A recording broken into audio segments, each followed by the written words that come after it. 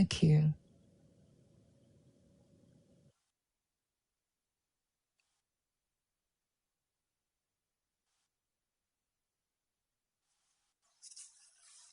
Not you, King Dexter.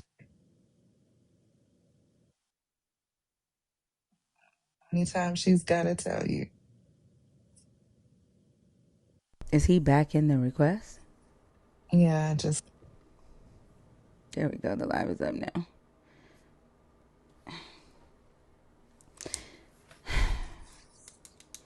Did we just witness King Dex lying and saying he learned patience? apparently he can't stay out. He's back in there again. Yeah. He has no patience, but you gonna learn that shit tonight. You gonna sit there mad than a motherfucker.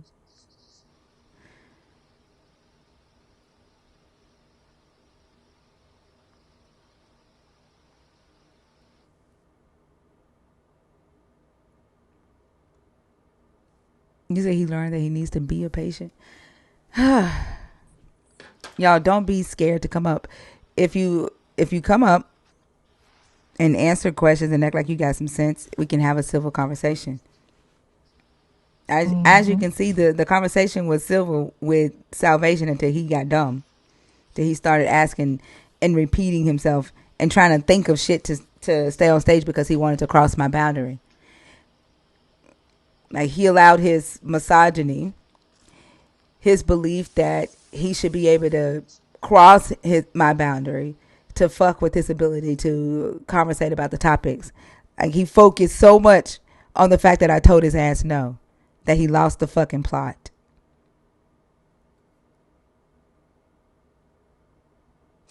Just come up and talk about the topics. That's all you gotta do.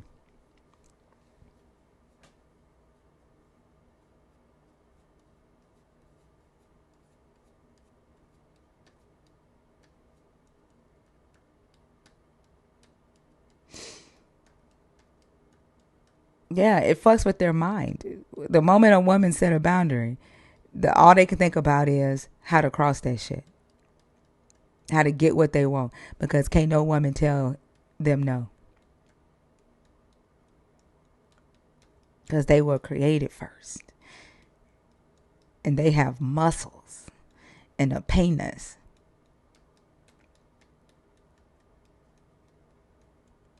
Yeah, yeah, we can see that, Dexter, and your ass still ain't coming up here. Exactly. You still ain't coming up here. Like, why you lie like that?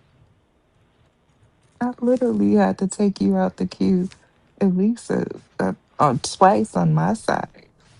I think it is crazy, Dex. I agree with you. I think it's crazy to have so many people in the room and people are afraid to come up. I do. I agree with you. And you know what's gonna happen is when a believer comes up or when someone comes up that is deconstructing and we're talking about the Bible, those same believers that are in the room that are afraid to come up, they're gonna come out the woodworks. They always do. And they're gonna start typing. They're gonna type in 75 words per minute until they reach their character limit. God said. They're gonna say what they cannot say with their voice, with their fingers. They always do. Of course, people don't want limitations. We know that. Y'all don't like boundaries. Like, did you think that you were like saying something that we didn't know? You don't fucking like rules. You don't like boundaries. Yet you will come up here and scream about following rules. Motherfucker, we know.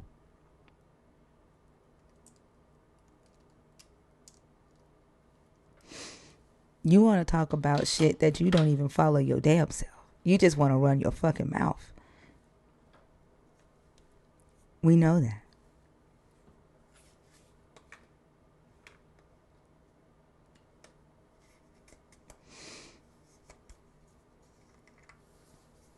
And then on top of that, I don't even think it's people don't want limitations.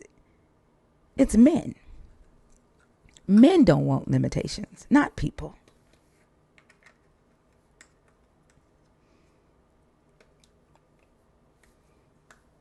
Y'all want to humble me so fucking bad because y'all can't do whatever the fuck y'all want to me. You can't say whatever the fuck you want to say to me. Oh, it's been men, motherfucker. Your dumb ass don't listen. I've said it I don't know how many times in this live. It's men. Because you think because you have muscles. You think because you have a dick. You think because this book says that your God created you first from dirt, that you can do whatever the fuck you want to do. And you don't like boundaries. It's men.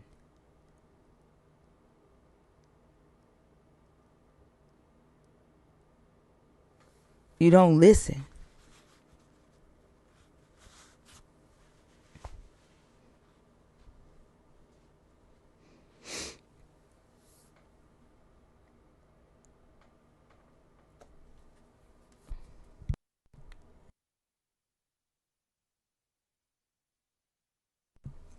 Y'all, I'm going to give it a 15-minute countdown.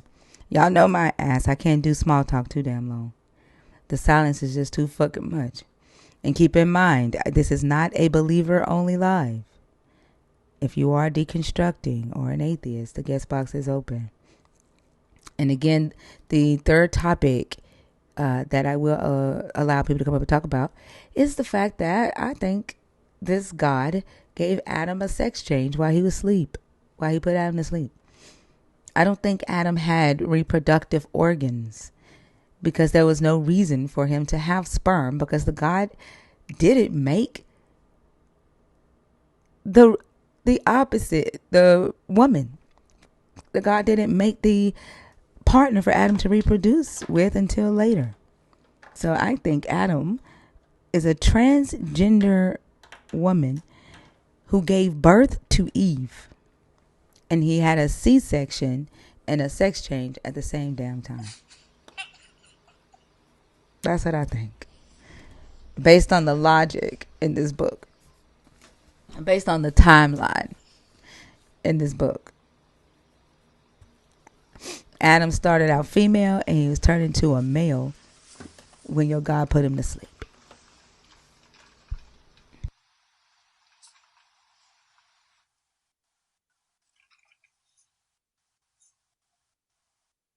Well, it tracks. It's not It rage bait. starts, Right. you know. Right. It's not rage bait, Starman. The book says that the God created man from dirt and then he stopped. He didn't create shit else. He didn't create the partner for man. So that means that the God either did not want any reproduction to happen. Because either the God is fucking stupid or the God didn't want any other humans. And then later the God is like, oh, it's not good for man to be alone. Let me make him a partner. So he put the man to sleep and then he creates this woman from this man's rib. And when he creates the woman, he gives her a womb. He gives her fallopian tubes, eggs.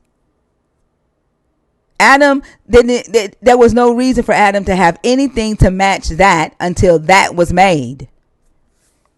So either Adam was given a sex change or your God is just fucking stupid. Christians don't believe in Lilith. Lilith was added in the medieval times by Jewish rabbis, but Christians don't believe Lilith is a part of the story. They just believe Adam and Eve.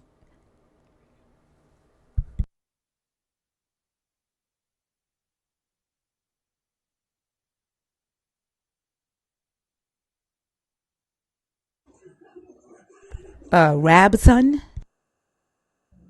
Yes, ma'am. how old are you? I'm okay. How are you? I'm doing good, but I asked how old are you? I'm 23 years old. Okay. Can you silence your phone in the background for me, please? Okay. Thank you.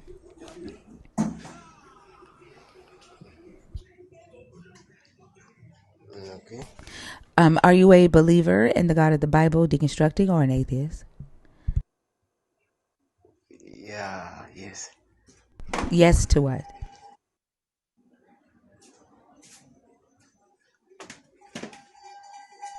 Okay. I'm sorry. Do Can you mind repeat I'm what? sorry. Mm. Are you a believer in the God of the Bible? Are you deconstructing, or are you an atheist?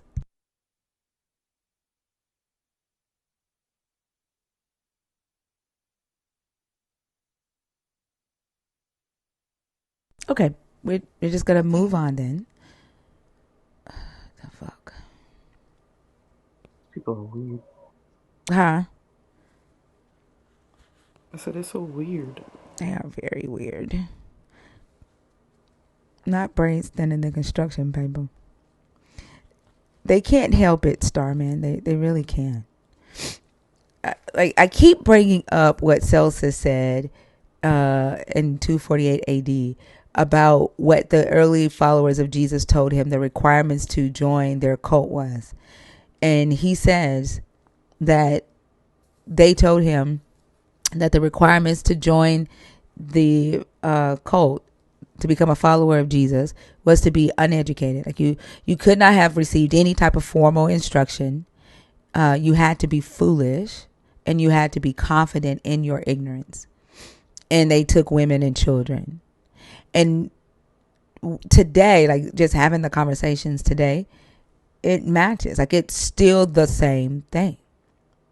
That one thing that I will give it to this the creators of this religion, their customer avatar, like they were spot on, and they have followed that fucking marketing plan, that customer acquisition plan to the T. They know who their customers are, and they know how to talk to them, and they know how to reel them in. Their retention, they have a high retention rate, although they churn. They have a high churn rate, but other than that, like they've been pretty consistent.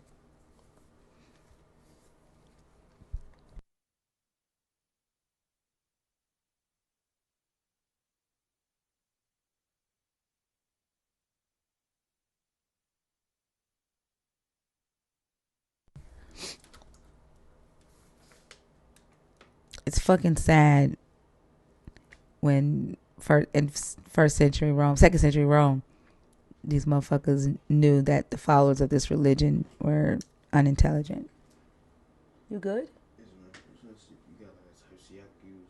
A what? A Type C? You can use the one from my AirPods. You sure? Okay.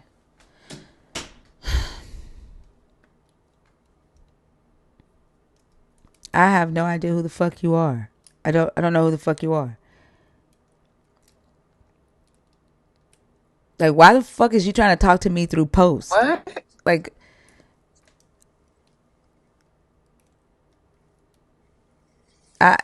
do you motherfuckers think that if y'all tag me and shit that I'm just gonna look at every motherfucking tag? I don't. I look at tags of people that I give a damn about.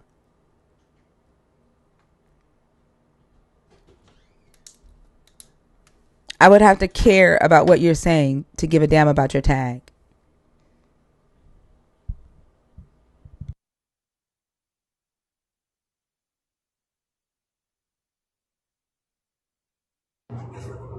How old are you? You asking me? Yes. Yeah, I'm 50. What is And what are is you a age? believer in the God of the Bible? I assume you are a believer in the Yes, God I of the Bible. am. Okay. And which topic did you come up here to discuss? The first topic: lied to Adam and That's Eve. not a topic. That's not a topic. The What's topics what are is in what? red. The topics are in red. What's in black? There's a big word that says points. Those are the Okay, reasons I feel the way I feel about this God for topic one. But topic one is in red, and topic two is in red. Topic two is asking, why did your God not want Adam and Eve to eat from the tree of the knowledge of good and evil? Was it to protect them or to control them? That's topic 2. Topic 1 is me saying that the God of the Bible is the God of deception, and the points are the reasons I feel that way. Okay. I'm looking at topic 2. It says, did God lie to Adam and Eve to protect them or control them? He did it to protect them.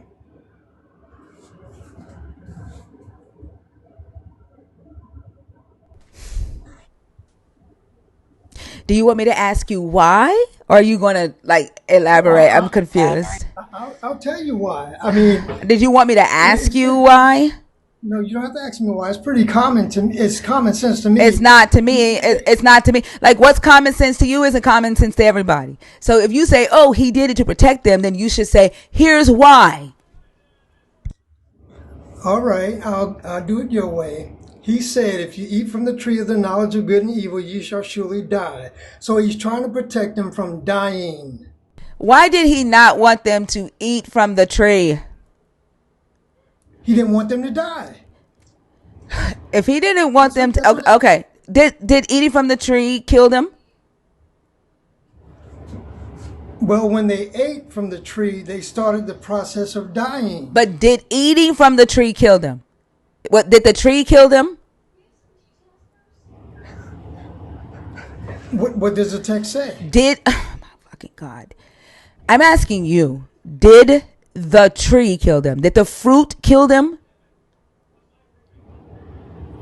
God said, when you eat from the tree of the knowledge of Did good the and fruit kill them? Yes or no?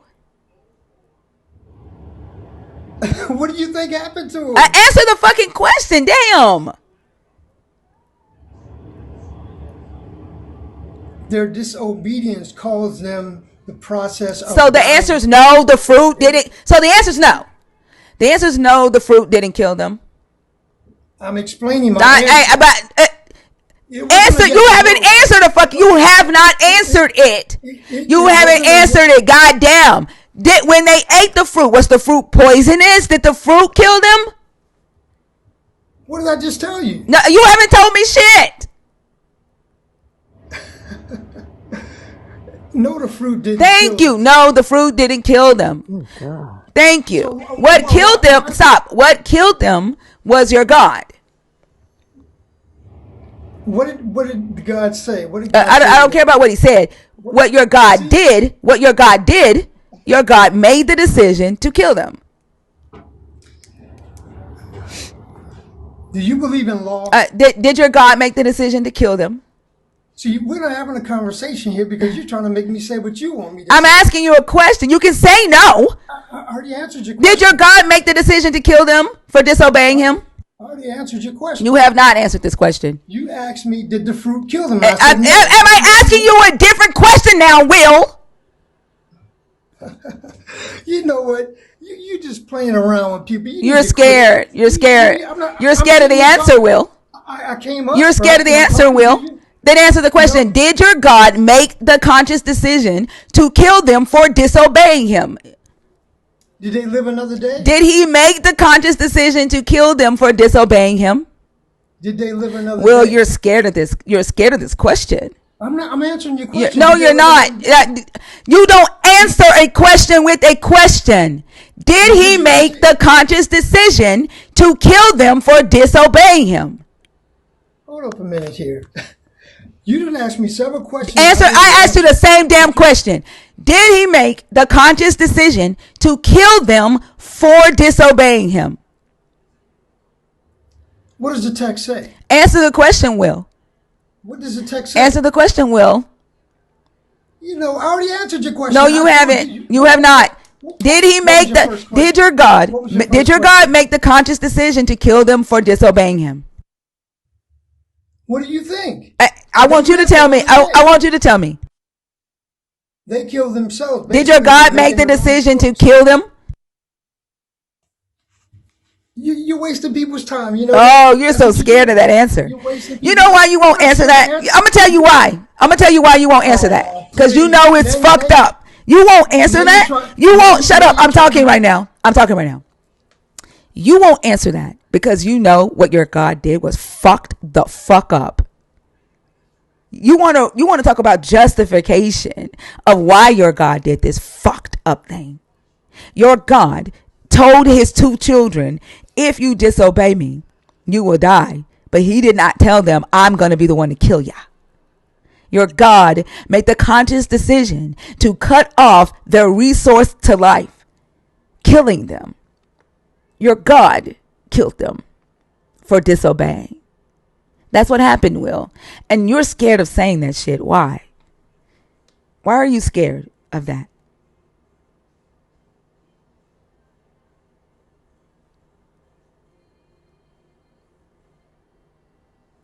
Will, you're on mute.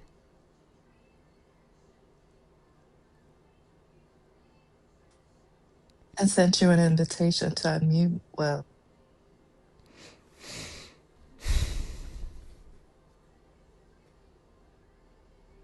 Lord, they're too big in age to not know how to unmute.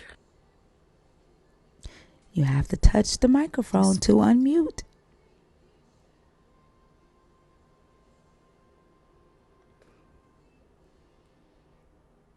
Did that scare you, Will? The thought of your God cutting off their life source? The thought of your daddy killing his own child for disobeying him? That scared you? Your daddy taking your oxygen mask off because you disobeyed him? Hiding your insulin pump? Hiding your inhaler? Taking your chemo medicine away for disobeying? Does that scare you?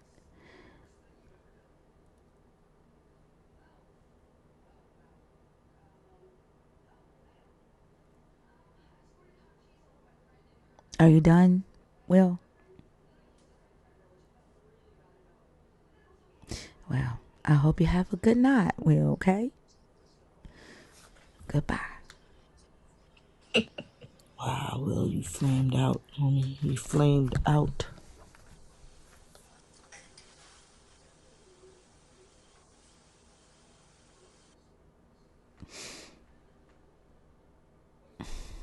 King Dex, you got to be one super duper dumb motherfucker.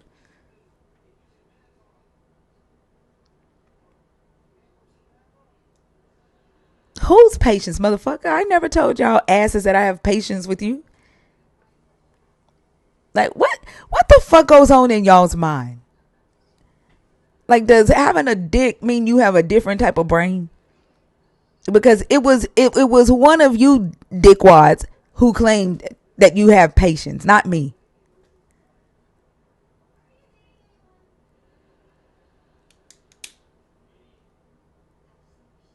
Then all you have to do is hit request, Mike. Just hit request.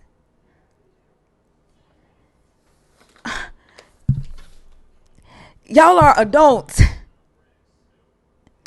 Y'all are adults.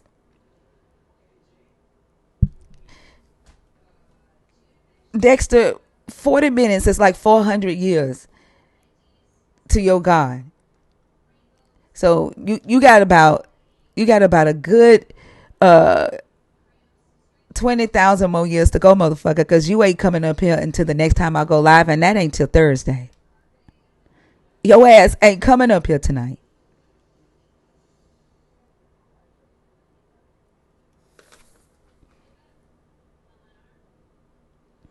I mean, you just gonna keep on doing the stupid thing. Like the fact that you just keep, you can say I'm scared. I don't give a damn. The stupid thing is you continuing to hit requests when I've said no, as if I'm gonna change my mind. Like I've already told you no, motherfucker, and that's what I mean. Okay, you can go and shout it from the rooftops like Elijah Johnson and tell everybody you humble thinker, and that thinker is scared of King Dexter. Go make videos and post it on YouTube. Get you a nice thumbnail and tell everybody that thinker is scared of King D.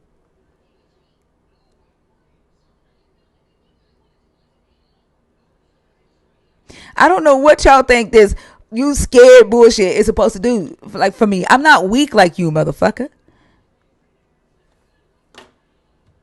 That's your ass. That shit work on you. I fucking said no.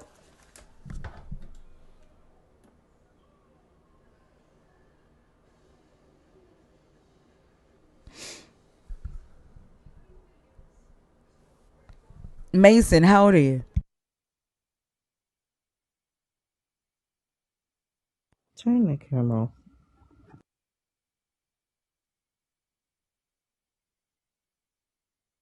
Way to go. That must mean you don't get any pussy. Yellow Jello. How old are you? I am 30. Are you a believer in the God of the Bible, deconstructing, or an atheist? Yes, I am. Guess what? I am a believer. I'm a believer of God. The God Um, in the Bible. yes. What And I which could see topic? why you Which would say topic? Which topic do you want to talk? The topics are in red. Okay. The what you yes. see in black under points are the reasons I feel the way I feel about the God of the Bible being the God of Uh-huh. deception. Those are not individual topics, okay? So if you pick Okay. if you pick topic 1, I want you to address the overall topic of whether or not you agree or disagree that the God of the Bible is the God of deception.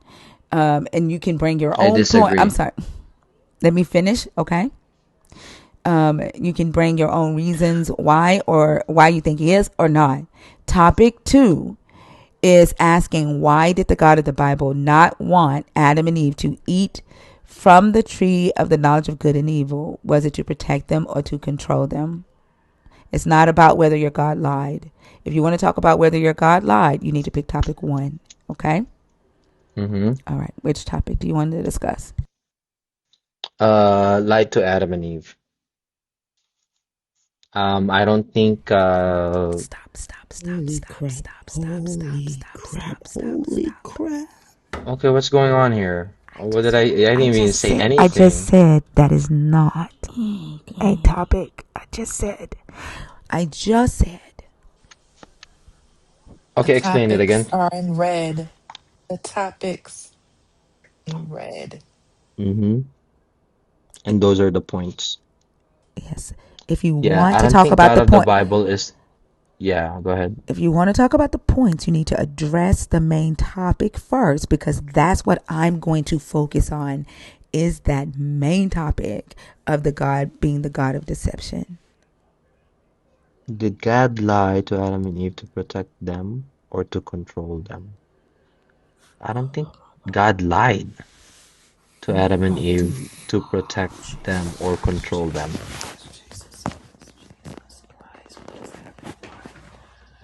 Okay, there's mothering involved. I want to hear your point. What about the confusion of what we believe in that you guys are Your phone is doing confused? some weird stuff. My what? So is his brain, Your mama. phone, it was doing some weird stuff.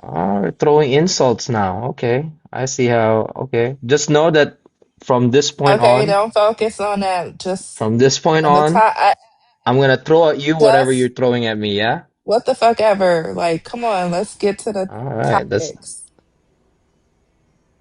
yeah. So what about the what our belief system that you guys are confused about?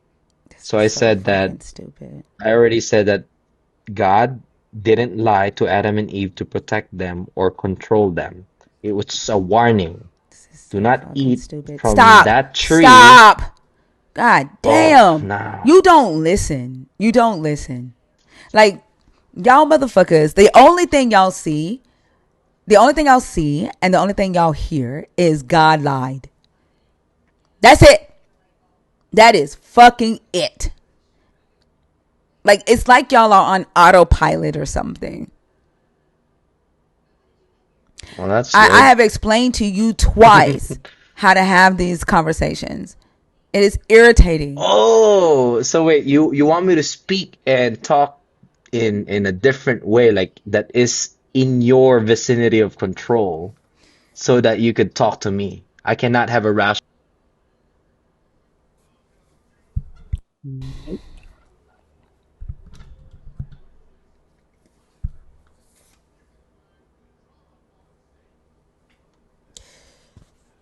I am glad I don't have a dick. I'm glad I don't have a dick. Y'all are not gonna beat the allegation. Like two heads. Well, you know how they say two heads are better than one. So that's a fucking lie. Where did you go? Robert, I think you up here on accident, friend. I think he came up on accident. Yeah, he just came to fucking troll.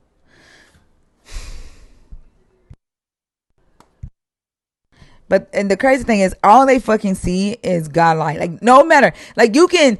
It doesn't matter what we say. They're always gonna come back with God lied to Adam and Eve. God didn't lie to Adam and Eve. Lied to Adam and Eve. Lie. Like they fucking glitch. Lie. Like God. Like. That's all. Like that's what I fucking hear and see in my head when they come up here doing that shit. Like a fucking robot glitching out on the word lie. Lie.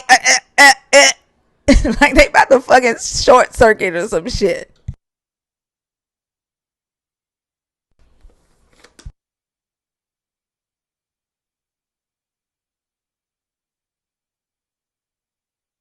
I should not have to.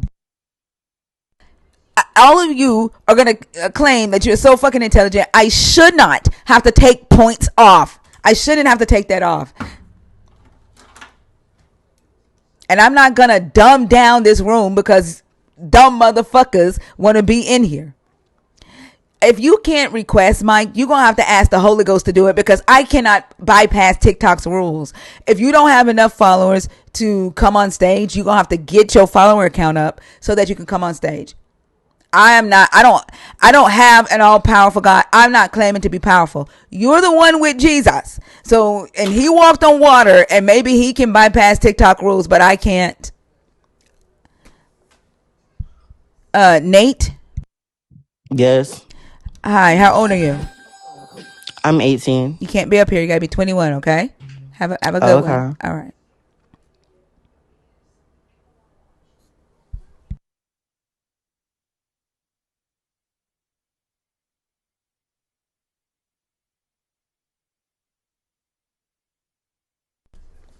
Lala sent you an invite. Let's see if that works for you.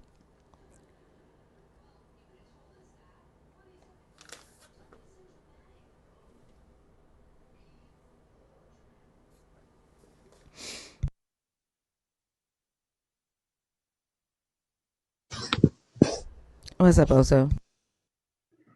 Yeah, I just want to know why is it that y'all create this narrative that we have to abide by for us to have the conversations with you? I'm not scrolling what you putting down, homeboy.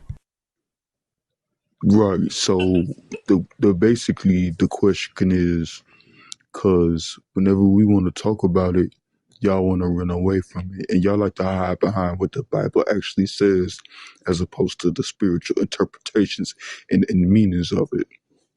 See, the Bible says a plethora of things, and I'm just trying to understand from your Hebrew Israelite ass mind what it is that you actually think that this Bible is actually saying. The thing about a breathing, living word is that it's going to change. So you got to be open to shifting with the sands of time. Are we talking change like spiritual belly buttons change, or are we talking change like pennies I'm talking about 4 quarters and a nickel, and a dime? no dimes. See, I made a dime today when I was on TikTok, and I wouldn't. The thinker wouldn't take me off stage so I could keep my dime because the Most High made sure that my money was getting right. Well, he do that, as evidenced by all these beautiful mega pastors. But I'm gonna be a mega pastor one day. Hmm.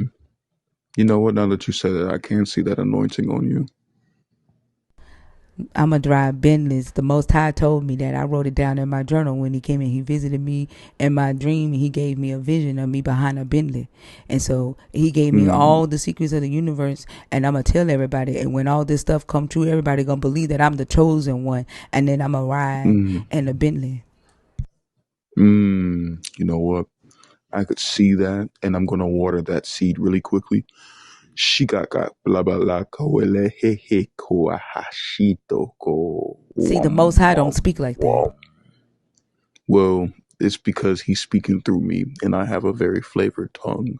The Most High said Avadim Haenu. Yeah, my God doesn't do anal, but he did tell me to speak that word over you. That ain't the Most High. I don't know who you talking about. That's that Jesus shit. No, you talking about anal? That's different. I said Avadim Haenu. Yeah, I don't do whatever my anal is. That's not what we do over here. The Most High played with your anal when he gave you a prostate gland when he put you to sleep. Just because he came inside me does not mean any of that. Okay. I didn't say he came in you. I say he gave you a prostate Oh gland when he played with your anal. well. Um, that's your opinion. You could have that. Like I said, I don't have one of those. You don't have an anus? Or would you say prostrate? I don't have any of that. No, you prostrate, but you have a prostate gland. But you be No, I don't have prostrated. that. You be Mm-mm. prostrated when you be down on your knees in front of the Most High. You have to No. prostrate. You have to prostrate when you be doing all that fucking babbling and shit with that Jesus shit. Mm-hmm. But what I'm talking about is your prostate. When the Most High put you to sleep and he gave you a prostate gland so that you can Mm-hmm. have orgasms. Mm. Okay. Let me lay it down to you plain because I can see that you need help with your understanding. While I do maintain a face down, ass up position when speaking to him, there are no extra doohickles and doodads in my asshole. So, It's already said and done. I said he already did it. He played with it and he mm-mm. put the Nope. prostate in it so that you can have an Nope. orgasm. Mm-mm. That's what he did. He put you to sleep. Trust me, I And would then know. you gave birth. It's not You back there. gave birth to a woman. You gave birth to Eve.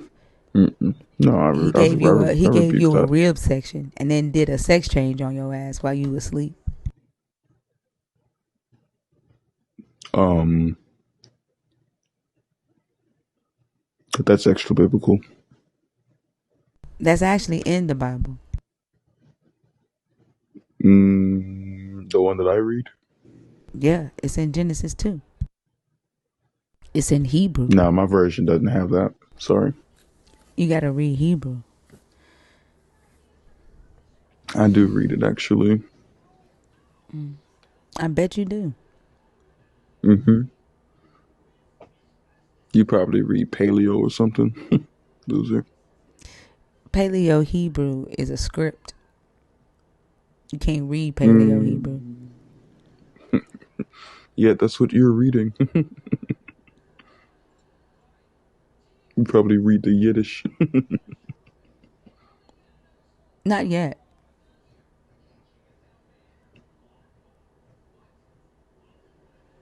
Yeah. I And can't. this is where you guys are getting your information from. Quite laughable. Why don't you speak Yiddish for us? I don't speak that. It's an inferior tongue. Speak Paleo.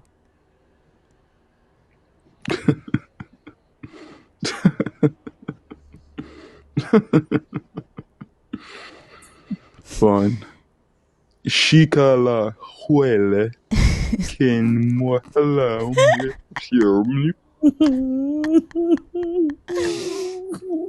What did you just say? I cannot. The one who vitalizes us will also revitalize us. Oh my God. That's some nice Paleo.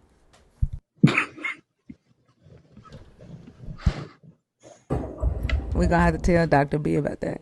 Uh,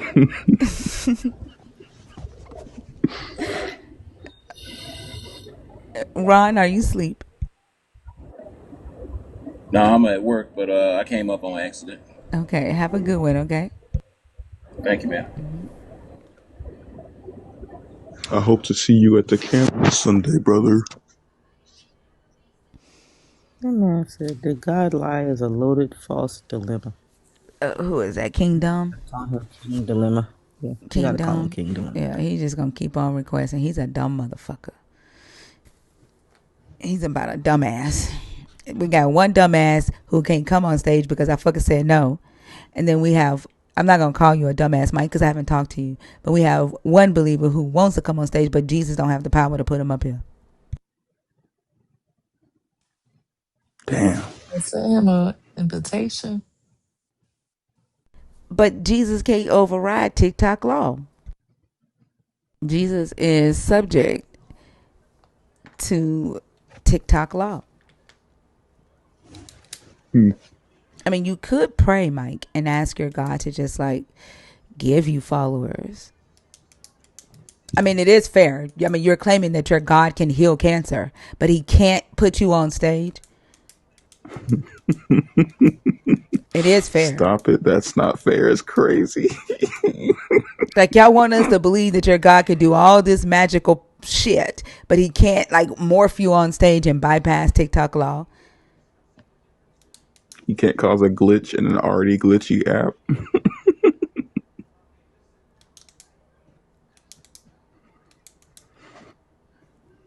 Does your God have power to heal cancer, Mike?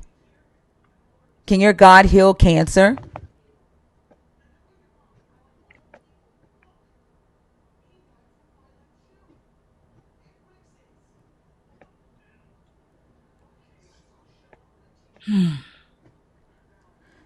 Oh, your God isn't helping Mike because he wants me to fulfill the Bible? That sounds like your God leaving his own out to dry because what matters to him more is his fucking ego. That definitely sounds like your God, salvation.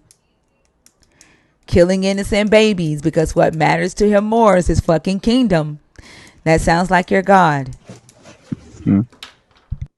Isn't salvation the one that said that his God is a deceiver? He said there's two gods in the Old Testament. He said the one Oh. in Genesis 2 is a deceiver, and the one that helped David kill his problem child is the good God. Oh. Um. There are different points in the book where you could try to get away with saying it's two different gods, but them two motherfucker stories is not the ones.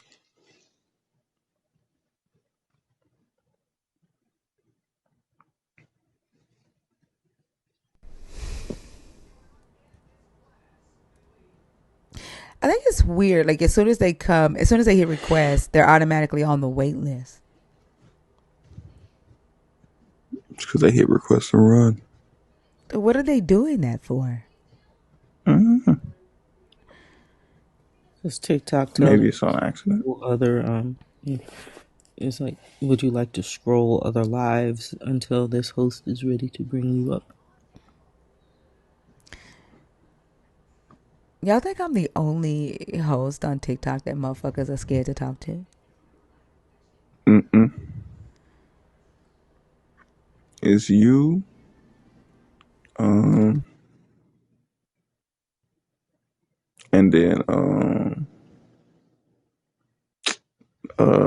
well, actually, now I think about it.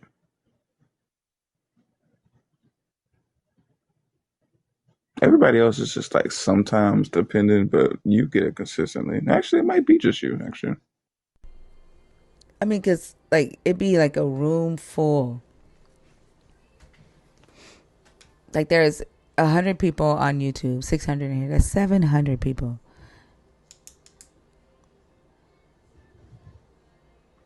They're scared of Justin, but most of it's like the TikTok Christians are scared of Justin.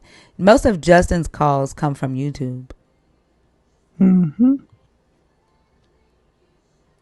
And they're at least a little more interesting. Yeah, YouTube has a different caliber than TikTok, and so like I said, Justin and Greg from the Atheist Experience are going to help me get the thing set up.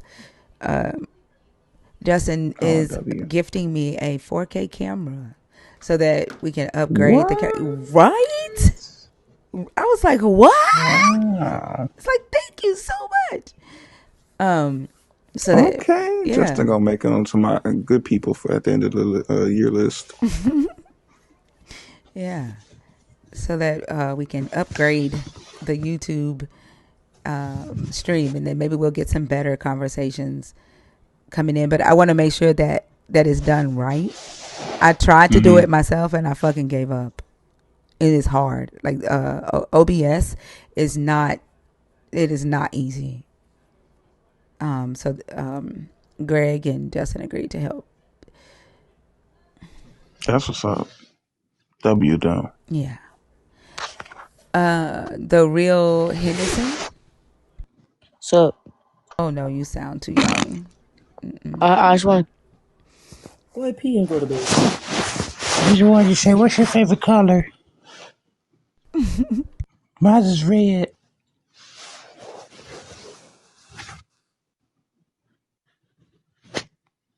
Yeah, I heard it's stable. It's just not easy to use. Like setting up the scenes and building in the sources and stuff. It's not easy at all.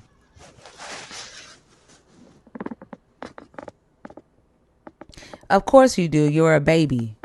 Like your mama and daddy told you to. And you're too young to be in here. I trust in God, and the Tooth Fairy came yesterday, and it paid me $2. The fact that these babies keep jumping up here and these adults are scared, like y'all's egos, like y'all are scared. The fact that Will wouldn't even answer that question, like it scares you. You know what type of God you've agreed to serve. Like you know what type of God you've agreed to preach for or spread, and you are fucking afraid to admit that shit.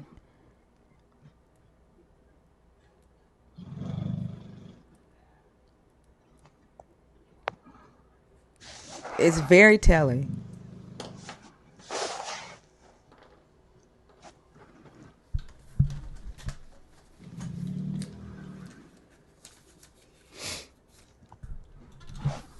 Like I wonder, has anybody ever just like really focused on the actions of the God or the morality of the God in this way? Or do y'all mostly just have conversations about whether the God is real or not?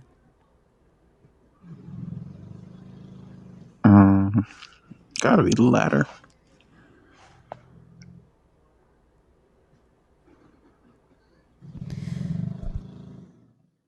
The way Will deflected from that question, like it reminds me of a child who's trying not to answer their mom's or their dad's question because they know they're about to get their ass whooped.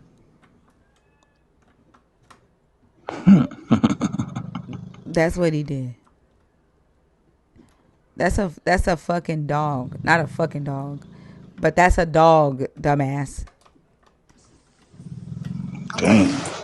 Dude is fucking dumb, man. I swear. Like you can I hear told you the about. growl. Like you hear the growl Right. and his dumb ass talking about Right. they snoring. Like he's dumb. Like I don't even know why he thinks like he stayed on this stage for like what 2 hours. I was gonna say 2 years. That's what the fuck it felt like. Like he stayed on this stage for 2 hours earlier, and like what the fuck makes him think that we just gonna welcome him back? Like you didn't like you don't know shit. Kinda glad I missed it. This motherfucker said he didn't even know what a belly button was. Also, he had How do you no not know idea. that? He didn't know why he had a belly button. He Mm-hmm. at all had no idea what the belly button does. Like none. You never play with your belly button as a kid and wonder, and then go find out. Like that don't make no sense. But also, like, do you know how babies are born? Like, do you know how babies survive in their mommy's tummy? Bluetooth nutrition. Like, that's crazy. And then I asked him if Adam had a belly button. Then he said, we're talking about, he said, what, in a spiritual, conceptual lines, whatever he said. I said, what the fuck is a spiritual belly button? Spiritual conveyance. Yeah, spiritual conveyance. Like, what is a spiritual Mm. belly button? He said we're talking about spiritual things, spiritual flesh. Hmm? Yeah, like this, that Is that motherfucker even is what? dumb. Everybody kept saying, "Where is Oso?" This shit is hilarious. Like, you were definitely missed during that conversation. Mm.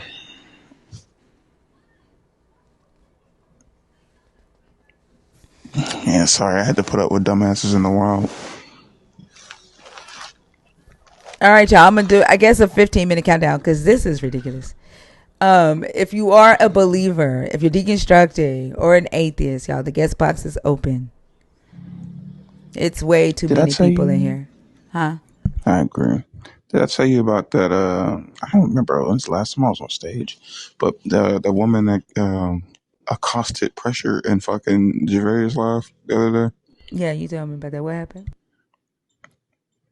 The one that was like, you need Um, to muffle them or put them. Smush him Yeah. to hold him accountable. Yeah, man. Look, he done went and looked it up. Belly button equals old cord scar. Fed you in the womb does nothing now. He done went and looked it up, motherfucker. We told you that shit when you was on the line. You did not know that. I noticed you didn't want to put umbilical down there. You definitely had enough characters. Is there a reason why you didn't want to put umbilical? And then he You know how to doesn't spell know. it. Also, he has no idea why I asked him if Adam had one. He still hasn't figured that shit out. That's tough. He That's he just said in the tough. comments, "What's the relevance?" He still don't know why I would ask him if Adam had a belly button. The only Well, did he? asking what's the He relevance won't of a answer it. question. Yeah. Fee told him. Fee told him he needed to ask the relevance of a question. And then So I he kept asking. and then I asked him if, like, what did he think that was on his body? Did he think it was his God's fingerprint? Like, was his God like playing with the mud man and just put his fingerprint there? Like, what did he think it was? Touch ID. Touch ID. Touch ID. Yeah, we know you don't know the relevance because that's how dumb you are. We know that. We also know that if we ask you to define the word relevance, this shit a break.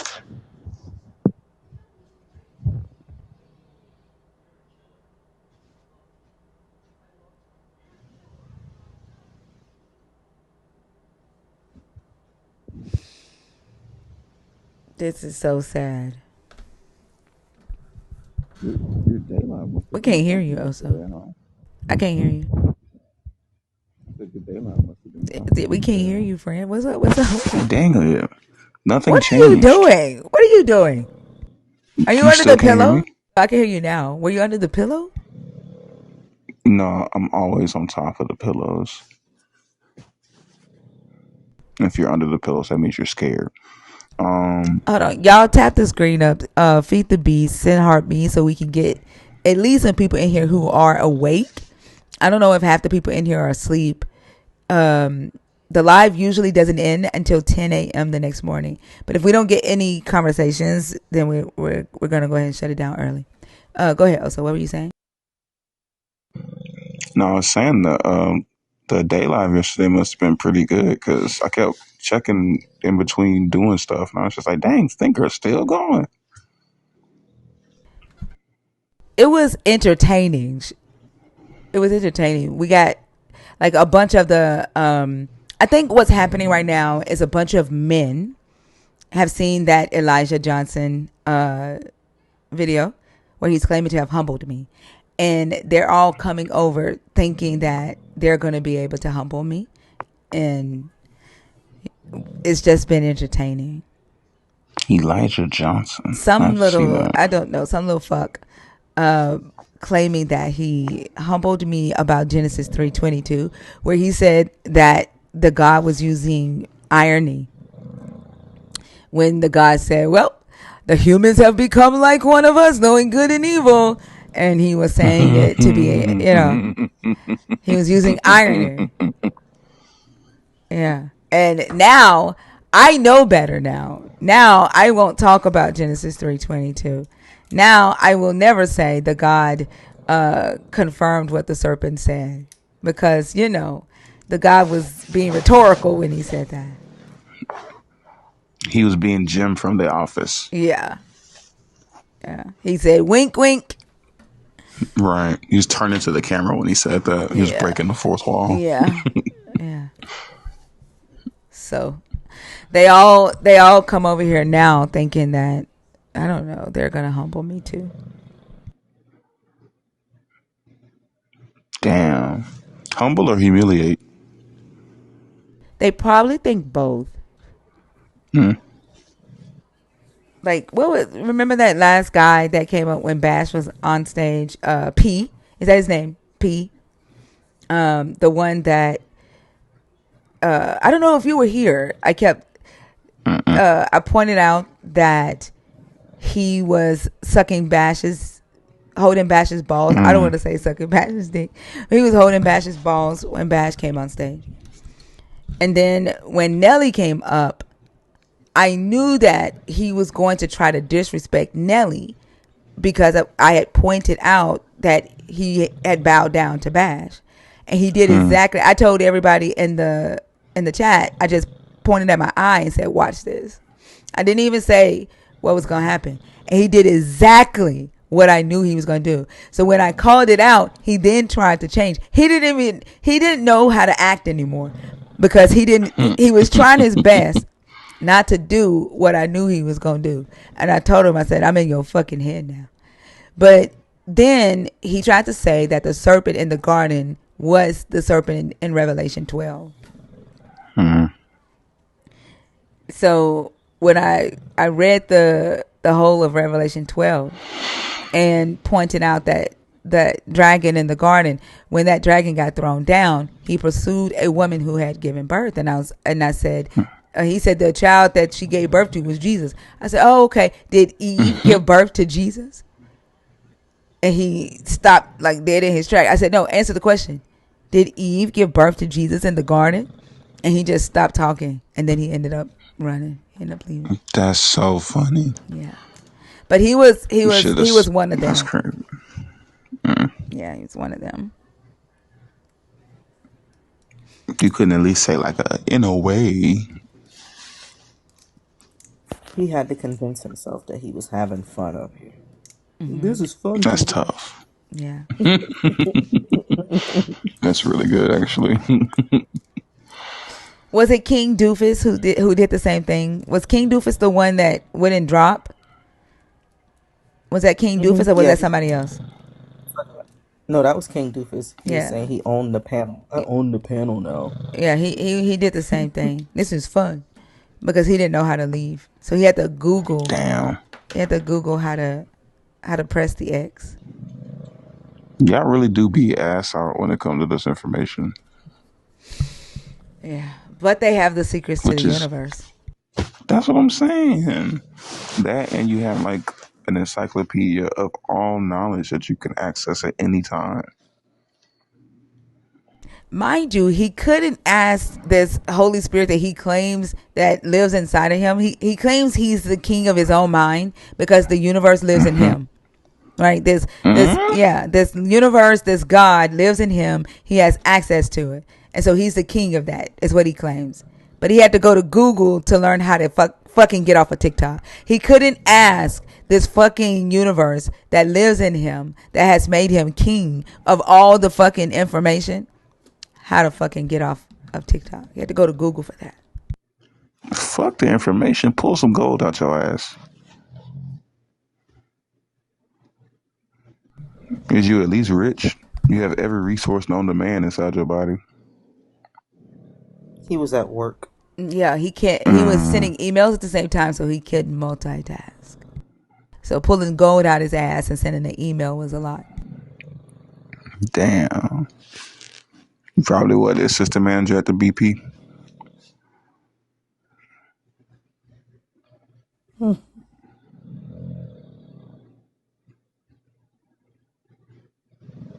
I just want to know if Adam had testicles, if Adam had semen, and why would he need it if there was no woman? Like, I just want to know that.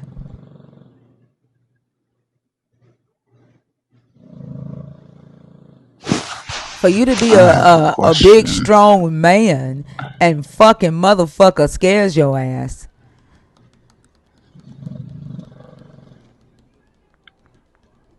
Like, y'all get scared of words. Um, Clearly, because they don't read the ones in the book. Um, I never get why people fucking cry about people that use words.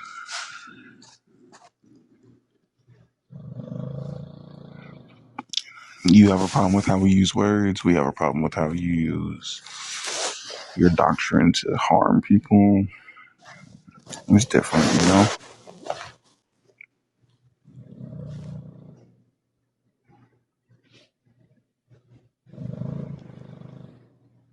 They have a problem with words when they make sense. They don't have a problem with word salad. That's their favorite. Yeah. Mm-hmm. Word salad is their favorite.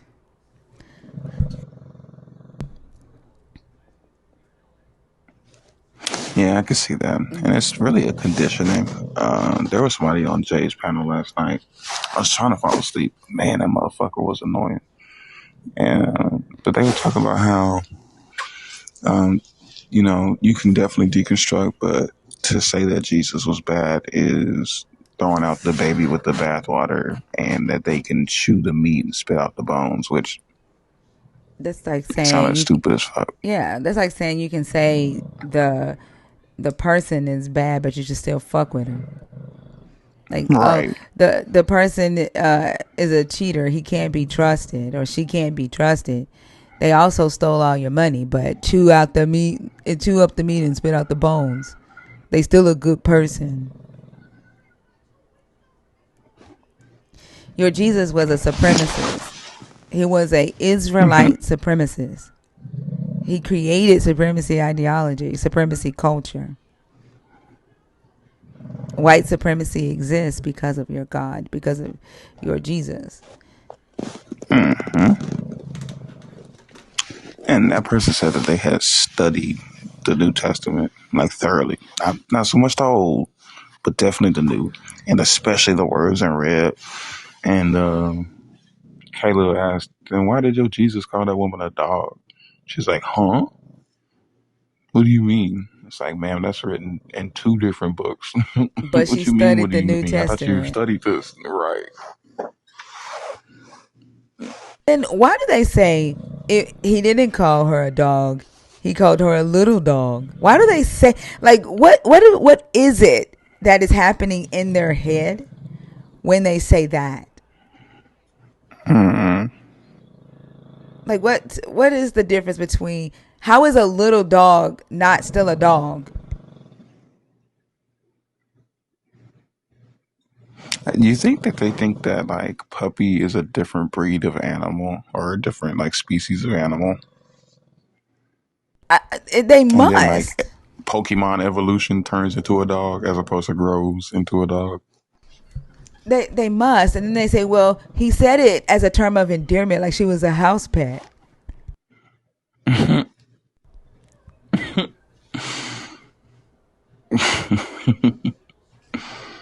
Yeah, I'll be a field pet any day of the week. Dexter, are you feeling all the emotions right now? Like, you just keep requesting. Are you walking back and forth in your house right now, yelling and screaming scriptures? Are you screaming at your phone, Dexter? Like the shit that you want to hear us, you want us to hear you say.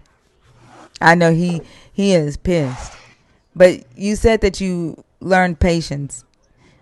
We just testing this shit out. We trying to see you walk that walk, boy.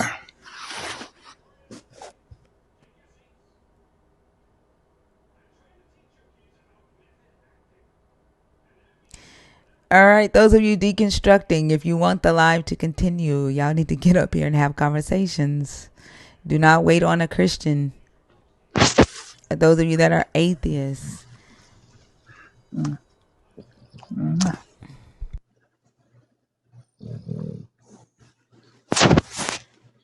I need to get me something to eat.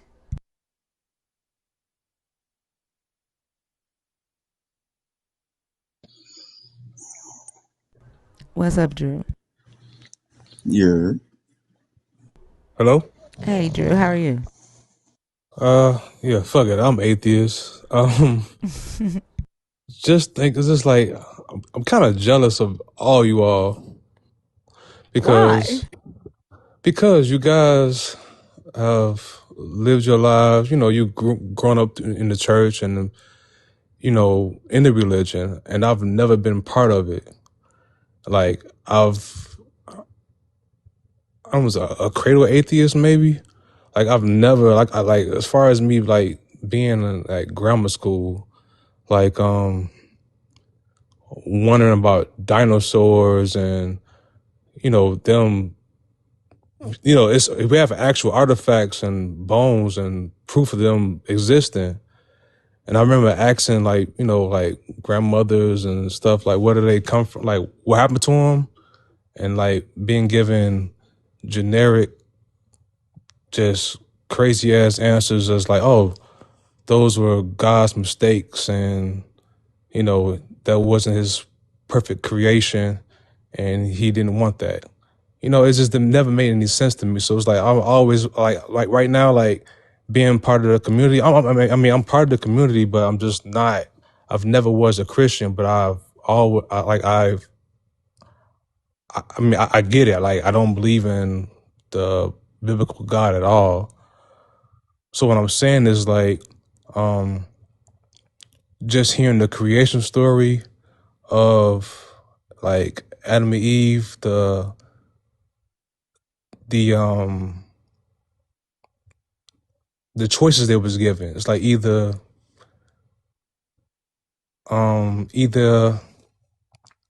don't eat from the tree of knowledge or not. Like how would the world look if they never did? Like Yeah, that's the question that I have proposed to believers is if they would rather have a world where humans didn't know if their actions were morally good or morally evil, and they just had to go by what this God said. And if we look at the fact that the God had to speak through other humans, then it would just be the powerful and the wealthy, the chosen, defining morality for us. And we would have a bunch of amoral humans. what And is so? Oh, I'm sorry. Go ahead. I was gonna say though, like for me, if we looked at that, like there are societies on Earth today that literally decides morality for their citizens, and it's usually what is defined as third world countries where women have no rights. They're cutting off people's hands for stealing, hanging people for lying, or saying something bad about those that are in charge. It would be that type of world because that's the same thing that the same laws that this God established. Right? If you say Right. something bad about the God, you were executed. If you stole something, you were sold into slavery. It would be that type of society if humans could not rationalize and reason together to decide what was moral or immoral. Right. But what if like what I'm saying is like what if they never did? What if Eve never supposedly submitted Adam with the apple? Like, if that never happened, what was Adam and Eve's other option? Like, how would the world look? Like, without that being done. I think it would look like that. I think it would be humans having to follow this God, right? They would procreate, right? Uh-huh. And it would Uh-huh. just be a world full of humans with no ability to critically Okay. think or reason, and they would just Okay. have to follow whatever the God said. Like, good is defined by this God, and as we can see, the God thinks it's good to kill an innocent child. The God thinks it's good to enslave people who are different, right? So it would, Okay. yeah, it would be a world where those things are good. Right. That makes sense. Okay, I get it now. So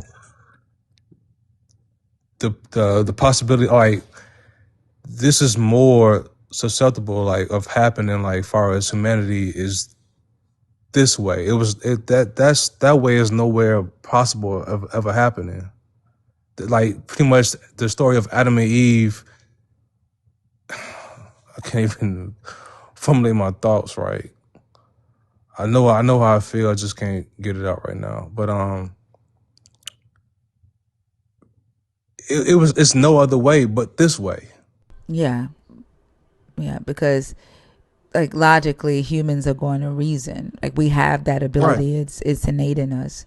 It isn't something that, it didn't come from them eating fruit, you know. Absolutely. And so like the story like just doesn't make sense. And the one of the reasons why I like talking about that, the story in this way, not necessarily focused on whether the God lied or not, is because it causes them to actually critically think, and bring awareness to the fact that they use this so-called knowledge on a daily basis that the God didn't want them to acquire. They think it's a good thing that they can that they have a moral conscience. And so my question to them usually is, why did your God not want you to have this moral conscience that you believe is the thing that keeps you safe today? They don't think Right. about that. Right.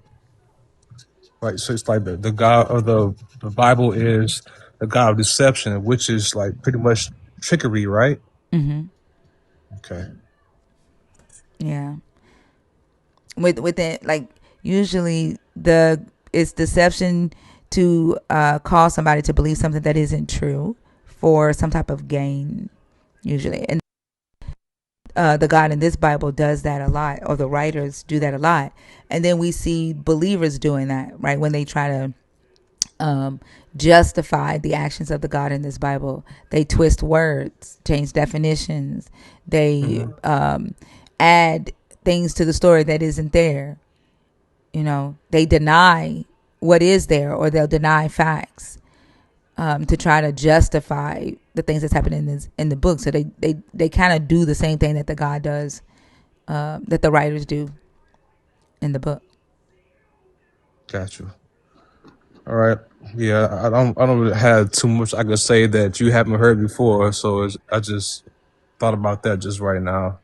No, I appreciate you coming up. I think it's interesting when you said you're jealous of Yeah, I us, am. but I think a lot of us envy the fact that you didn't have to go through the deconstruction, and that you were not indoctrinated, and like we still have to deal with the stuff that we were indoctrinated with, because Hmm. it's still there, and in us, and we don't realize until we deal with certain things in life that we're still holding on to certain beliefs or ideas that was taught to us growing up within this religious environment.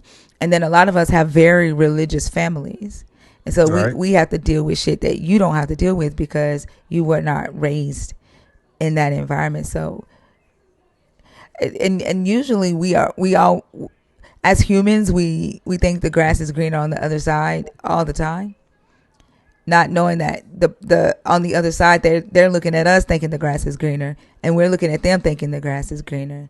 And that's the same thing that's happening in this book too, where the South is looking at the North.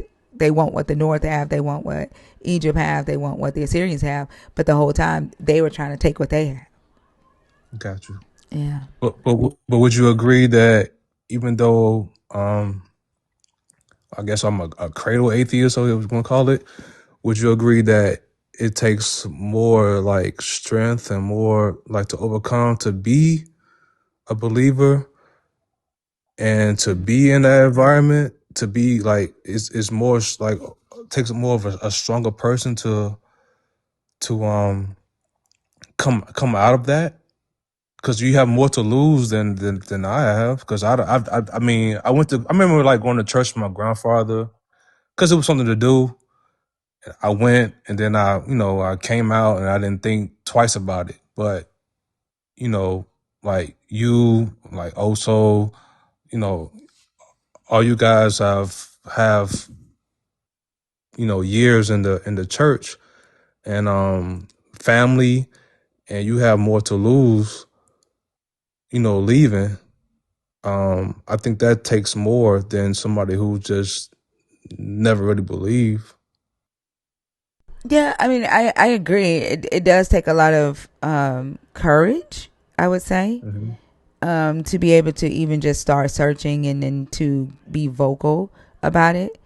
But I would say that we all have that type of courage, Okay. because like I love my family, Mm-hmm. and I know that they love me, and there are things that I don't feel comfortable talking about with them because I don't want to fight with them, and I don't want to feel the hurt Mm-hmm. of the things that they are willing to say or do for this God. Mm-hmm. Like, I don't want to ask my mom the question of, would you, if your God told you to sacrifice me, would you do it? Like, I don't want to know her answer to that. Right. So I don't know that we all have this level of courage that it may look like. But I do agree that it does take a lot of courage and strength to be able to come out of indoctrination.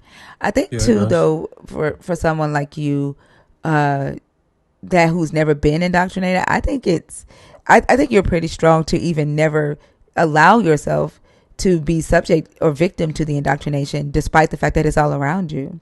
I know that there have been attempts, right, Mhm. Um, in I can't really society. say in society, yes, but I think like indoctrination comes into play with when it's more like on set, like it's more frontline, like with the your family, your mother, your grandmother, your grandfather. Like my grandfather, grandmother, like old people, like when they grew when they grow up, when not grow up, when they get older, they become more they become more into church.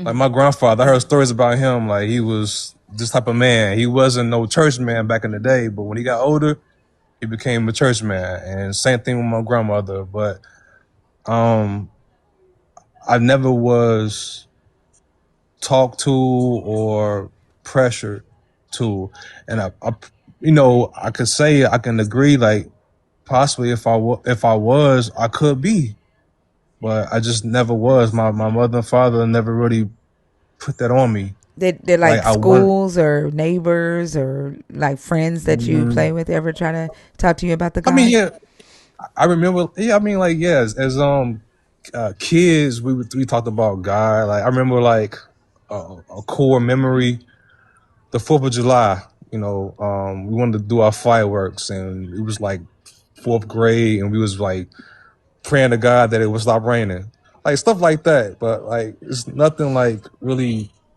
like on set, like it. Just I just never believed. Like I never believed. I always the questions that I had as a kid just it was never fulfilled with the answers with a God. I think You that know, like it's strong. Like, there are things that we go through in life as humans, and the fact that you've never felt the need to reach for or blame something hmm outside of yourself. Because I know you've had failures in life. It's inevitable, right? Like, right? yeah, and the fact that you've always been able to take accountability and accept your failures, um, and move forward, that takes a lot of mental strength.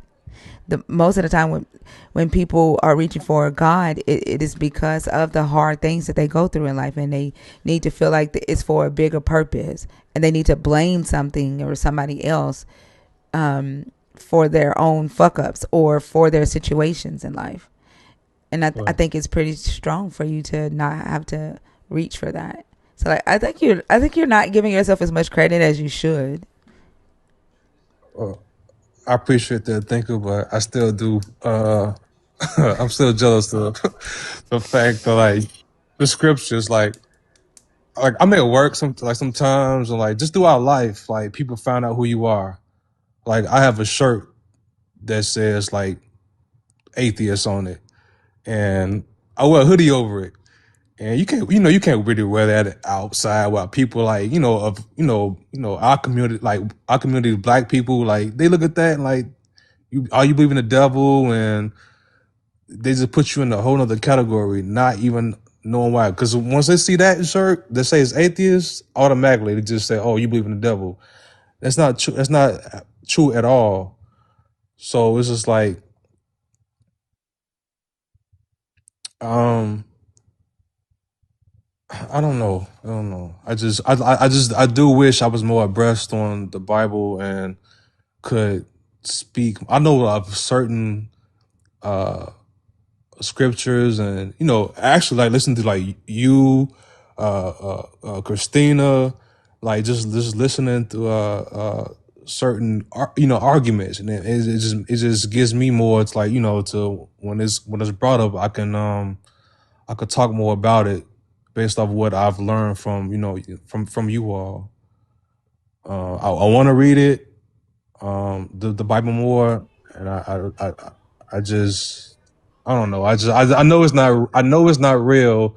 It's pretty much reading it at this point to argue my point. You know what I'm saying? Yeah. Yeah, and you're in the Discord, right? No, I'm not. I'm not really. I'm no. I'm not. I listen. I'm not. I'm not. I'm into it, but I'm not into it like you know what I'm saying. Not Okay. like that. 'Cause I know what it is. And it's so refreshing to see women of color to stand up and just and just speak for what it is, and be true to themselves. You know what I'm saying? Yeah. Yeah. I know Fee has her Black Atheist shirt. And she's talked about the looks that she gets Oh when yeah. she's out in public, and she was sharing with us that uh, one time she was wearing it, and her son was worried about her safety with her wearing it out in Mhm. public because the looks that she gets. Yeah. I Yeah, could. good morning, y'all. Good morning, Fee. Oh, see. I was just about to say that, thinker. Yeah, like I'm literally about to put it on right now because I'm about to fly to Florida in a little bit this morning. But you're right, and when you were talking about that, I'm like, this is crazy because we don't have to do this with anything else. But the default in our community is belief. Like we Mhm. don't have to arm ourselves with reasons that we don't believe anything else that is not part of reality. You don't have people walking around saying, "Well, yes, here's the the psychological, the spiritual, the ontological reason that I don't believe in Santa Claus." Like we don't see a fucking white man coming down the chimney. Like why would we have to prepare ourselves to defend our lack of belief? But that just shows you how prevalent this belief system is in our community. And I don't think that that says anything bad about you as a person. Like nobody wants to be ostracized and have assumptions about their character made. We talk about this all the time, how deconstructing is definitely, you have to do it from a position of privilege in a lot of ways. There is a certain amount of privilege that comes with it because everybody can't be, as out there with it, and that's okay. Like it's okay for you to not want to be seen in that particular way. I think that's part of human psychology, and it is something we have to be aware of. Like I'm all rah rah with it because and I wish a motherfucker would mode, but I do understand my son's concern about safety because people are crazy. You know, he has seen people look at me differently and treat me differently. And then, you know, by extension, look at him or his dad, if his dad's with us at that time, treating them differently. So it's unfortunate that we live in a society that makes assumptions about people's character based on whether or not they believe in a character in a book. But that's just the reality we live in. That's Good true. morning. Hey, Oso. I have a delay. I'm sure you dropped some wise words.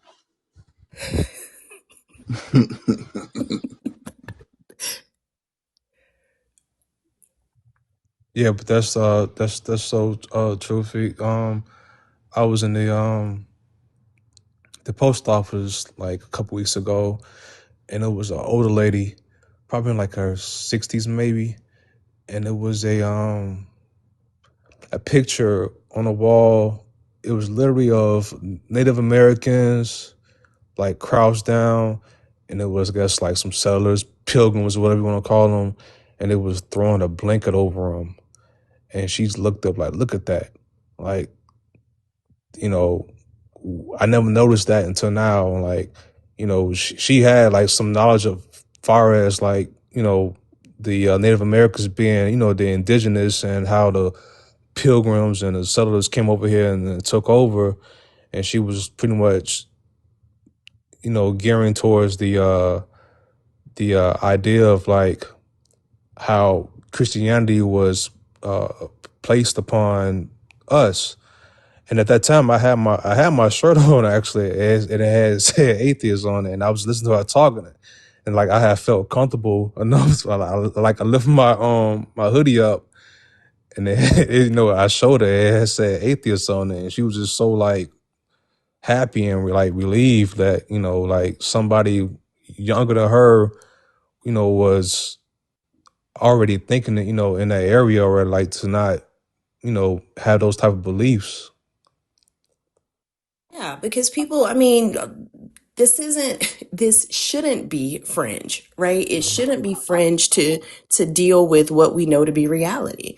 You know, people like to spin those stories like with I hate that picture. I know what you're talking about with the Native Yeah. Americans. Uh-huh. Like you putting that blanket on, but you leaving out the fact that the shit is covered in smallpox. Smallpox. Yeah. Yeah. Like that's insane. Right. Um, but yeah, like, you know, and I think that's also we have to consider safety because a lot of these people out here are unhinged. Me and Thinker were talking about this before. Like we both have sons, and you know how sons can be really protective of their mothers. I mean, Mhm. children can be in general, but I understand their concern. I Right. absolutely understand it. And I think we would be like just really naive to pretend like there aren't people out there that make assumptions. But you know, I feel like being able to make that display or share that information when you are comfortable with it is important because we say this all the time, deconstructing is not a team sport. If you can find community, if there is community and you can start building that community, then that's great. But you are under no obligation to just like wear it on your shoulder. I mean, I think even that part of it is religious indoctrination where we seem to think or believe sometimes, I know I did, that I needed to tell everybody what I believed. I needed to make sure I exclaimed this and proclaimed it to everybody. I don't have to do that. Like in the same way, like believers don't necessarily have to wear a cross or, you know, have the blood of Jesus sprinkle wherever they be sprinkling it. Like we don't have to do that. Because there are other factors and we know that assumptions are going to be made about our character and they'll be wrong. Yeah. 100% agree. Well, I don't have too much more to offer, but besides thinkers eating a cold honey bun, but we're gonna leave that where that's at. This is the second time when the same they eat the cold honey bun. Pouring out that it's I cold don't is have a crazy. Yeah. choice. Cold. You got a microwave. I don't have time. I was running trying to make sure that the verification didn't pop up and everything. Oh, Yeah, it's all these diabolical. excuses, Drew. But cold honey buns Yeah. are good. No, they're good when you don't have a microwave. I mean, Damn. I'm trying to figure out who around here microwaving the honey bun to begin with. What's going No, on? they fine when they put them on It's 30 a seconds. pastry. 30 seconds. Yeah. Cannot eat anything hot that's sweet. I just can't. Cake, What? honey buns, cake, Mm-mm. Mm-mm, not hot. Coffee? I think it warm, has super warm, sweet. Uh-uh. warm. Uh-uh. I can't do anything. It didn't makes it too sweet for me. Hmm? It makes it too sweet. Something about the temperature that makes it like I can't do people coffee and donuts. Absolutely not. Like anything or ice cream and hot apple pie. Absolutely not. I can't do anything sweet that's hot. It's weird. Warm donut. Yeah, the Mm-mm. warm donuts. Whew. You don't like warm donuts? I don't like that because it's too sweet and I can't deal with the texture. Like you need to be a solid or a liquid. You can't be in that like that mixed phase. Make a choice. I Oh can't do it. wow. Okay, well, I'm glad we learned this now. It kind of sucks that it took this long, but Fee, you're officially excommunicated. Goodbye. Turn in your atheist T-shirt. Both of them Look, also. she really ain't got no damn All integrity of them. now. Integrity gone. All right, my good people. Well, I appreciate you guys. Have a good day. All right, thank you for coming up, Drew. Have a good one. Prosperous year. Yes, Have a You ma'am. good too. one. You too. All You right. too, man. Be easy, bro.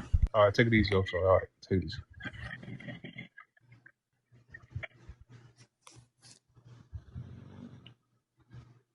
I'm surprised he didn't talk about his job. Why? He founded Drew Hill. Vinny, how are you doing today? He fucking did I'm not. doing all right, brother. How about yourself? Hold on, y'all. Don't listen to Oso's ass. No, he did not.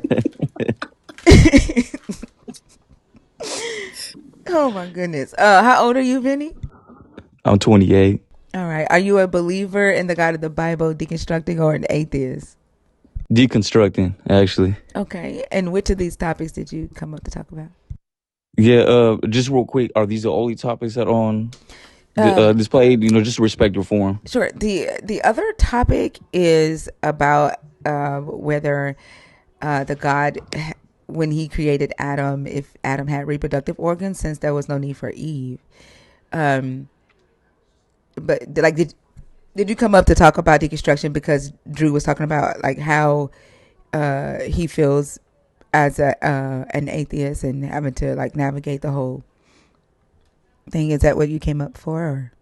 Or? A little bit of both, actually, because I also wanted to see y'all's perspective regarding, God lying to Adam and Eve. I just to give context, grew up in the church, was a PK. So, that's a whole journey in and of itself. But what we were taught was it was a protective factor, right? What he was doing in it. But then obviously when I begin to question, deconstruct a little bit, and you start doing some research, it's just interesting to me that how literal the stance is taken, considering how poetic the language was in its original language, and it kind of puts in perspective, like, man, is it even about the literal words, about what's being said, but rather what I think it just goes back to people trying to figure out creation, and trying to put it all together. And it feels like a cultural lens to it too, even in the way we kind of, at least in the Christian circles, they analyze Adam and Eve, like putting the fall all on Eve and the burden for the fall of man. Ironic to me because I think it kind of contradicts the whole leadership thing that we're talking about. Because I would say, through their perspective, it's almost like Adam was the one that kind of fell off his high horse, But a little bit of everything, I just kind of want to understand a little bit the lying part, being taught more so on the protective side of things before diving into the navigation of everything. No, go ahead, V. Oh, I am so sorry. I didn't realize I was on mute, thinker. Oh, I'm okay. sorry. No worries.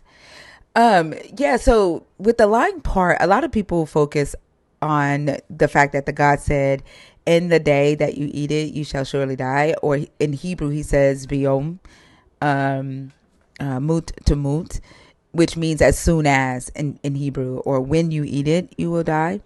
And so in westernized Christianity, with the King James, King's English, is translated in the day and not on or when.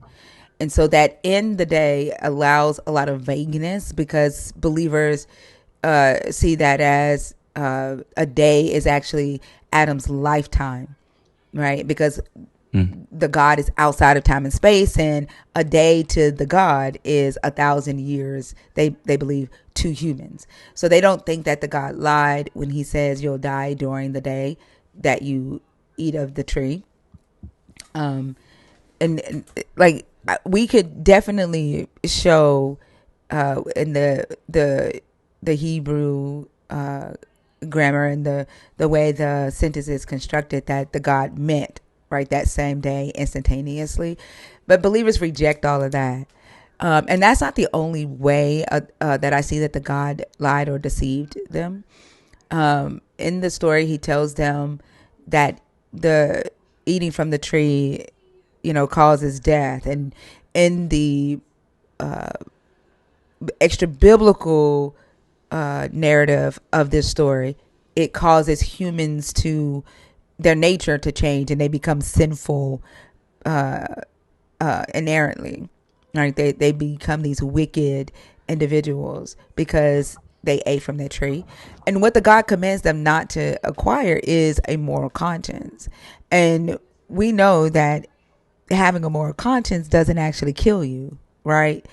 And what actually kills them in the story is the God. The God cuts off their life source. He chases them out of the garden where the tree of life is that would have allowed them to live forever. And then he blocks it off with a cherubim. So it's not that, them eating from the tree, like the tree causes them to die. The God killed them. And to me, that's deceptive as hell as well.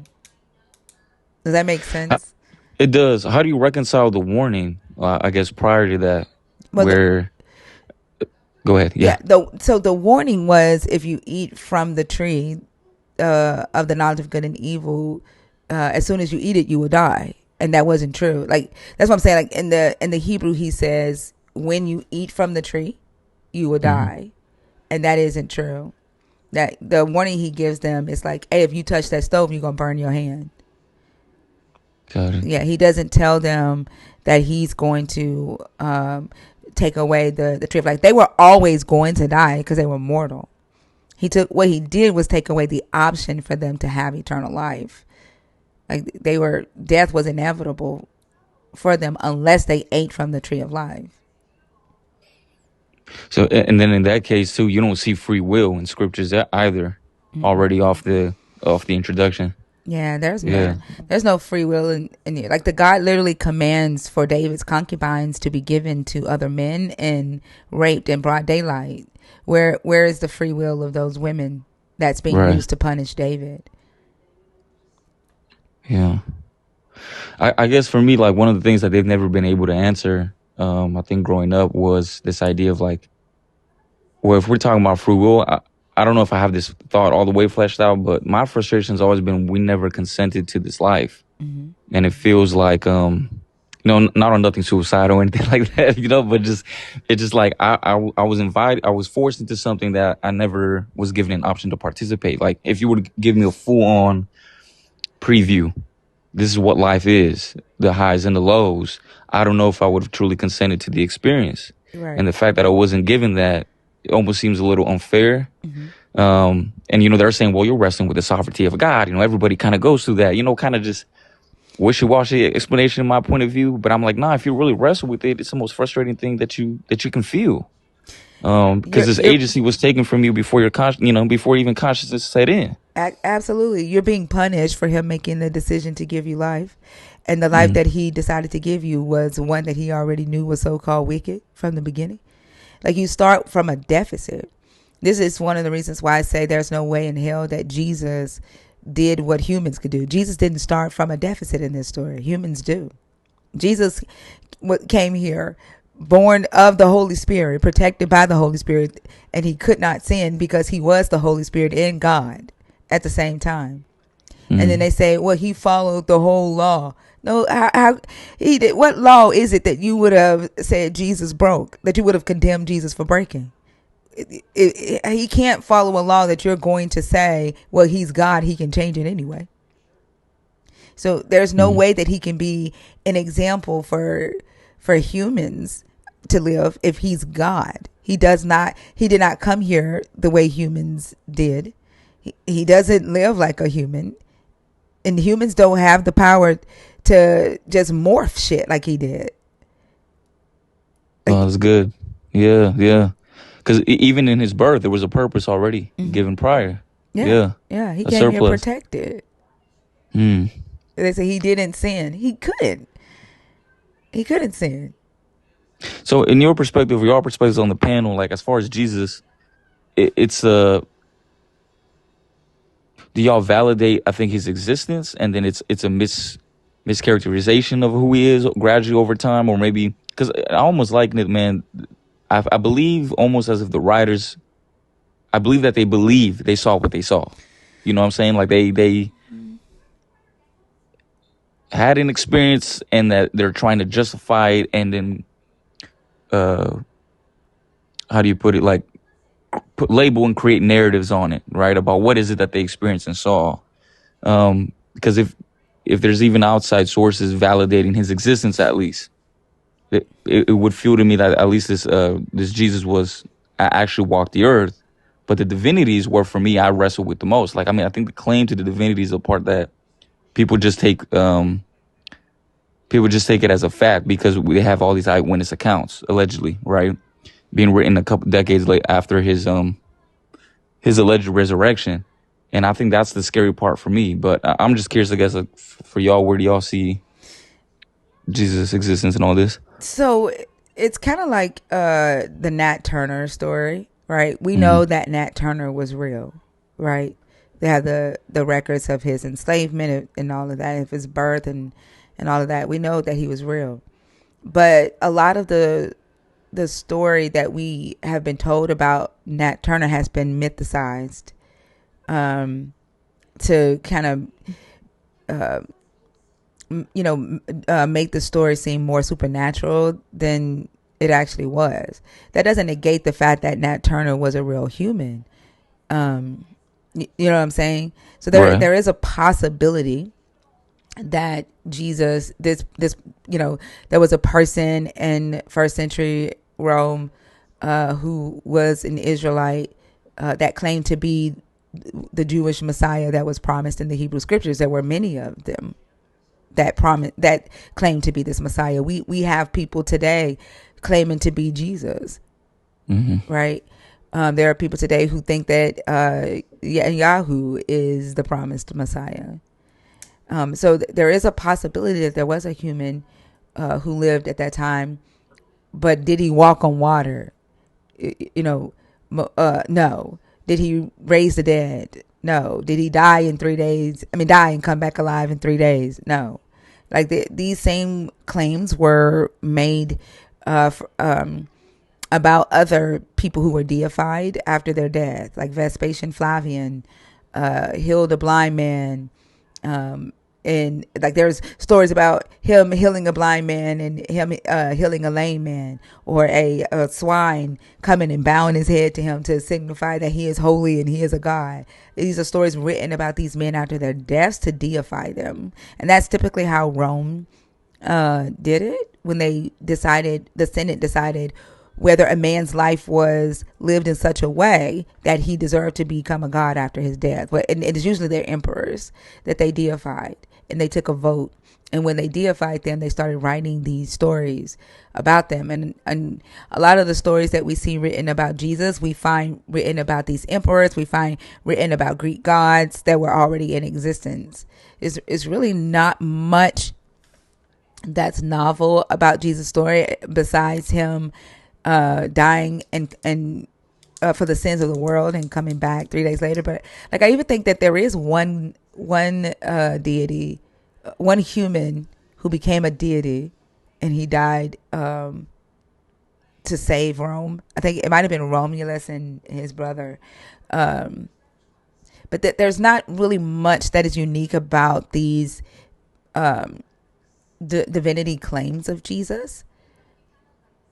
But what I do see is that, it like he could have been a human, had a following, which there is writings from Celsius, who was a Greek philosopher who was anti-Christian, who said that Jesus was a real man, and that he had a following of only 10 people, and that he taught them how to be thieves and robbers. Like he taught them the worst behaviors of humanity, and that these people were causing a lot of havoc on the earth, and they built a band of thieves.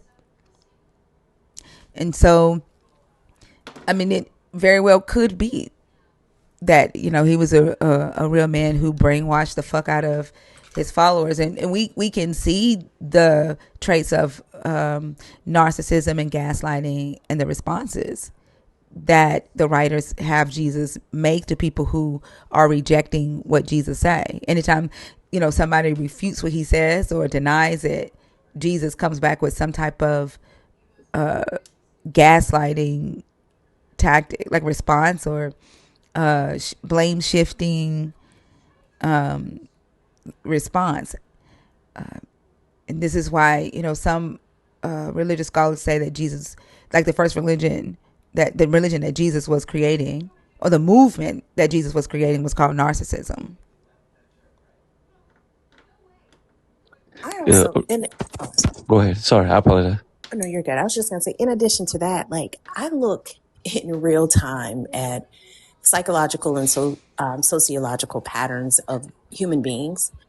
There are people on this planet right now that will tell you January 6th was a fight for American freedom, and it was like a fucking battle of Normandy. You have people who currently, with their real eyes, see a thing happen, but then allow the people in power to tell them that something else happened.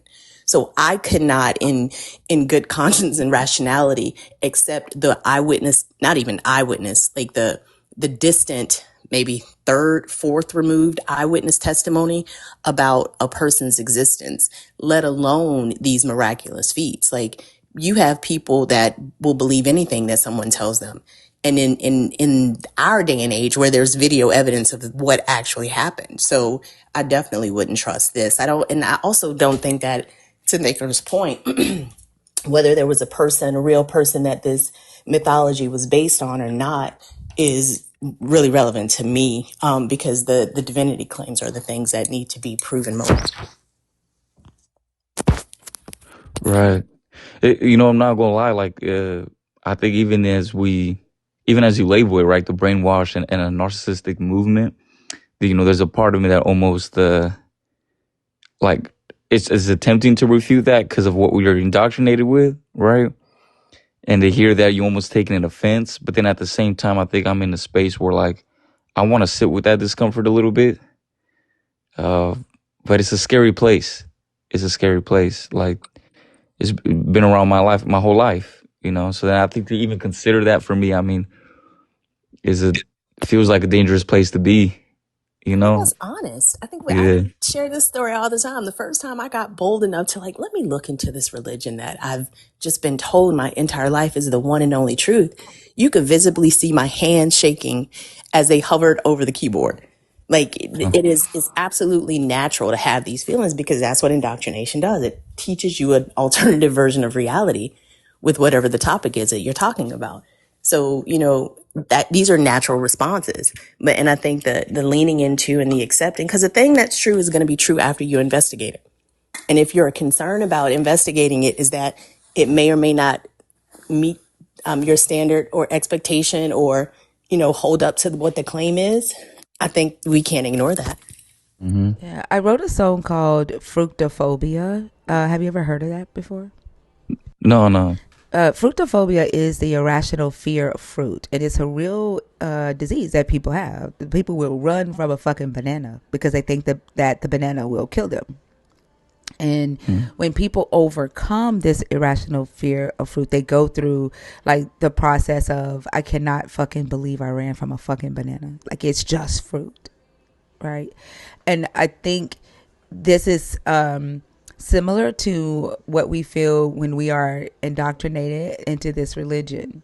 And it's also symbolic, right? Like in the garden story, they're told not to eat the fruit because the fruit would kill them. And so they are scared to go near this tree. Like Eve asks, like, we're not even supposed to touch it, right? And so she faces her fear. She touches the fruit. Nothing happens. She looks at it and she's like, this shit looks just like the food we eat. Then she eats it, and all of a sudden it's just fruit, right? It's not gonna kill me. It's just fucking fruit. And she hands it to Adam, and he eats. But when we are afraid to, even Google the question, did God lie to Adam and Eve? Like, did God lie? Is God deceptive? That is scary, right? And then once we we face our fear and we allow ourselves to start getting the answers to the questions that we have, and we realize, damn, it's just fruit, just a fucking story. Like, this motherfucker wrote this shit, and this just that, like, damn, you know what I'm saying? It's just fruit. Yeah. Yeah. Yeah. I think I started, it almost felt like my dismantling started backwards a little bit, because I started with Paul's writings. Something fell off. And as I was getting into my field, like I'm in the mental health field, so an associate therapist. And, I couldn't help but like observe him in a biopsychosocial way. And I'm like, this is a man who was heavily privileged, um, eloquent and educated. And I think almost in my perspective, he had a lot to lose, I think, to see that power. And in his writings, it feels like he's working within that framework. The way he talked about, I think, slavery, the way he talked about women in the church. And I was trying to reconcile it with my personal experiences because it wasn't making sense. In my household, I was seeing my mother having prophetic experiences, visionary experiences, right? That even some denominations would believe that it's not active today, and lead the household through those prophetic visions, right? Leading my father through that. And to see Paul, I think, almost eradicate that ability or role completely in 2 Timothy. And then to see the church kind of fluctuate over the last 10, 15 years to even consider an egalitarian point of view where they would be like, oh, maybe there is space here to say that they are equal in value. But if you do that, if you follow that logic, then I think the quote unquote inerrancy of scripture all kind of falls apart. And from there felt like my first initial moment of like, man, I think I got to question this whole thing. It's not coherent, right? It's very like contradictory. It doesn't make sense. And then I talk to my brothers sometimes, and I'm like, how are they any different from ourselves? And I think, Faye, you were bringing up a good point. We can all see a stated event and come up with so much different descriptions. And all of it is influenced based off where we came from, what we believed, what we grew up with, our traumas, our pains, our culture. And how are they any different? What is their agenda? What would they gain by being able to validate Christ's divinity for them as a people and as a culture? And then following that trend, I think bust open a lot of opportunity. I'm gonna put it that way for me to question. Yeah, Bash asked someone a question yesterday. Who benefits from you being afraid to question this? Like, who's benefiting from that? Mm.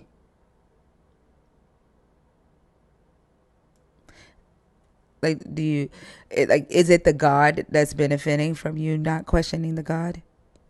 Or is it powerful structures here on earth that's benefiting from you not questioning what you're being taught? I feel like it's structures because I'm almost leaning in like, I don't know if I can totally at this stage of my life eradicate the existence of God, but it feels like God is more like a mechanism of creation rather than a said deity. Representation of good, whatever that may mean. I guess I would still have to define it. I noticed too, I feel like my parts of my identity and self-esteem still leans on Christian structural characteristics. Like if I remove the idea that I'm a pastor's kid now and I was to renounce that, and I was to renounce from my family, like I don't prescribe to that faith, it's a scary place to be in because it's like now it's going to be reflective on them to the rest of our family, our community, that they didn't do their role as parents, scripturally speaking, right? Because allegedly you're supposed to lead them through as strong stewards of the faith. But I almost think the opposite. I almost think like, man, they did a hell of a job to allow me to think and critically think and challenge them for so long. And it pains me to see that others would view it the other way. Christians, I would say, other Christians would view it the other way, as if they failed. But can you really renounce being a PK kid? Because like, regardless if you believe in this God or not, you're still a pastor's kid. Like I was a pastor's kid. My dad is deceased now. Mm. But when he died, he was a pastor, and I will always be a pastor's kid. Like my dad was a pastor when he died. Even though I'm an atheist, you know, renouncing, I don't necessarily see the need to renounce that, because that is who you are. Yeah, I mean, I think I see where you're coming from, because it's always an influence of our experience. You can't remove it, right? It's a part of you. I guess when I said renounce, it's almost as if like I outgrew. Like you might renounce the I, beliefs that your parents hold, but you're still their child, and they are still pastors. but don't you think that's also limiting to how I would view my father? Like, I mean, I get it, right? His job is a pastor, right? And then naturally, you're a child of a pastor, therefore, pastor's kid. If he dies as such, that is the role. But I almost feel like by saying pastor's kid, it's, I don't know, it almost just seems like a tenth, a 20th, a hundredth of who we are. And I guess to renounce it means like, I guess I'm trying to say that that's not all of me. Just in the way that I view him, I don't think he sees it this way, but I don't see him as a pastor, right? I mean, I see I him mean, as a he's more your complex father. being than that. Right. I Say it mean, again. right. He's your father first, Mm-hmm. but he is also a pastor. And so you are the child of a pastor, regardless. As long as he is a pastor, you will always be the child of a pastor. And you might, renounce what he believes in, but you are still his child. Yeah. That's what I was going to say. I'm like a pastor's kid. Let's not forget the kid part. Like there's a lot that is baked into that 3-letter word. Like he is your father. You had experiences. And being a pastor is just one role that he played. It may have been a very significant role to you. And the experiences that you had, good and bad, are part of who makes what makes you you. So like to Thinker's point, renouncing, what are we actually renouncing? Like the experience or the identity or the belief. And it's the belief. You wouldn't need to renounce the belief if you didn't have the experience like that. All of that creates the tapestry of who and what you are as a person. It took me damn near a decade and a half, honestly, of deconstructing before I was able to speak about being raised in the religion that I was raised in a even remotely positive way. And I think a lot of it was because of the betrayal that I felt about the fact that it wasn't true. The fact that it was, it was created by, literally had a genesis, no pun intended, in terms of this cult like mentality where all of that, like it was a whole lot of anger. So I wanted to kind of distance myself away from things that were not true. But then in doing so, I'm distancing myself from things that were true. I had good times growing up. Like I have fond memories of going to assemblies. Like going to the conventions every year was like a highlight of our family. Like it was the only vacation we got. So I can't take those things away. I don't want to throw the baby out with the bathwater, even though I'm recognizing that the bathwater is now full of a whole lot of stuff that just does not serve me. But yeah, like he's still your father. You still had those experiences. He was a preacher. Two things can be true simultaneously. Mm-hmm. And that truth is that this belief system that created the person that you are no longer serves the purpose that it served while you were being molded. And that's okay, because that's exactly what growth is. It would be like, to me, when you and Thinker were talking, I was thinking about trying to force myself to wear shoes that I had in 4th grade. That does not make any sense. Like it served a purpose at that time. I have now grown.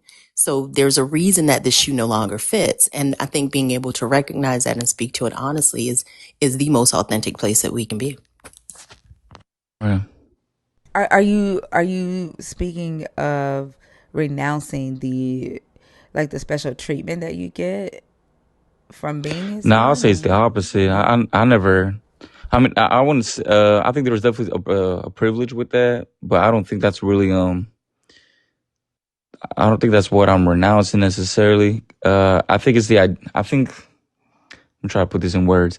I feel like saying pastor's kid is still an extension of that structure. It feels that way. Let me put it that way. The word feel. Mhm. Um, like if I don't renounce it, I'm still caught up in the system in some way, shape, or form. Still caught up in uh, The respectability a, politics. the respectability. I think the expectations. But I think you guys are leaning towards the right direction because it can't be all black and white, right, or all or nothing.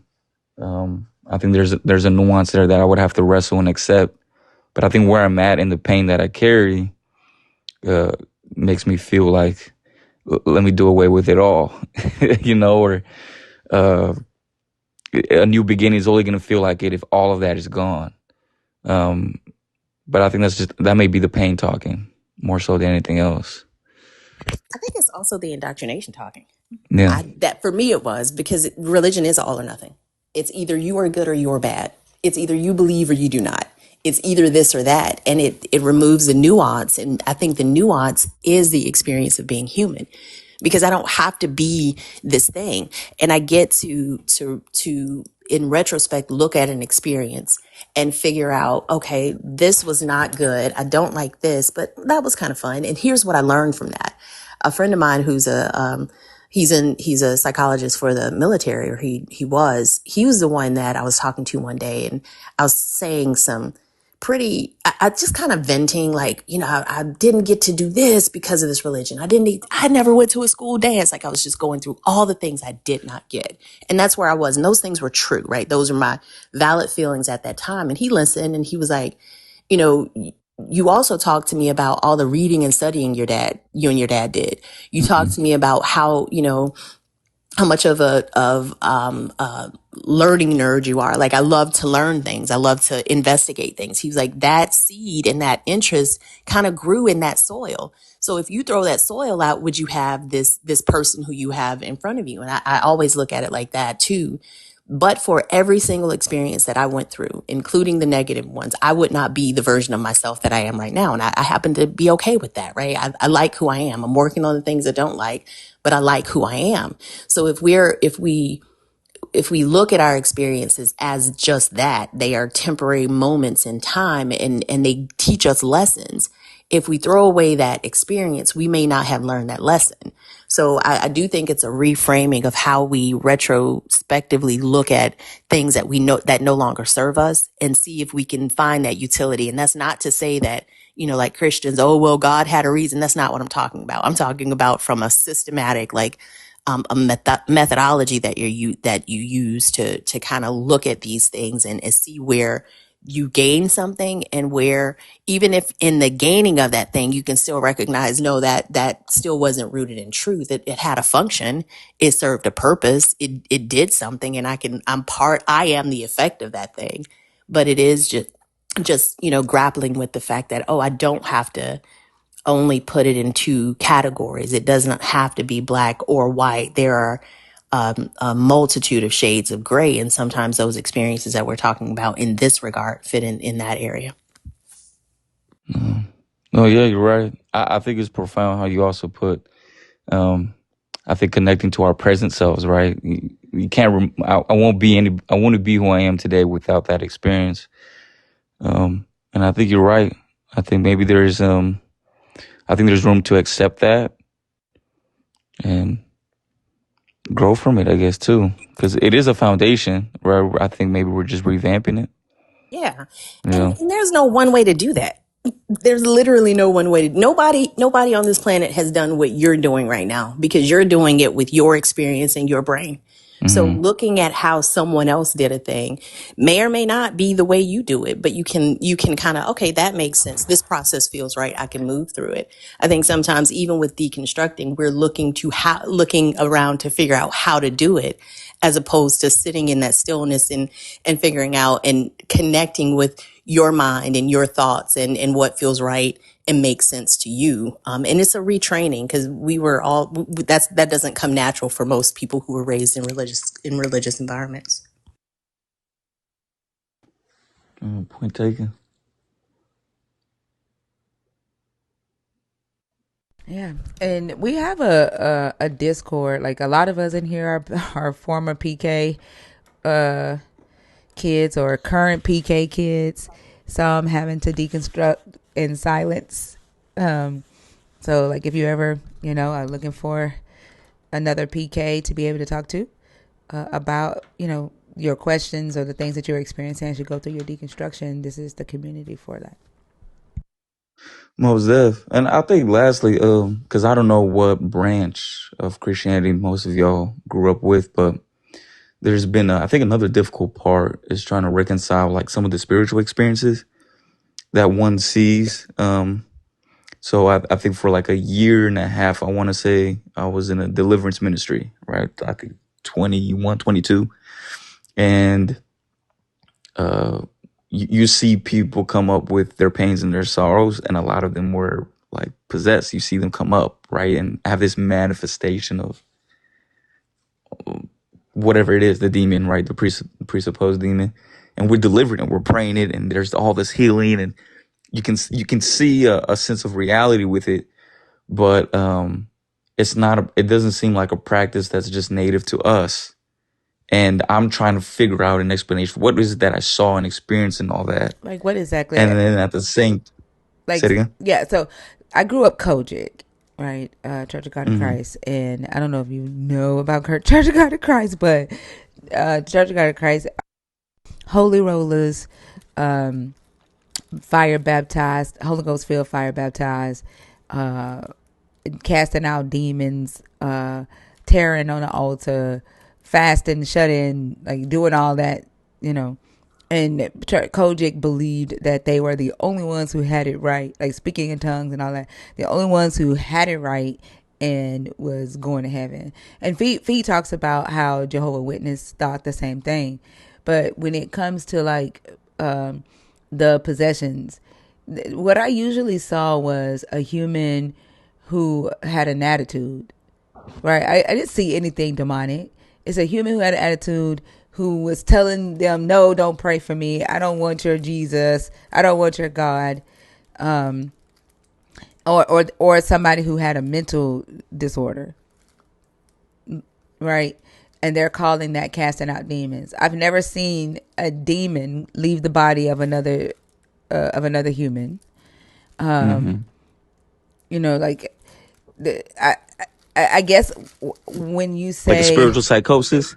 yeah, my sister has spiritual psychosis, and the crazy thing about it, and she gave me, I say this every time I talk about it, she gave me permission to talk about her experience, and if she had not, I wouldn't talk about it, but she has spiritual psychosis, and she would call me and she would talk like a Jamaican, one time, or one time she actually called and she was trying to sound like me when I talk, and my mother and my brother took over my father's church. He's a pastor, love him to death, but they were terrified, right? They were terrified because they thought it was a demon, and they tried to do well, one day my mom called me and my sister had locked my mom in the house, because of the way my mom has her house set up. She locked my mom in the house, and my mom called me, and I went over there and I was like, this don't make no dang sense. Like, she had y'all locked in the house.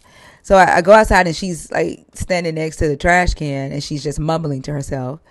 And I don't say anything because I understand that she's in psychosis. I don't say anything. I just go and I sit down on the steps. No praying, no Jesus this. I just go sit down on the steps. Then she comes over and she starts talking to me. And she's saying things like she's trying to scare me. And I'm just like, yeah. And so I go in and I tell my mom I'm about to take her to the ER. So I take her to the ER, and my brother he follows behind us. He stands at the doors of the emergency room, scared to come in.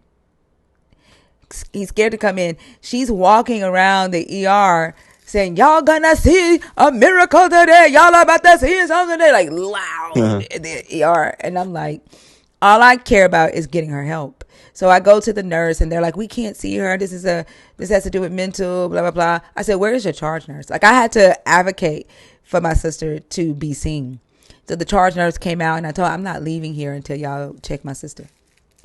And so they eventually wanted her to give them a urine sample, and she was like arguing back with the nurses, right? Like you know, trying to scare the nurses. And I just take her and I walk her over to the bathroom and I say, hey, I said, you want to leave, don't you? And she said, yeah, I want to go home. I said, oh, you got to pee in the cup. If you pee in the cup, that'll get us to get you home faster, okay? Like just talking to her real soft. She does it, and then we finally get her in a room. So we're in a room, and she's like, I don't want you. Like she says stuff like that. I want with a pastor. I want my brother. Oh, I don't want you. Mm. Like it's saying stuff like that, and I'm just like, it's okay. You got me. You got me. The pastor's gone home. Okay, you got me. And I end up tucking her in the bed because they finally told me they were gonna like admit her into a mental hospital, and I tucked her in the bed and I gave her a kiss and told her that I'd be back. And my mom and my dad were, my mom and my brother were so mad that I allowed them to take her to a mental hospital. And they kept saying, God's gonna heal her, God's gonna heal her. They worked all weekend to get her out, and they got her out. And as soon the day she got home, they tried to do an exorcist. They called a couple of pastors and my aunts who are also evangelists and tried to do an exorcist. And she ended up beating up the pastor. She ended up body slamming my brother. My mom had to call the police. Damn. Yeah, Hmm. to come back and get her. And we ended up taking her back to the hospital. And they ended up allowing her to go to the mental hospital. And she was there for a little while. And that was 4 years ago. And now, she has her medicines. We know exactly what was wrong with her. She has her medicines and she's doing well. She has a job, an apartment, a car, and she's doing well. And what she needed was medical attention, not an exorcist. Hmm. There's this book that I like to recommend. It's called Science and the Spiritual Brain. Um, and it kind of talks through what is actually going on in the minds of people who have spiritual experiences. Now, it's not like, oh, this is always the case. I mean, that's just not how science or medicine works. But I think understanding what's going on psychologically, because again, these are experiences that people had. And a lot of times they've been told to believe that the source of the experience is what they're being told it is. So I think just understanding what could be happening, listening to the stories like the one that Thinker just shared, realizing that if, even if you see a person who's foaming at the mouth or doing whatever, say a few words and then it resolves, that's still corollary. That's not causal. People say they've seen demon possession, but you've seen a person behaving in a way that you've been told indicates demon possession. That's not causal. So I just think, we talk all the time about having a consistent methodology that we use to utilize claims, and religious and spiritual ones don't get exceptions to that. So I think, and then also, realizing that sometimes I don't know is the most honest answer, but not knowing and then landing on there for God is not honest. I think just, giving ourselves pause to say, okay, well, let me think through this through a different lens. Using what is it, Edward de Bono, the six hat theory. We were talking about that in a live the other day. And I think I put the resource in the Discord, how when we're thinking about something, or we're contemplating how to understand a thing or making sense of a thing, utilizing these different color hats to represent a different mindset. One being logical, and having a system that you go through these questions that you ask yourself to make sure that you're looking at it through all the lenses that are available, not just the ones that you were handed as part of your indoctrination. Because people do have experiences, like things happen that sometimes can't be explained. But I think that's where it should end. If you're telling me you can't explain it and then you're telling me what it is, there's a dissonance there. And I think that dissonance is where the belief system and the lore kind of starts to grow and get deep seated.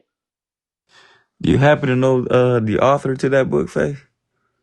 Let me hold on 2 seconds. I'm gonna scroll out. I'll swipe out and get it for you.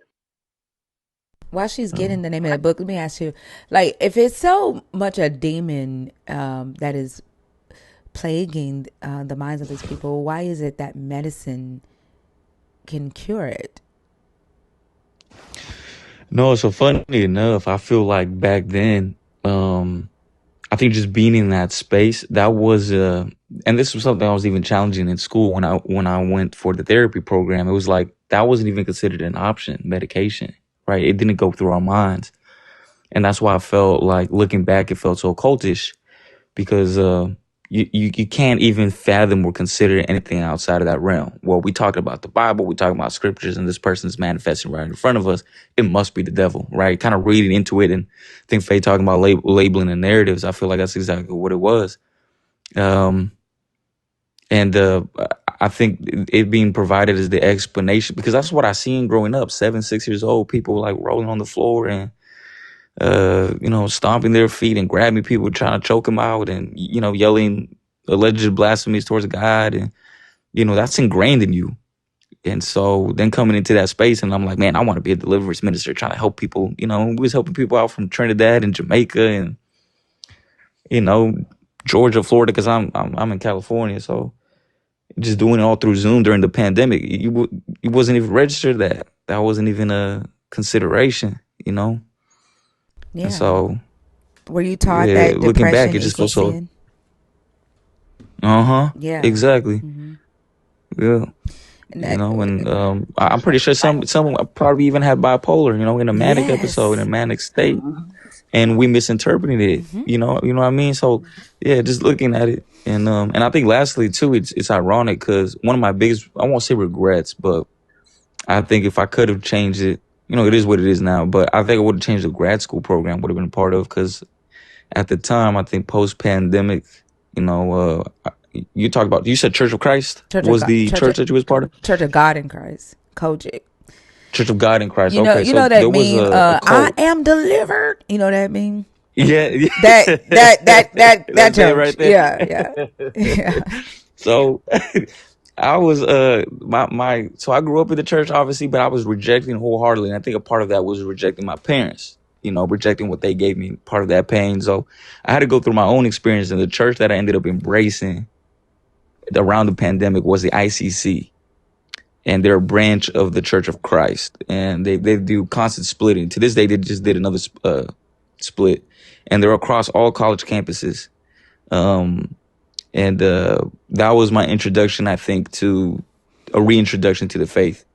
And so, like, this idea of medication, depression, mental health, that was not a thing. But anyway, I think the reason I mentioned that was just because that was the transition for me, and then I ended up leaving the cult, and I felt, you're on fire for God, and you're going to evangelize the world. And in order to keep that worldview, if you're going to go into the mental health sector, you got to go to a Christian university. So ended up going to one called Jessup, and the conversation surrounding medication, while embracing, I think they also did us a disservice on our education regarding medication, because it seems like a secondary factor.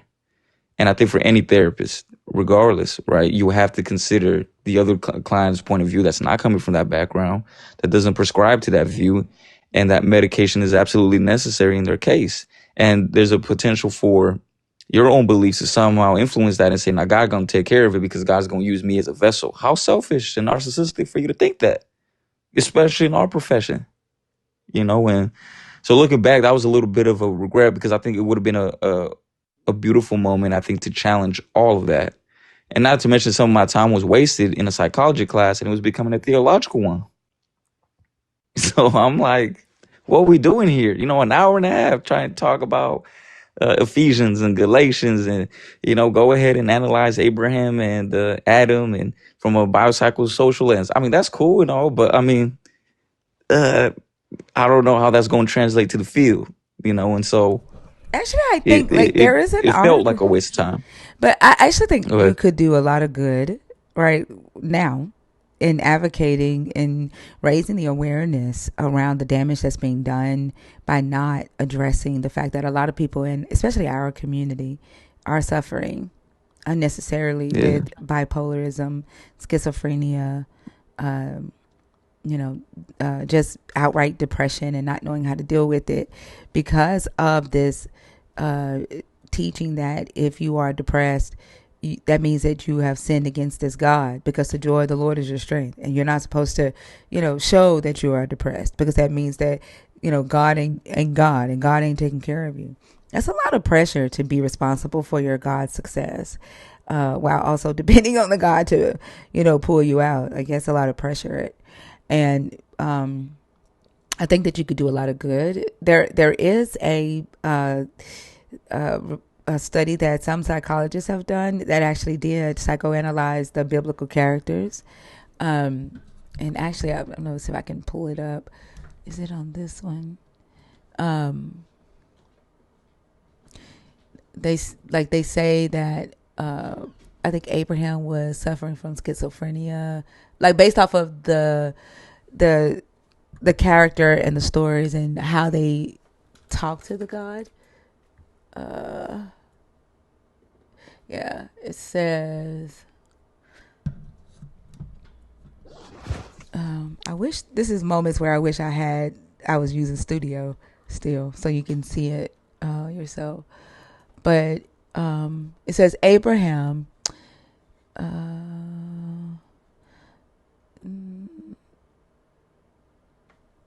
applying the DSM IVTR paradigm, Abraham's auditory and visual perceptual experiences and behaviors could be understood as auditory hallucinations, visual hallucinations, delusions with religious content, and paranoid type schizophrenia subtype. These psychiatric features occur together as a constellation in psychotic disorders of both primary psychiatric origin and secondary to medical and neurological conditions. And then they say, let's see, we go to the next one. Moses suffered from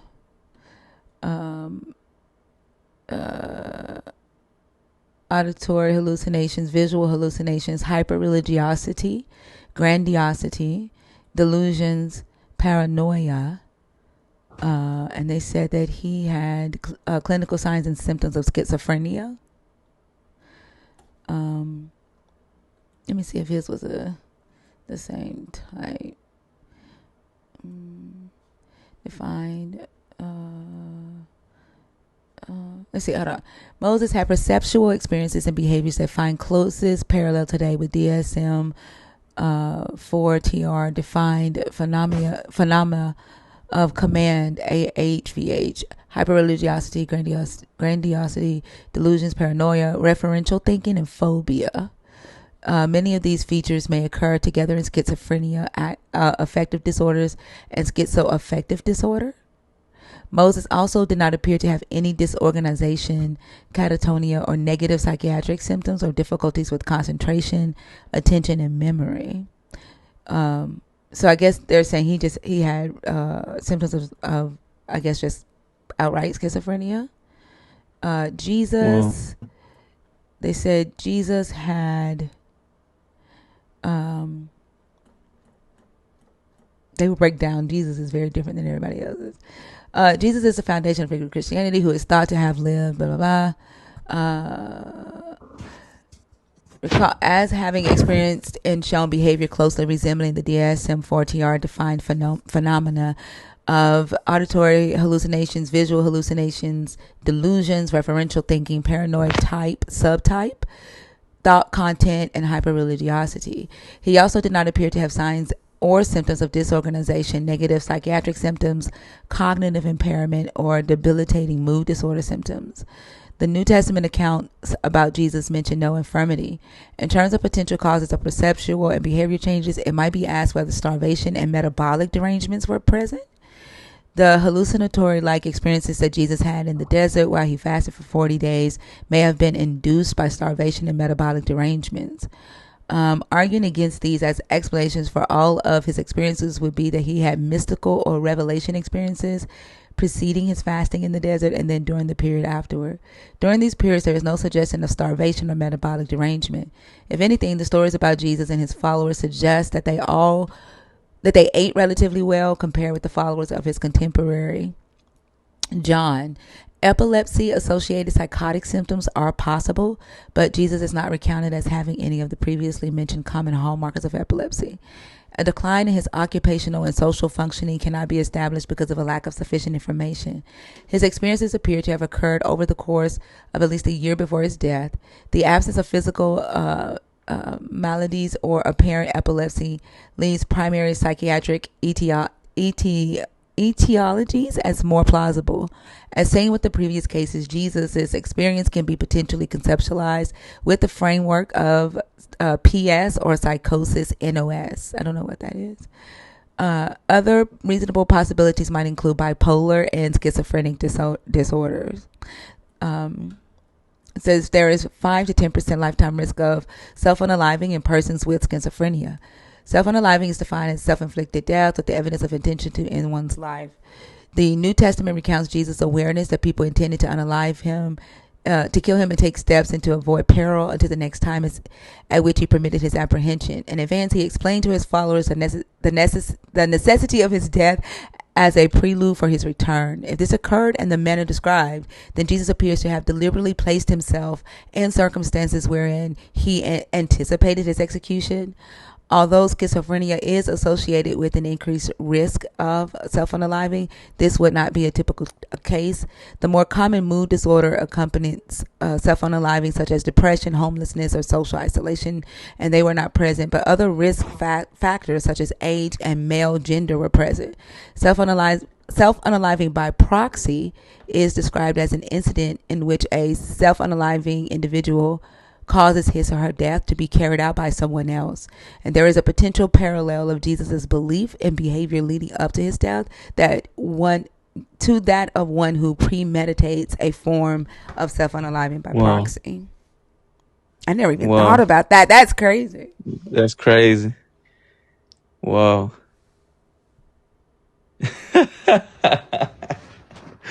Self-unaliving by a proxy. Damn, I didn't even think about that. That is crazy. Wow.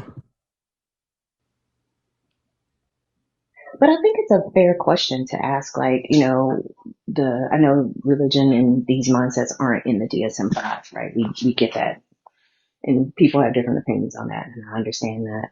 But like, I had a conversation with a guy on Bash's Live a couple of weeks ago, and I asked him, I was like, if you walked up to this like massive chasm, and there were two bridges, and one bridge, and guarding one bridge was like an engineer. I was like, yeah, I've inspected this bridge. It's sound.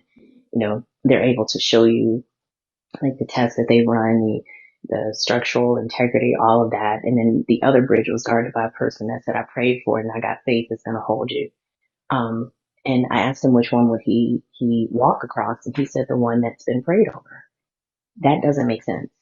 Like that doesn't logically follow it. It's actually antithetical to everything that we know to be a biological function of our natural desire to survive, right? It makes more sense to choose the bridge that we know has been inspected.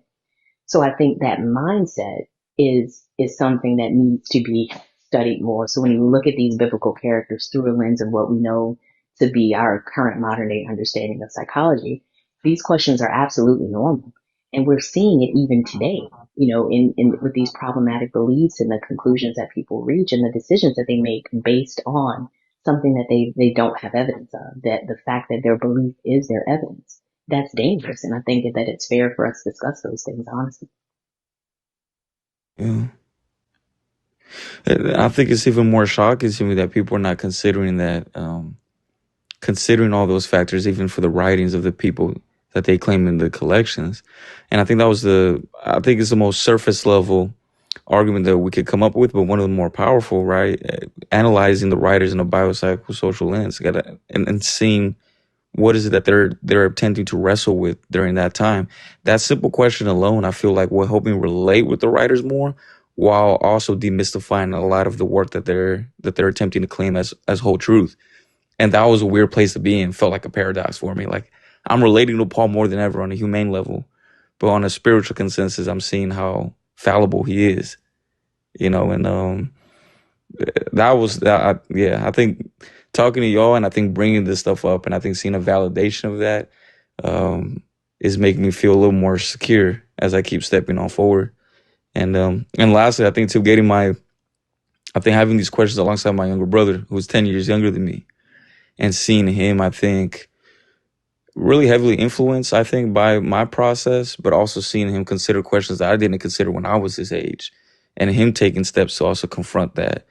It's empowering, but I also know it's scary because in our communities, right, we carry on the labels of our parents, of our families, and so it does feel like a black sheep persona, so to speak, almost like a rebellious. But I always look back to how I was reflect. Someone had shown me like my astrological chart or something, the Scorpio moon aspect, and then it said trying to disrupt systems and embracing the chaos to birth anew. And I'm like, damn, that's me. Like that's hitting home. And I think that's the intention for him and I. It's like we were really trying to disrupt shit while also trying to create a new liberation, a true liberation. So I think for y'all validating this too, it's empowering. This felt extremely therapeutic as well. Like, damn, I really needed this. I seen you like 30, 40 minutes ago too before I joined in. I'm like, I need to come back and find a way to just hop on and have a conversation and pick y'all's brains. So I really do appreciate that for real. You're welcome. And like keep moving forward. Like I said, I think there's a lot of value in the information that you have when it comes to mental health. And our community needs you, and especially like in this area. If we're going to, start to heal the minds of the people in the community. So I appreciate you for coming up. Appreciate you for having me, y'all. Y'all have a good one. Thank you. You Thank too. Not my cousin Vinny. Oh my God, not biblical.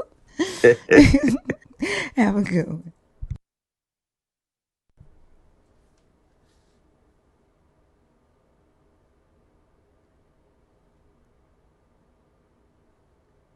Bye, my cousin Vinny.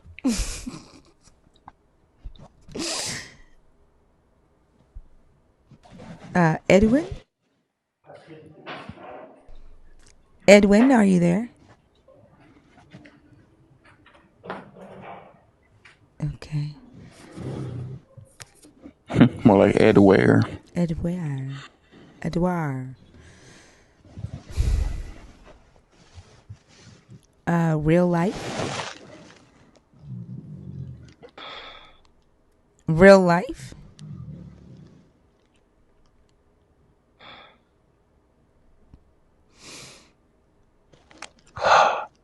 Yep, Edwin's back.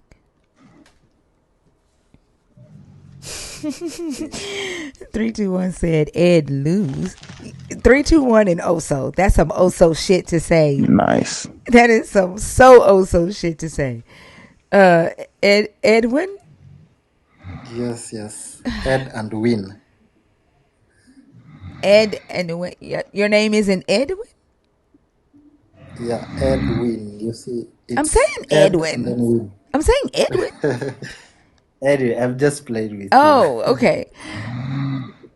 Oh, so is that you or is that pressure? Sorry? That sound like What you you. mean? That sound like you. You good?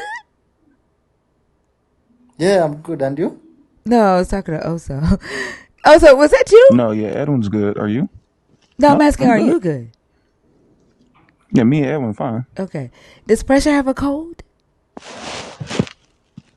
I didn't hear him, but I was looking at something, so I don't Oh, know. he No, he I'm breathed fine though. harder than normal. You didn't hear that? Mm-mm. Yeah, like he sounded like a human there for a second. He said, Oh shit. "Yeah, like it was like a like he was gasping for air. You didn't hear that? Mm-mm. Well, go check on him. Yes. He Edwin, Edwin, how old are you? He fine. I'm 36. Okay. Are you a believer? Are you deconstructing? Are you an atheist?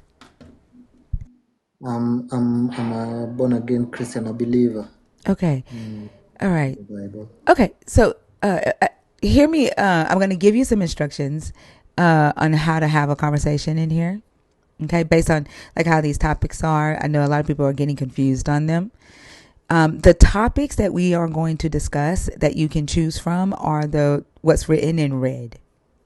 Okay, the topics should be the main discussion. All right. So, for example, if you choose topic 1 here, the main discussion is going to be whether or not the God of the Bible is the God of deception. These points here are the reasons that I'm already providing for you as to why I feel like he is the God of deception. These are not individual topics, okay? This topic here is asking, why did this God not want Adam and Eve to eat from the tree of the knowledge of good and evil? Was it to protect them or to control them? Okay, so protect or control is the focus of this topic. Deception is the focus of this topic. Which one do you want to discuss? Okay.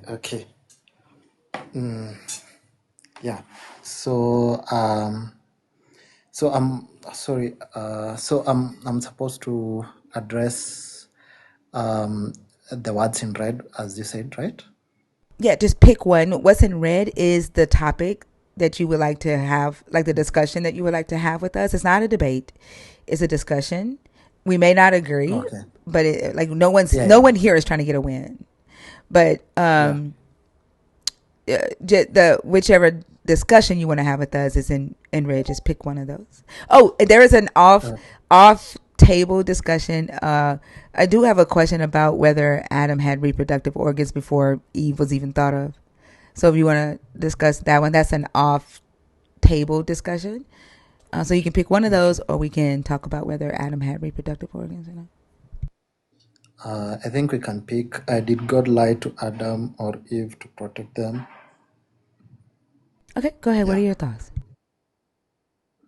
My thoughts, according to the Bible, God did not lie to them because what was there to lie to them about? So, according to the Bible, how I read it, it is the serpent, like the devil, who lied to them, who told them that they are not going to unalive.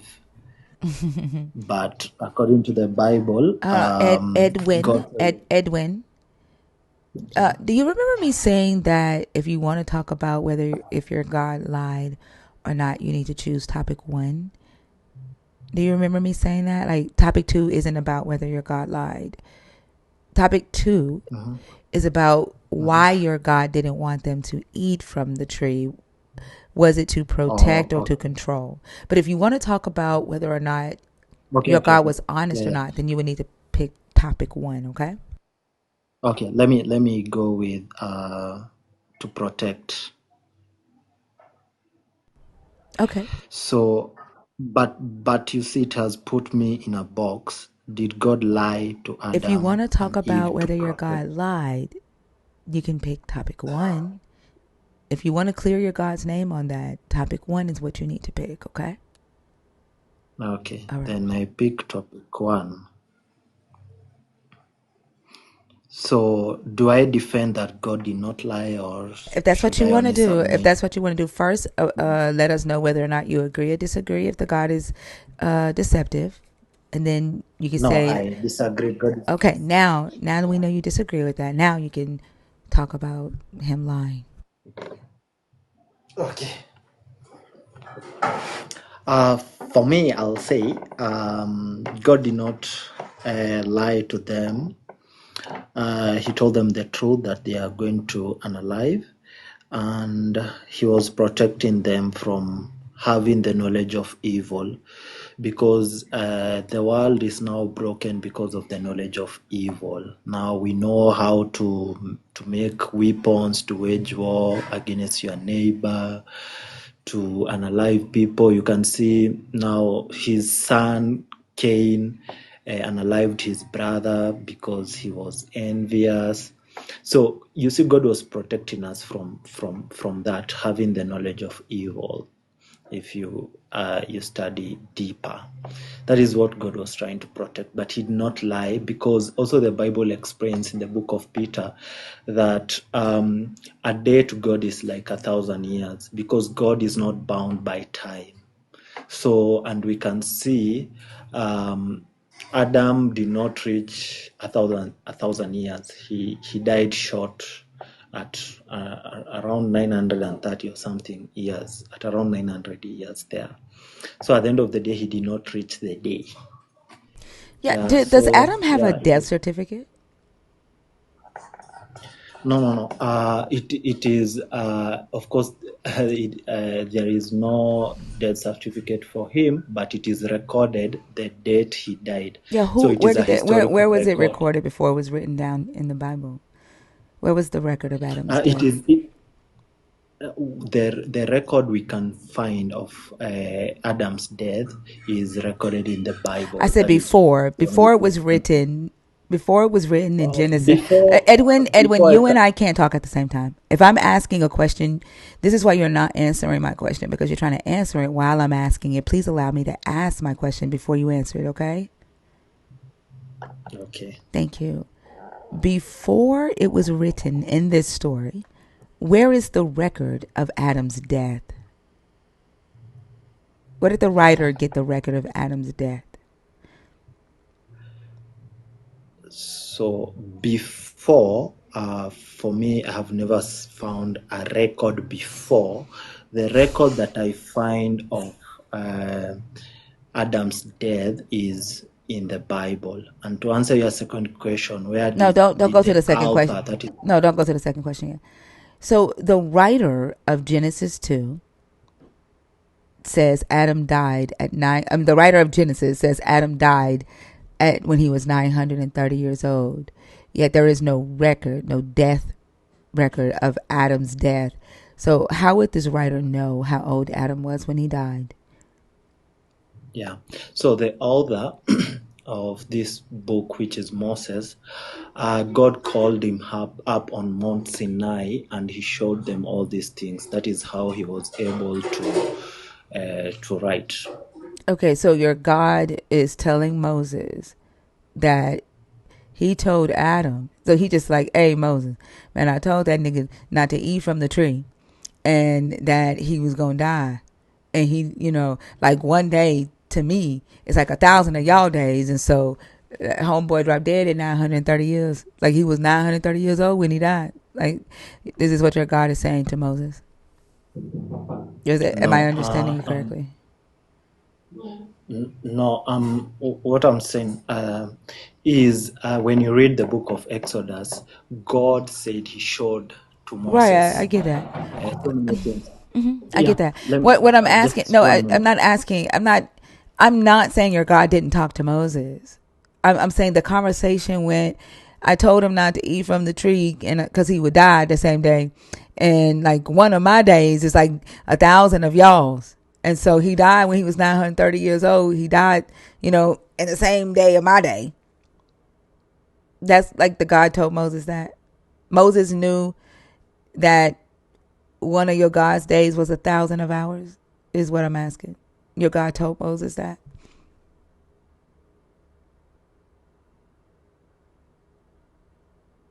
Are you there?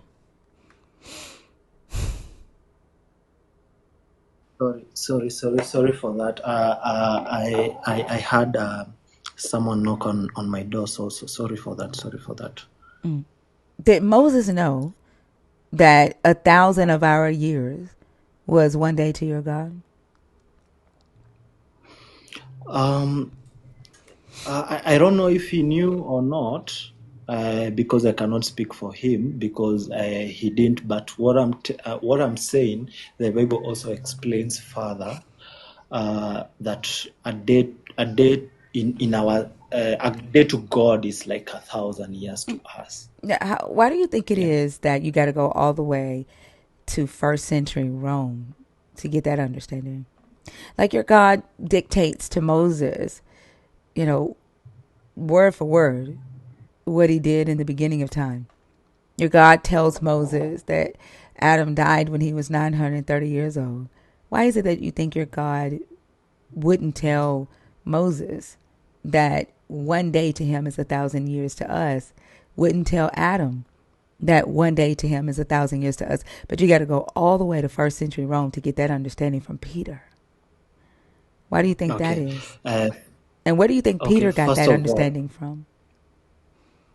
Okay, so Peter got that understanding from, of course, God revealed God revealed it to him, because not only that, there is also another scenario where he identified that Jesus was the Son of God or Messiah, and Jesus Hold on, literally don't go told to that. him. That has nothing to do with that. That I'm just no, no, giving no. an Wait. example. No, that's not an example. Can I finish? Can I No, finish? because you're getting ready to go somewhere that we don't need to go. That's not an example. You're No, making the I'm just claim. giving. Hold on. You're making the claim that your God told Peter or revealed to Peter that wherever your God lives, it is one day to our 1,000 years. You're making a claim that your God told Peter that. Like, are you sure about that? Yeah, and I was just giving an example I don't need of that also a example. scenario. I don't need that example. Yeah. I don't need that example. So I'm not free. I'm not free to answer however I want. So I should You're give not an free to change example the that topic. you. You're not free to change the No, no, topic. I'm not changing. No, I'm not changing. We I'm don't need just to giving talk an about Peter saying example. that Jesus is the Messiah. That does nothing for this topic. Nothing. No, it is the same Peter who was I don't revealed that care. day. I don't. The Like, same Peter that got laughed out of the meeting in Jerusalem. I don't okay, care about that. okay, okay. So then I should answer according. I should not give You an should answer the example questions that I'm according to me. I should asking, give an as example long as they according. fit what I'm But asking. You can whine about it, as long as they fit what I'm asking. You telling me that Peter prophesied that your Jesus was the Messiah does not prove that your God told Peter that one day, one of his days, is 1,000 of ours. It's irrelevant. no, the problem is when I'm giving an example, you are preventing me to give Sure, an go ahead and say example. it. Go ahead and Let say it, us- Edwin. Say it, Edwin. Say it. Go ahead and say it. Say what you need But to now you are say. raising your voice. Edwin, You are raising say your what you need voice. to say, Edwin. Go ahead and say But you it. are raising my Okay, and are you voice. gonna cry about that now too? Yeah, I thought we were just having Are you gonna cry a about that now? I conversation. told you. I tried to keep you on topic. You whined about it, so go ahead and get your way. Say what you need to say. Okay, then, because for me, I don't want us to fight the way you said. So let's move on to something else because that No, one I want has you to say raised it now, enough. Edwin. You have stopped the whole entire conversation. Go ahead and say No, it. no, no. No, Let's move Edwin, to an. say it because now you're saying I'm preventing you. You're limited now. Say what you need to say, Edwin. Go ahead and say it. No, no, no. It's okay. We can Oh, move forward. like what is up with you men? Why do y'all do that? No, I don't want us to like. You're doing Because it you see, you now. have Just raised your say voice. it. Peter prophesied that your Jesus was the Messiah. Thereby what? Peter has the authority to just, I don't know, make up shit. He prophesied that Jesus was the Messiah. Therefore, you should believe everything Peter says. Like, what is the point? What was your point in bringing this up? I was trying to explain my answer. So Yeah, go let's ahead. move on No, no, to. no. We're here now. Explain it. Peter prophesied that No, Jesus no, was the Messiah. Thereby, Peter knows that there's that one day where Jesus lives is 1,000 to ours. okay. Uh, okay. Can For you me, explain it, like I please? don't like when. No, for me, I Hold on, don't like hold on. when Let me you're. do this. Peter, can you please explain it for me? What does I'm sorry, your fucking name is Edwin. It ain't Peter. Edwin, can you please explain what Peter meant by saying that one day is 1,000 years to God? What does that have to do, Edwin, with Jesus being the Messiah and Peter being the one to prophesy that? Can you explain that to me, please? For me, I'll say then I don't know. You So can don't we know, move on to so you something else? wasted our time, Edwin. Yeah. Yeah. So I was right Yeah. all along. Yes. Well, I guess, Edwin, your misogyny has caused this conversation to end. Your male ego has put a cold ass stop on this conversation, Edwin. Which I tried to have a good conversation with you. I tried to tell you that it doesn't matter that Peter prophesied that your Jesus was the Messiah. Well, I guess we're done now, since you can't move forward. Yeah. Yeah. All right. Have a good day, Edwin. Yeah, you too, you too. Bye, Edwin. Bye bye. What's your favorite color?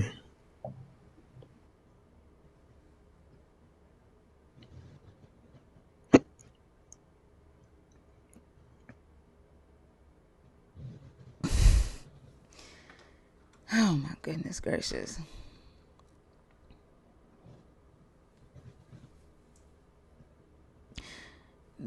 They cry, whine so fucking much.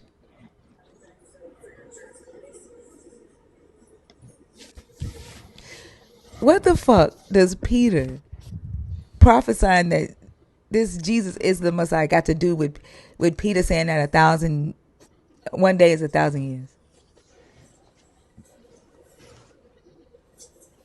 It references itself. Like, and then they can't, like, they just got to talk about Jesus. Like, what the fuck? Like, how the fuck and why the fuck do we always end up in fucking Rome when we're talking about Adam and Eve? I don't think the only thing that they feel comfortable talk about for real. Like that's the only thing they can actually retain, at least in their mind.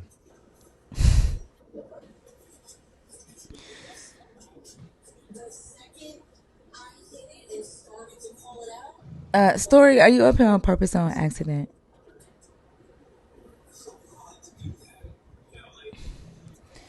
It is so frustrating because that is all they fucking know. And then, like, it, when they come up here with their fucking ego, like their male egos, it's like, no, you tell me that I can't say what I want to say.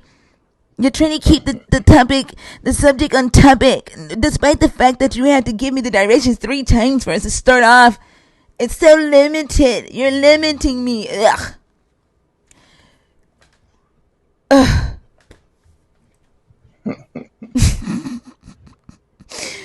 Coven. You're tying my hands here. Yeah, like, god damn.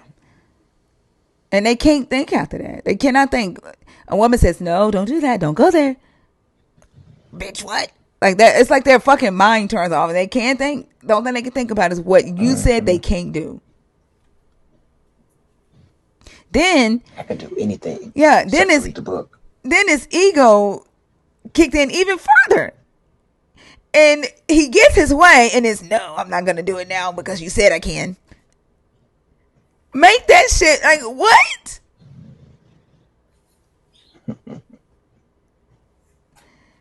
Coven. Hey, Hi, how are you? I'm good and yourself. Frustrated right now. How old are you? Yeah. I'm 32. Are you a believer in the God of the Bible, deconstructing, or an atheist? I prepared for this question, but I don't know if this is the right answer. I'm sort of like an atheist who is deconstructing now. Okay. I don't know if you want me to expand on that. Like, are you deconstructing from the God of the Bible, or are you deconstructing from atheism? You said it kind of. No. I was raised Christian, but I never really fully sort of bought into it, if I can say that. Mm-hmm. And I have been atheist all my life, but I'm sort of in recent years have looked into how the religion impacted me anyway, if that makes sense. Mm-hmm. So sort of now looking into Oh, okay. the Bible, the theologies, how that might have impacted me, Yeah, that makes if a that lot of makes sense. sense. Yeah, yeah. Yeah. Okay, okay. So, So which topic did you want to come up and talk about? I was actually interested in the God of Deceivers thing, Mm-hmm. but I heard you talking about the apple thing, like it would kill them that day, and then it didn't. But then some people say like it meant that they gained mortality, so the death that they got was at the end of their life. Or I there was something about like they will inevitably, because they are mortal, succumb to their mortality. Mm-hmm. I don't know if you can maybe expand a little bit on that, Uh, or like this. discuss that a bit more? I guess I'm confused. Like, I don't think I didn't say that. Oh, okay. Yeah, I think that's what he was saying, and I was just trying to understand what he was saying, but his ego got in the way. But I don't. Okay. Yeah, I don't think. Yeah. My question is I guess more than if you could sort of run through the whole he lied to Adam and Eve as sort of like a starting point. No, like Because I unfortunately, I don't do that. That like. I don't do that here. Like the live is for people to come up and discuss the topics unless you are a community member. Um, okay. yeah, but we do have, since you are like deconstructing, I do have a Discord, and Yeah. we do Yeah. sub only lives where we do a lot of research into the Bible Okay. and learning Hebrew and stuff like that. You're more Okay, than great. welcome to join us on that. But this live isn't for that. Does that make sense? Like, Yeah, no, that makes perfect sense. I thanks for having me up though. I just hope someone gets through that argument with you then. But I'll still catch all your lives because it's been very helpful and insightful to me. Thank you so much. you're welcome. Have a good one. Thanks. All right. Cheers. That Is that that's a little also? pressure. That ain't pressure. That is I think it's also snoring. also. That is also. That is Oh, not pressure. Pressure if grounds. it, Also snoring. Also done graduated.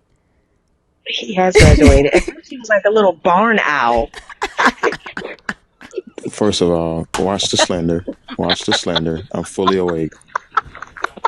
I'm You preparing for are a long now. day ahead of me. Did you just wake This is up? why they're asleep. Did you Also, wake up and hear us or something? I've been up. Mm-hmm. Look, like the warning label say on the bottle of Viagra. I've been up. Okay, What? okay.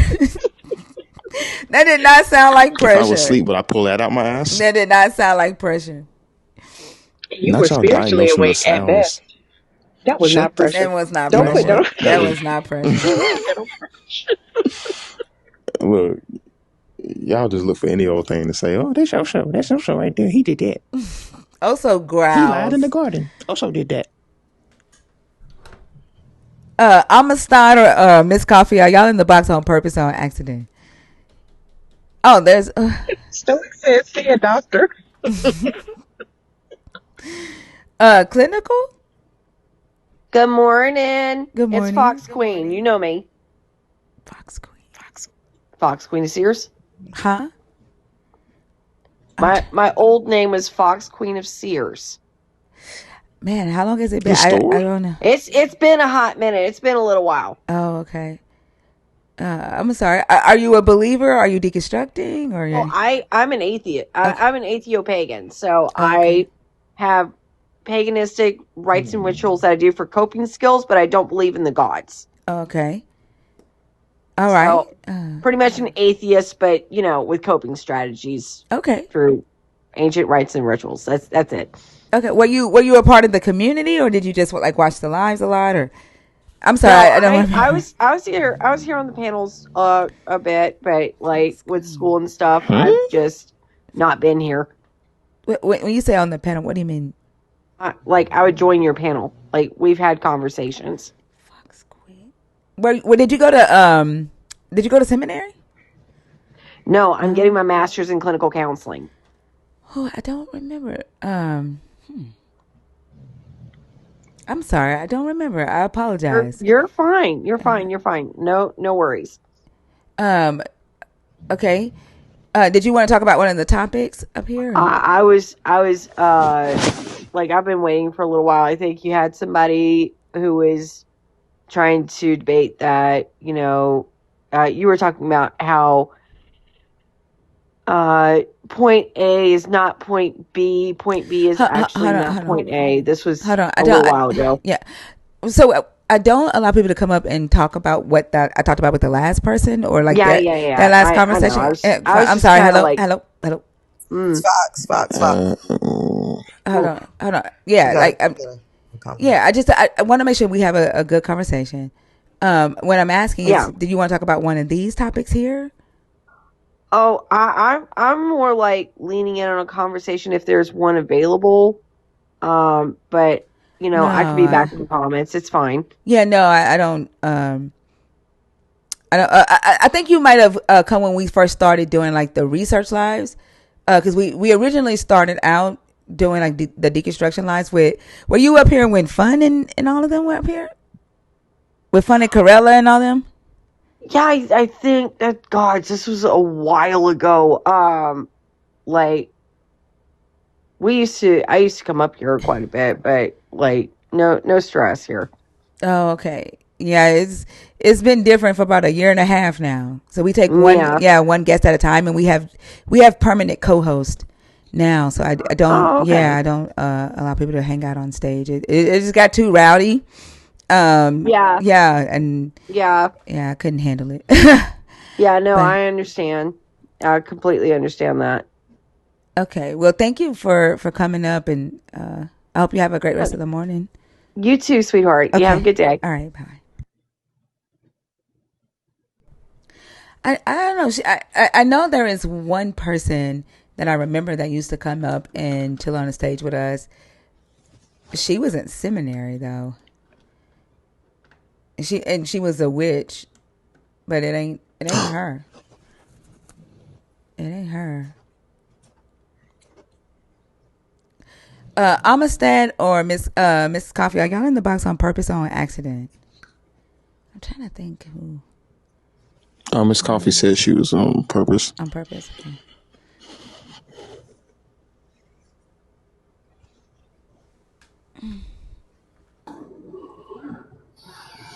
Hey, Mrs. Coffee, how are you? Hey, Thinker, I didn't mean to come up. I'm gonna kick I wrote in the Oso's ass. comments. I'm gonna kick Yeah. your ass, Oso. Whoa, hold I on, wrote it hold in the on. comments that it was an accident. Dang it, also. Oso, why That's why cap. you Hold lie on on, her man. like that? Let me go clear my name because she definitely put. Oh, you know what? She put no accident, not accident. My fault. Also But you full of asked a shit. question. I said, no, I didn't. No, Did she you said come? no accident. No I thought she accident. said not accident. Oh, okay. Okay. Well, thank you. Have a good Y'all have a one, good okay? night. You too. You too.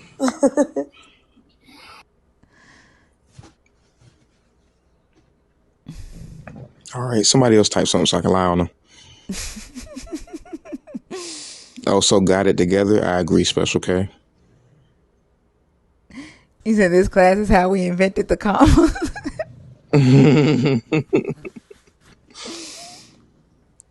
Tonight has been a very weird one. Like they can't get out the gate tonight. Like we can't get into like at least a conversation where we could at least start yelling and arguing at each other. We can't even get out the fucking gate. Okay. Me, you do know my exact height. That's good. Crystal? Crystal. Crystal.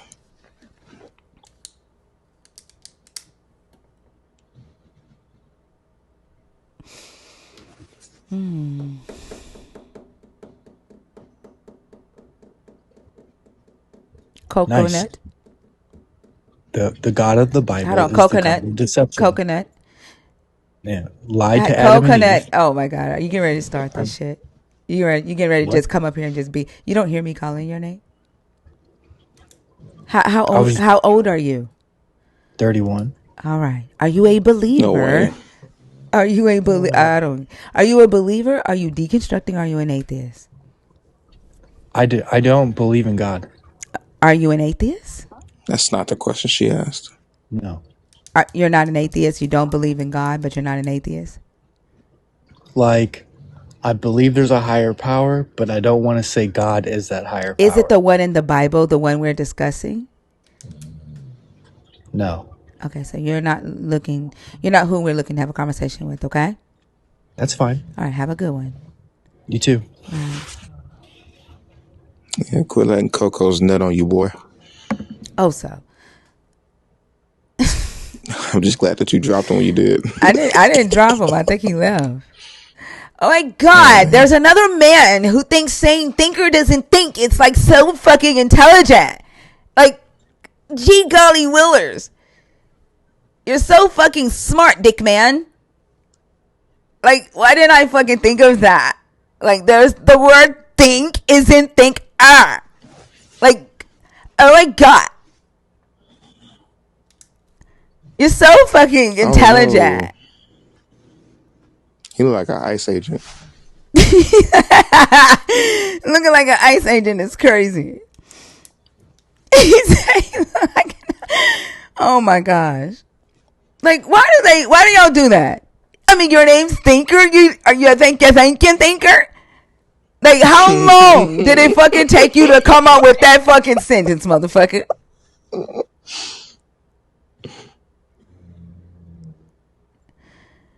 Like, goddamn. I just want to say thank you. Watch yourself.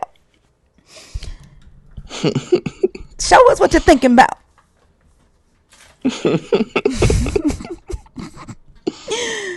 But you know, the crazy thing about it is that his fucking mind wouldn't even be able to think of the shit we just thought of. That's what's so fucking crazy. Damn.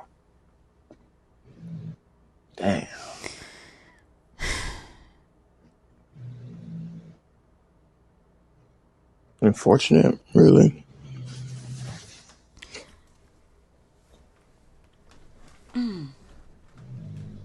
Oh my goodness. Shut up. Bring musically. I So started dumbass. I started working on Adam Got a Baby yesterday. I'm still writing it though. Like Brenda's got a baby? Yeah. I love that. I started writing it yesterday before I went to sleep. Wow. That's really good. Adam got a baby. And then the chorus is gonna be I will my baby, baby, baby, baby, baby.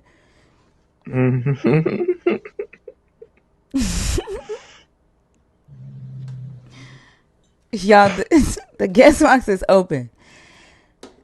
Come and show Thinker how to think. I guess, motherfuckers. I don't know. Y'all asses are here. You're here. Instead of typing That's interesting. dumbass shit in the chat, I don't know. I think their ego, like, they love their ego more than they love their God. I think because they can't think. Like they you know how we asked them if they would sacrifice their child if the God told them to, and they be like, in a minute. They won't sacrifice their ego. No. They'll sacrifice that damn kid, but they won't sacrifice their ego. Not for this God. It's like that one guy, which completely blew my shit, but he said that he would sin. He wouldn't sin for Jesus. Like he wouldn't sin if Jesus asked him to, but would also admit that he was sin. That he sins every day because he wants to. It's like, yeah, I don't think about the stuff your child really believe, do you? Wait, what? He said he wouldn't sin if Jesus asked him to, but he sins every day because he wants to? Mm-hmm. Mm-hmm.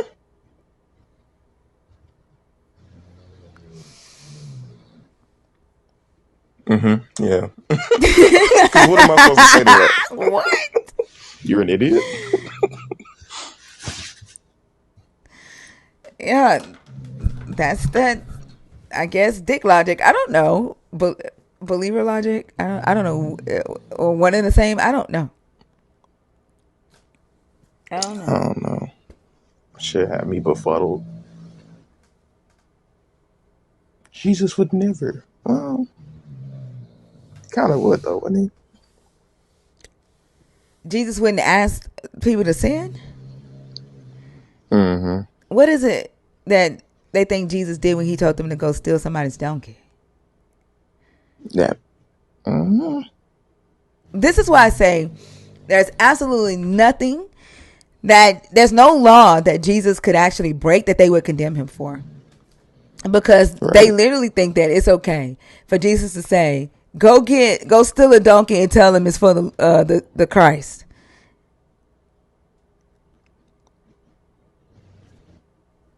He was repaid tenfold. Right. Like Jesus couldn't have broke. There's no law that he could break that these motherfuckers gonna say Jesus broke a law. But their whole thing Right. is he fulfilled the law by following it perfectly. What law would you condemn him of? Not one. Like we had that conversation with that guy. Jesus didn't offer up sacrifices. He didn't have to. He was God. Mhm. Okay. And That's then the law, though, right? So, yeah. right. Then I asked, if Jesus killed somebody, would you condemn him? He's God. He would have a justification. So how did he fulfill the law? If he can change it and he can violate it and be justified automatically because he's God, how is he fulfilling his law? That doesn't make any fucking sense.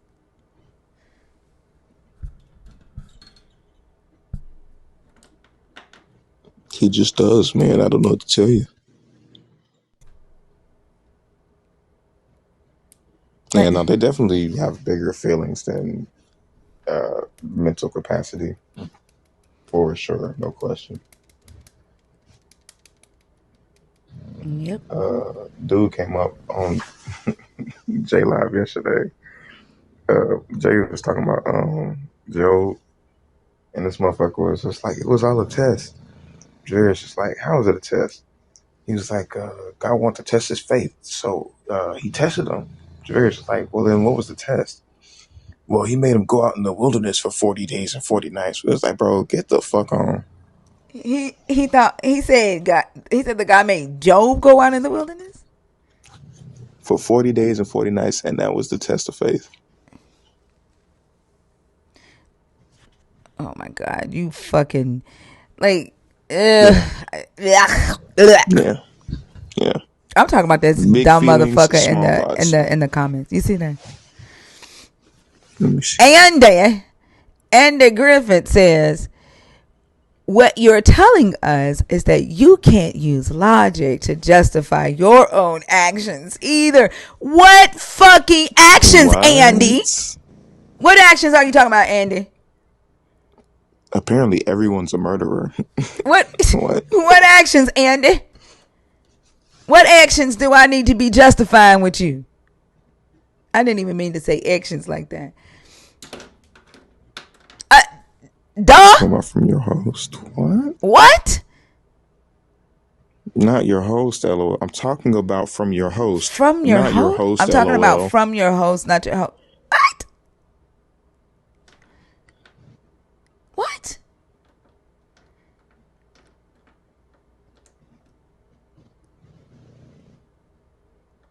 Were you agreeing with us, Andy?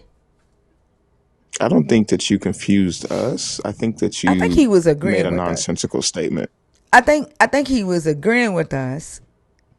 Okay, he was agreeing with us, and he didn't put it in quotation marks, or he didn't tag the person. Well, Andy, I apologize. I apologize. I said I apologize. I ain't say also apologize. I apologize No, I'm because trying to piece it. I'm trying to figure out how that makes sense in that from that perspective. I guess he was talking about when I was saying that Jesus didn't fulfill the law. Like there's no law that Jesus would have violated that they would condemn him for. They're gonna find a justification for it. So Okay, so from the host perspective, not to the host. yeah. Okay. Yeah. So I apologize. From Yes, she definitely does. I can't speak for Oso ass. And he won't say it. Oso got some growing to do, y'all. It's all deconstruction. Whoa, hold on. We all I didn't accuse him of nothing deconstructing. though. I didn't accuse him of nothing though. That's the crazy part. I ain't got nothing to You apologize for. co-signed my fucking shenanigans. You did. You Whoa. co-signed Well, my if that's the shenanigans. case, You you telling me did. you can go to jail for being a co-conspirator? Yes. Oh shit. Yep. So I gotta make some phone you should calls. apologize for co-signing that bullshit. On behalf of me, Fee, Selena, and Lala, so glad to have you back. We all apologize. No, Lala and them didn't say shit. This what believers be doing. Bringing everybody in they bullshit. Lala didn't say shit. Selena didn't say shit. And neither did Fee. That was me and Yeah, we you. all come to you humbly and apologize. Just all of us, Can't go for to the cross by your damn self. Dragging everybody else fucking with your ass. It's crazy. real. I sinned 3 days ago. We all got to get baptized.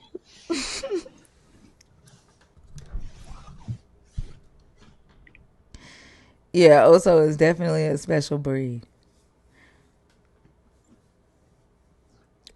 Y'all, the Yeah. guest box is open.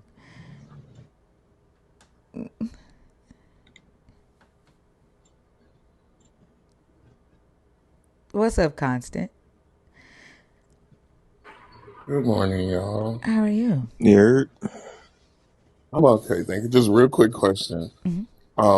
Did does scripture support the idea that Jesus had the authority to change the law? Because I keep getting hit with Mm-mm. that. The word was with him, and yada yada yada. No, the law is supposed to be forever. Like what he gave to Moses is supposed to be forever. There isn't anything in the Hebrew scriptures that said he had the authority to change it. That's what I thought, but Christians keep hitting me with, but the word was with him, and he was the word.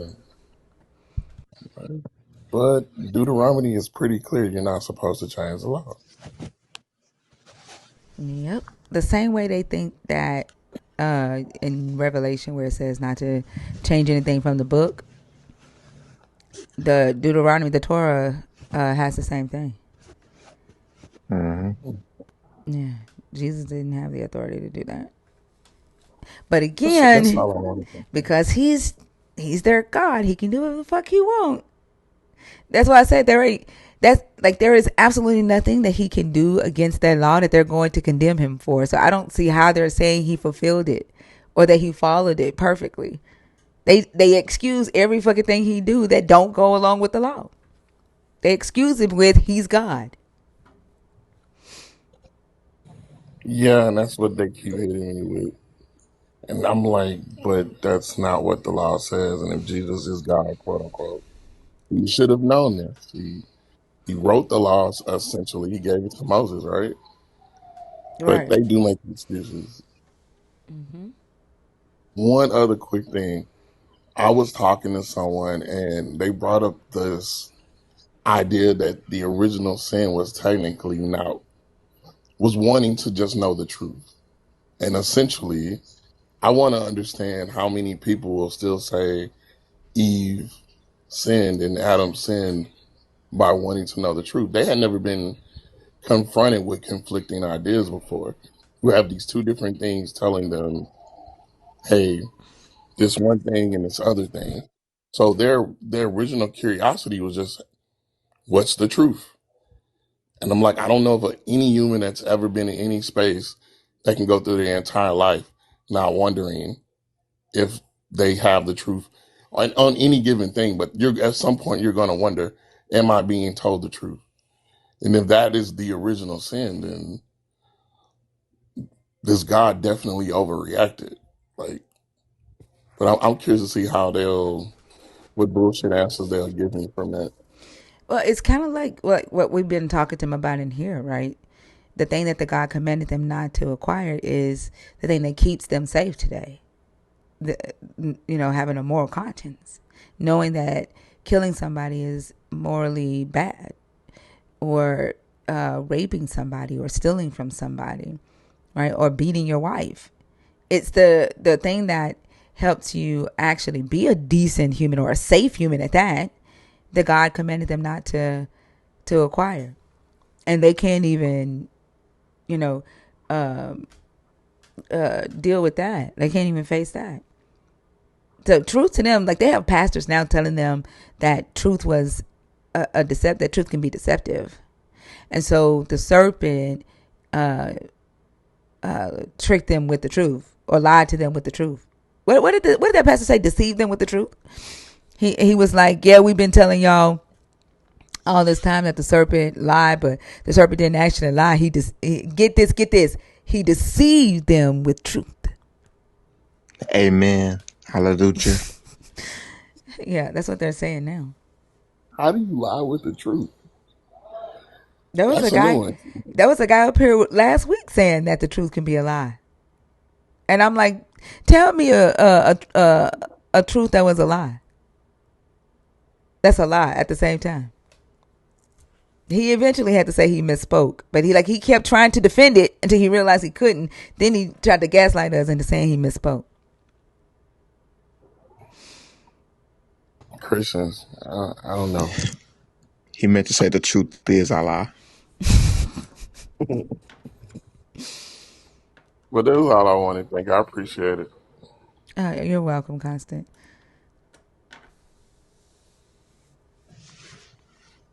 Mighty Morals, no, there's no law that says lying is a sin in your God's law.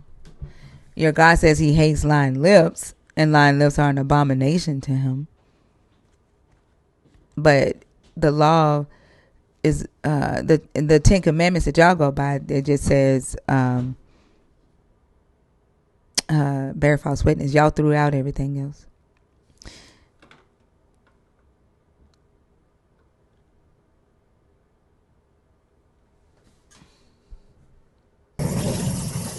Oh, okay. All right, Mighty Moral. Sorry, I thought you was a believer. Rochelle? Okay. I think they're in the fucking bathroom. Bearing false witness is not like it's slandering. Bearing false witness is slandering someone in a political setting. It does not cover lying. I got to be very specific with y'all because y'all will say shit like that. Bears false witness is lying. There is no law in the Ten Commandments that says thou shalt not lie. The law in the Ten Commandments says do not bear false witness. That means don't lie on someone else and say you saw something that you did not see. That is not that doesn't mean don't lie at all.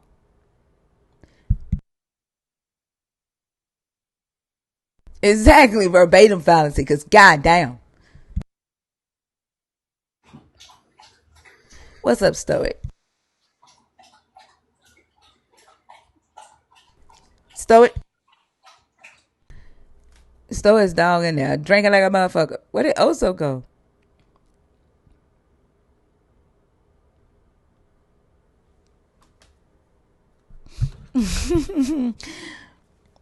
All right, y'all. It is 728 people in here. Another 90 on YouTube. That is almost 900 people listening to or watching this live at 5:30 in the morning, Central Standard Time. And the guest box is empty. That is almost 1,000 people in this room. We should have conversations. Don't be scared. As long as you are respectful, right? I'm respectful. If you're respectful. But I'm just going to tell you, if you go to Ratchetville, I'm going to take a first class ticket with you to Ratchetville. We don't have to. We don't have to. If you keep it respectful, I'll keep it respectful. No problem. Okay? And you don't have to know everything.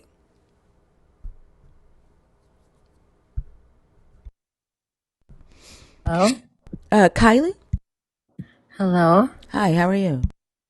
I'm good. How are you? I'm good. How old are you? I'm 20. Oh my God, I thought I was in a dream for a second.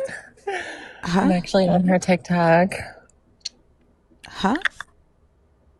Oh, girl, I thought I was in a dream. I can't believe I'm on this panel. Where are y'all coming from tonight? Where are y'all coming from? No, I'm being so serious. Like, girl, Yeah. I'm filled with joy. There is no fucking way, motherfucker. There is no fucking way. No, no, no, Where no, are no, y'all? no. Ain't no fucking way that you watched this live so much that you so called fangirling out and you fucking called me girl. There is no fucking way. Where are y'all coming from? What? Where are y'all coming from tonight? You and your little Wait, friends. Where the can I fuck? answer the No, crumb? where the fuck are y'all coming from tonight? No, I swear, we're not. I can't tell you. I can't disclose that. Like Somebody, y'all little dumbass boyfriends are sending y'all in here, and y'all are just fucking doing it. Like why? I, I don't know. I'm just trying to advocate for the trans community. Girl, get off my page. Like y'all troll too fucking much. No, please, I have Tourette's. Don't do this to me. No, no. Okay, I love you. Fuck you too. Y'all little weak ass men keep sending your little girlfriends in here. Like first off, at least find some intelligent ones. And then if y'all are going to pretend to be girls, at least fucking up your fucking intelligence because women are fucking smart.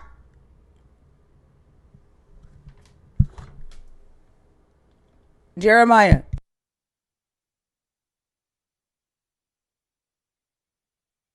Yeah, hello. Hi, how are you? Good morning. Hi, how are you? I'm good, thank you. And you? I'm doing good. How old are you? Good. How old are you? 38. Okay, am I on your Bluetooth? Am I on your Bluetooth? I think I'm on my car hands-free. Yeah, I think maybe I could take that off. Okay. Does it sound better now? Let's see. Yep, that's better. Thank you. Are you a believer, deconstructing, or an atheist? I'm a believer. Okay. There are two topics on the post. They're in red. The topics are in red. Okay. What you see in black, where it says points, those are not topics. Okay. Those are the reasons I think what I think about the God for topic 1. You can address those reasons after you address the main topic, okay? Topic 2 is not about whether the God lied. If you want to talk about whether the God lied, you need to pick topic 1. The focus of topic 2 is the God's motivation for not wanting them to eat from that tree. Was it for protection or control? That's what the focus of topic 2 is, okay? Okay. All right, which topic do you want to discuss? And I'll let you start off with Fee. Wait, Fee, are you available? One second. Fee, are you there? I'm here. Can you guys hear me? Yeah. Okay. Go ahead and pick a topic, and I'll let you start off with Fee. Okay, so I think the second one, the first and the second one, is kind of intertwined, if I'm right. They're not. That's why I just Okay. explained them to you. They're not. So maybe I was a bit okay. So maybe the second one, the god of deception. The God of Deception is the first one. Do you see something above the God of Deception? Yeah. So the god of the Bible is the god That's of one deception. Yes. sentence. Oh, sorry. Okay. Uh, yeah. Sorry. I wasn't really looking. Okay. Yeah. So that's the first one, not the second one. That's the first one. Yeah, the second one at the bottom is did God lie to Adam and Eve to protect them or to control them? Good morning, Dr. B. That's so valid. Dr. B also spoke Paleo So Hebrew. Damn. I I hope you missed got it that. recorded. Damn. I need I it. missed it too, Dr. B. Also, do it one time. Run it one time for him. I'm not really like a little vending machine. You stick a coin in and get something out, but make it essential for y'all. Skibulo haishwa home he na na kwe hela mosh nyeke hopla. That's some damn good Paleo Hebrew right there. I just want to say thank you for condescending to me because so many people, when I ask them to speak that Paleo Hebrew to me, they say that they won't deign to speak it to someone as lowly as I am that speaks Yiddish. So thank you, Osa. You're welcome. Okay, Jeremiah, which topic you want to do?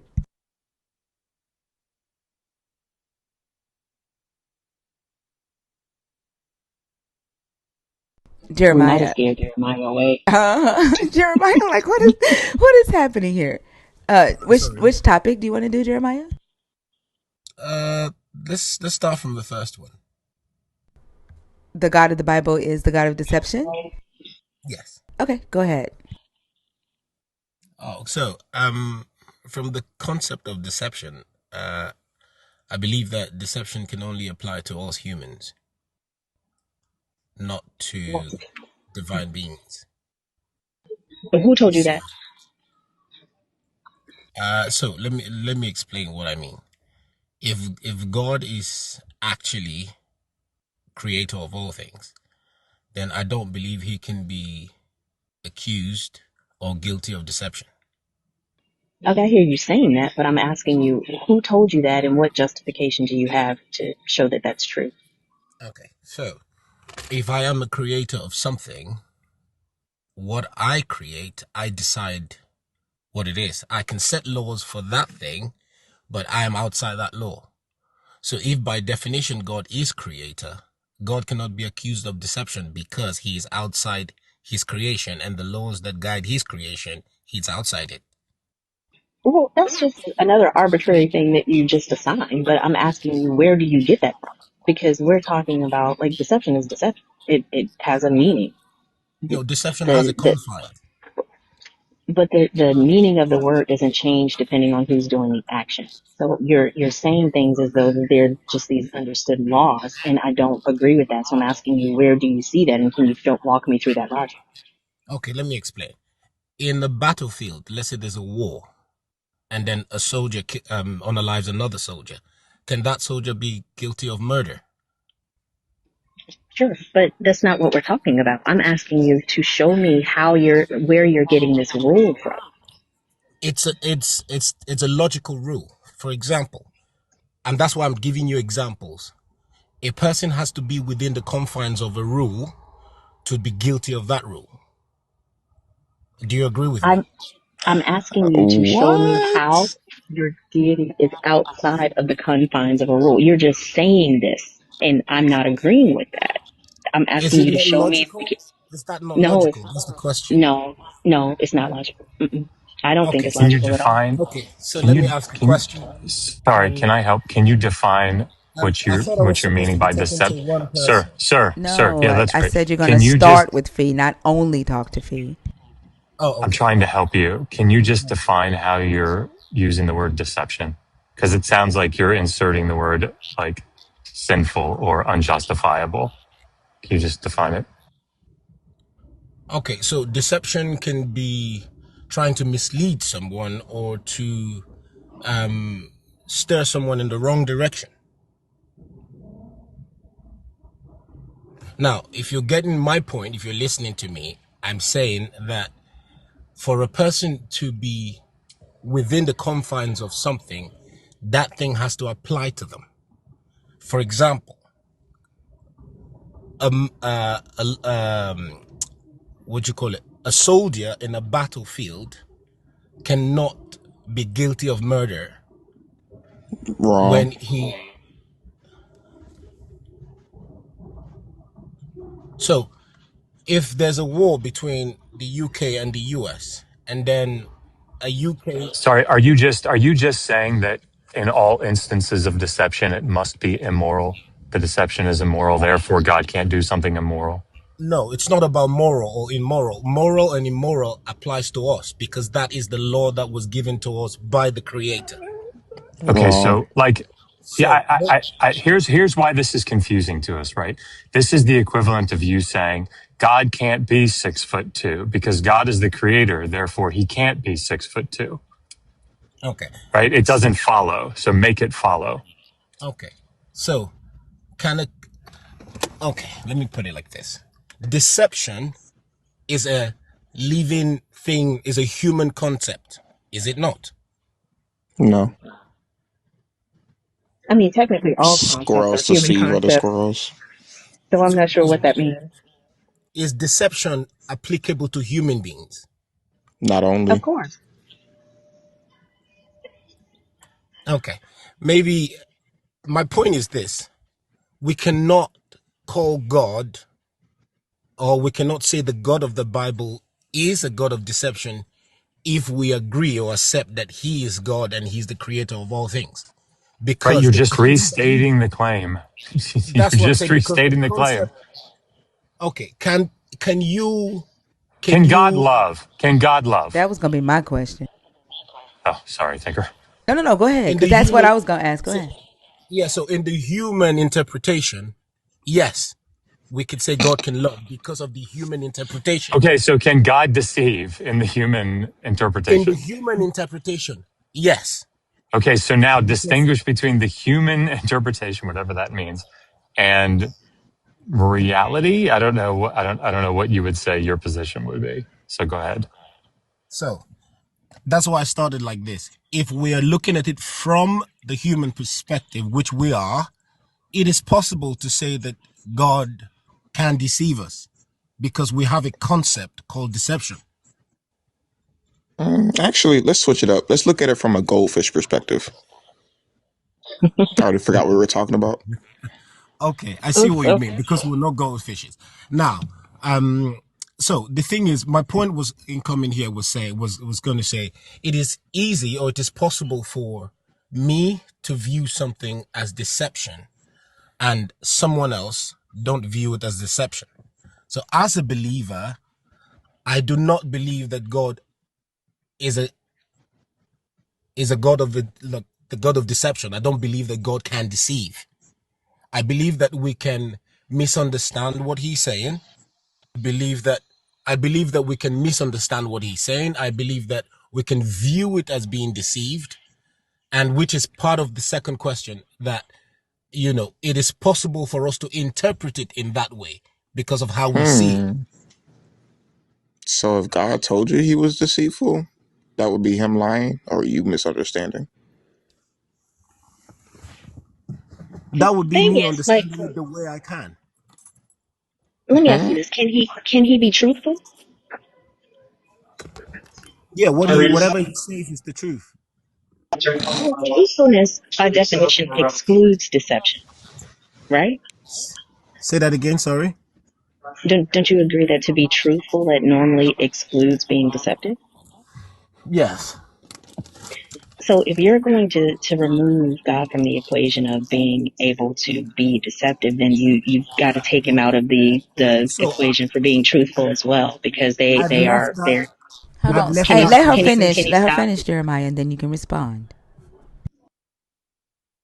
Yeah, I'm at the airport, so if there's background, y'all let me know. But yeah, like if he's declared truthful regardless of the action, then we've pretty much lost the meaning of the word. It becomes empty because you're making this special category or exception and not explaining why that category or exception exists. And to Dr. B's point, if you're going to define it, we know what it means to be deceptive. Then you can't just say, oh, well, it doesn't apply to God, because I believe it doesn't. Like, we're asking you to walk us through that logic. How do you know that? Take us to the book. Explain that. You're just making the claim and not substantiating.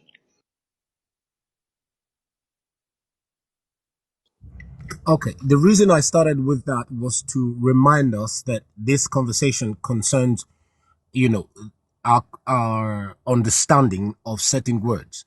So from the word deception, it is possible for us to view what God is saying or is doing as deceptive.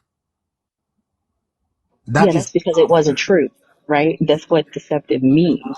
So if we know what deceptive means and we see an action that does not align with what we know to be true, then why are we what is the problem with labeling that act as deceptive when that's exactly what it is? because the concept of truth, we can also say it is still based on individuals. Would you agree with me? I mean, there's certain personal truth. Yeah, I like personally think it's true that ice cream with nuts in it is disgusting. But some people like butter pecan. There are personal truths, but there are also universal truths. Like there are things that we can just agree upon. And you're trying to make a special category where these universal truths don't apply to your deity for whatever reason. I'm just simply asking you, how do you know that to be true? And walk us through the logic that you use to arrive at that conclusion. Okay, so one reason or one basis for something to be deceptive can also be the intention. Now, being a believer and going through scriptures, I haven't seen where God has said anything that was made to mislead us. Well, That's why I'm how would you? saying God is not deceptive in How are you nature. getting access? How are you getting access to God's intention? Through faith in his word and faith in communication with him as a believer that he lives You know, within me. so that's the reason you believe it. My question was, how do you get access to it?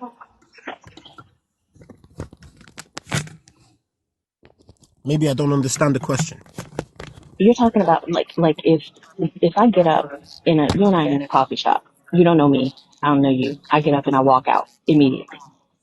You don't know if I'm walking out because I'm late for a meeting. You don't know I'm walking out if I got a text message. You don't know what my intentions were for walking out of that coffee shop unless you ask me my intentions and I can tell you what they were. You are Yes. insinuating God's intentions, and I'm asking you, how did you get access to that information? Okay, so like I said, through his word and through the Holy Spirit. He So, said through faith. yeah, he Yeah, did say through through faith. faith. Yeah. So Yeah, you that means you decide what don't know. you decide what his intentions are. Okay, let me ask a question. Do you have No, faith? no, but can you answer that question? Stick to the one that I'm asking you. So you I decide just what his did. intentions. So are you deciding what his intentions are? No, he decides, and I perceive that. So through Yeah, his how, word, I balance where, things out through his where, word and through the Holy Spirit is the Holy Spirit's impression in me. right? But So you that's why I'm decided. saying it is a me thing, not a general thing. But Because you're talking about. you can see something in scriptures and call it deceptive. But through faith and through understanding of the Bible, I don't call it deception. I know you It's don't. really funny.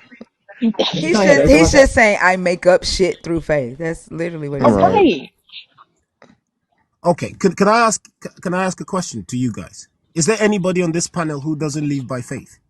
Yeah, Kate, before I, we go down that strange direction, that seems like a non sequitur, can we deal with one of these passages?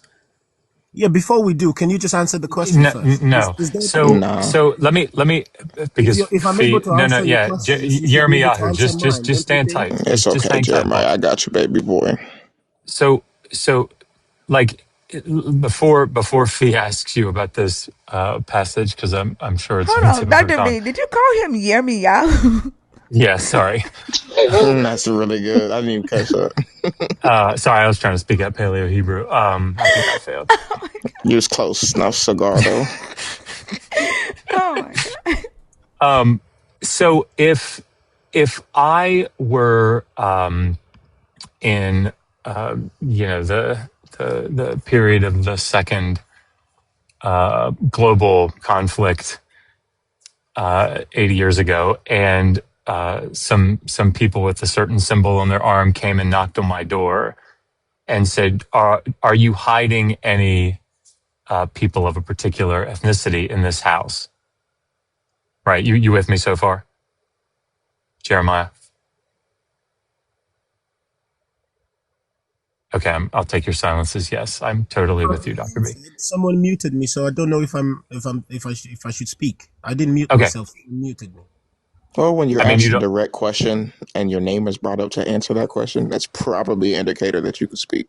Probably. Social cues are tough. So, um, in that instance, if I were to say to my friend, "Hey, tell them we don't have any people of that ethnicity hiding in this house," lie and tell them we don't have any in here because we want to protect them.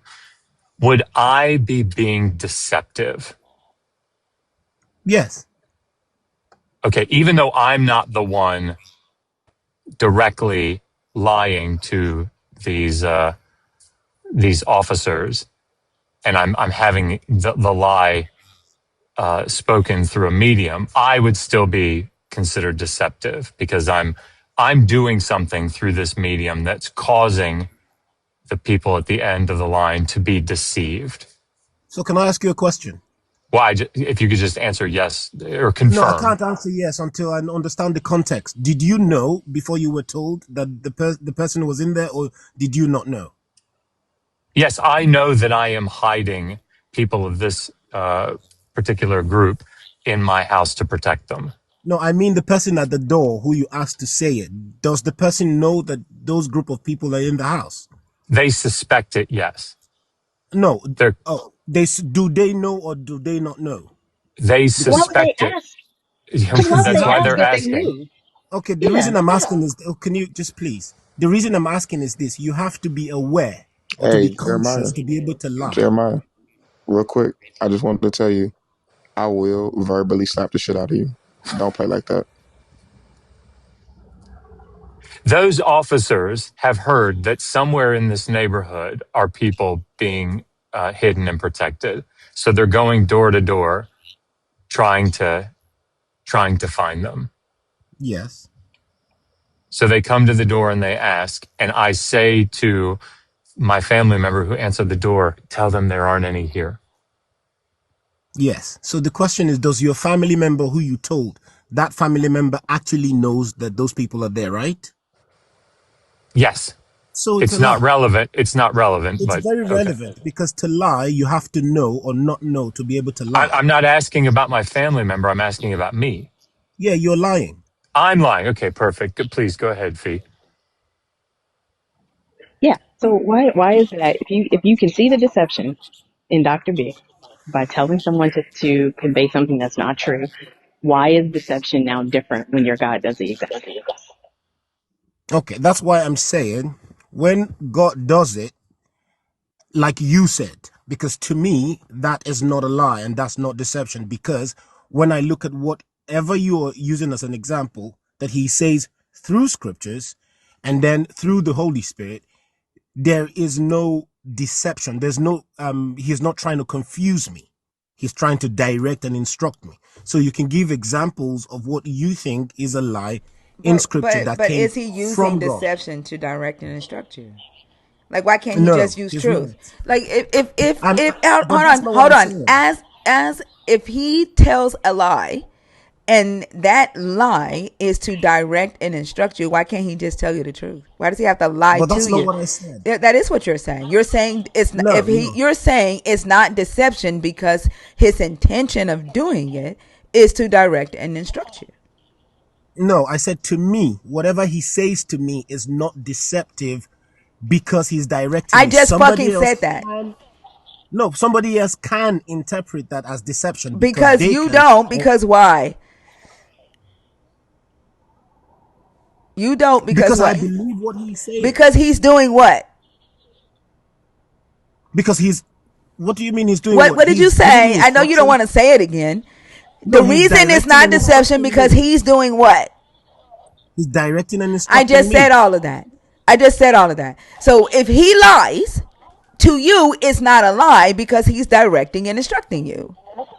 So what are you calling a lie in this If sense? a lie is a lie, what the hell do you mean? What am I calling a lie? If So your God lies, if your God outright lies, then to you, he is not lying. It's not deception because it is to direct and instruct you. let's not do ifs. Let's do Sure, your direct God lied instruction. and said that he was going to give Ahab the victory. Your God lied. Your God sent lying spirits to the prophets of Ahab to have them lie and say that he was going to help Ahab fight the Ammonites at Ramoth Gilead.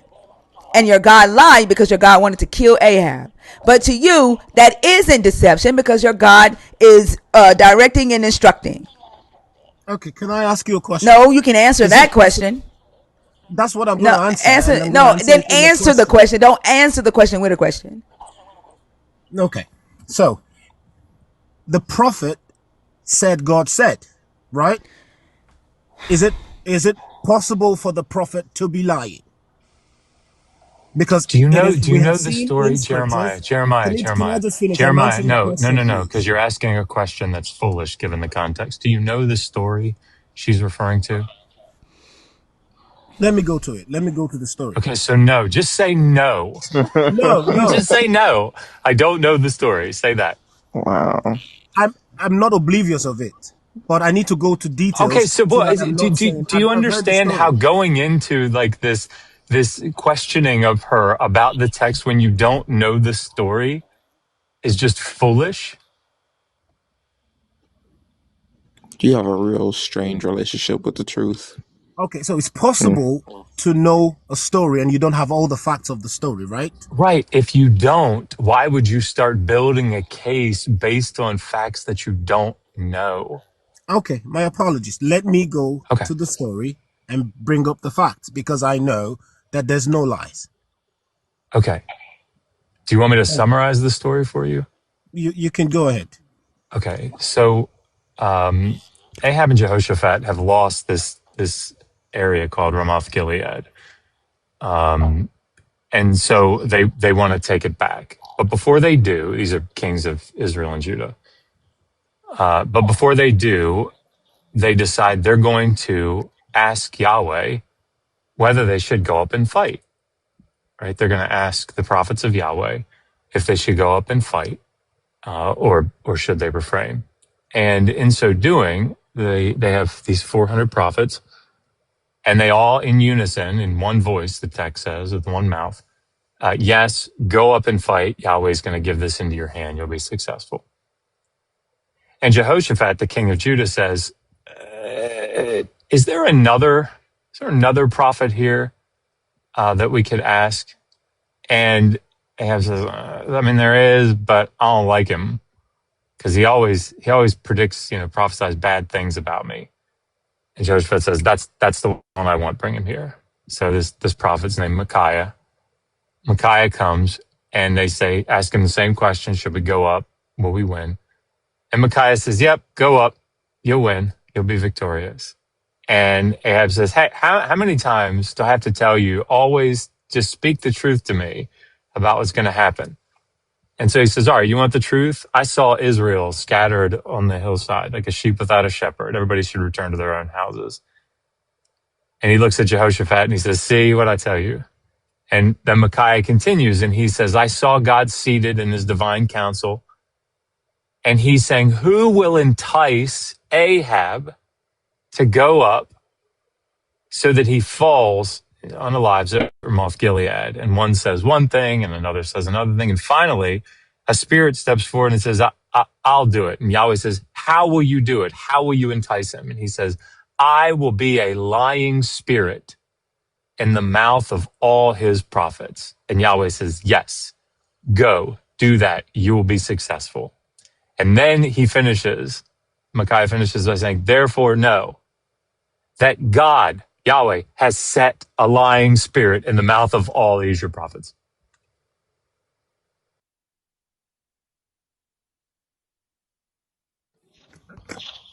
So did God lie from that story you just gave? That's a question for you. No. So what's the symmetry breaker between, this is the reason, by the way, that I asked you my question before we got into this story, because every apologist does what you're doing. That's why I wanted you to set the precedent that, yes, I would be responsible for lying, even if I were not the one that directly said the lie to the final person in the chain. Even if I just commissioned the lie, I would still be a liar, right? Well, Now you're that's saying that's not the okay. case. So can Can you I tell me the respond? symmetry No, no, breaker? no. Yeah, Can I please. respond? That's why it's good to understand the symmetry of a story. Now, from the story that you gave about you and the people you're trying to save, you told the person what to say. Now, in the story that you just gave about Ahab, God asked the question, who can entice, not deceive, Do you know what not entice means? who can attract, who It can means bring to, them in. it, To it entice means somebody to, yeah, doesn't mean the to word, lie. You can yeah, entice the somebody word, without the, lying. the word, the word patah there in the PL, it means to like coax somebody to do something, generally speaking, that's wrong.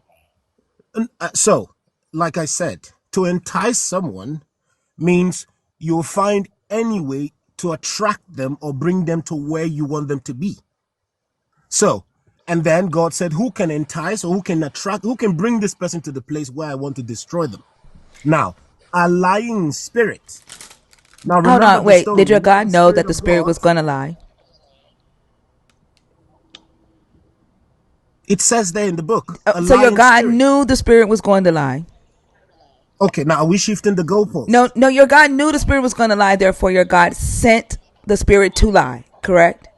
No. Did your God know that the spirit was going to Thinker. lie? Did your God know the spirit was Yes, going to? And then did your God say, yes. "Go and you will succeed"? So the thing is this, Answer the right? question. Did your God Whatever. say, "Go and you will succeed"? Oh, let's say he said that. No, he Yes. did say that. He did. Okay. Yes, he said. Okay, Yeah, so that's what your I'm saying. God Yes, he knew said the that. spirit was going to lie. Yes. Okay, so your God lied. No. Okay, So can I so ask? let me Wait. no no no Can I just Jeremiah respond to Jeremiah that quickly, Jeremiah please? Jeremiah, I'm going to take Please this let me back. quickly Let no respond no to no that, and then I'll Jeremiah listen to Jeremiah, you. because you're being deceptive here yourself. So look, let's go back to my first analogy, right? Let's say that these officers come to the door and I'm sitting there with my family and I say, "Look, we cannot let these officers take them. We've got to do something. What should we fight? What should we do?" And one of my family members comes to me and says, "No, we won't win. Let's not fight. Look, let's lie to them." And I say, "Yes, that's a good idea. Go lie to them." Am I a liar? You haven't lied. No, you So haven't I'm not stopped being someone from deceptive. lying. I'm not No, being hold on. Can I deceptive. finish? Can I So finish? to The you, just both to be of you clear, have to said you, something, yeah, and you're not Jeremiah, letting me to you, you're respond. being disingenuous. So Okay. to you, if the president of the United States says, Make it his yeah, wife. oh, sorry, yeah, go ahead, please. Sorry, thank you. That's a better one. Go ahead. Yeah, because I just want to know, like, if your wife was about to, like, go out with somebody that you don't know, and you're calling her phone and she isn't answering, and her friend, she knows that you're gonna call her friend, and she says, "I don't know what to tell him. I don't know what to do, but I really want to go out with this dude." And your friend says, "I'll tell him a lie, girl. Go have fun." And she goes, "Yes." And then her friend lies to you. Was your wife deceptive?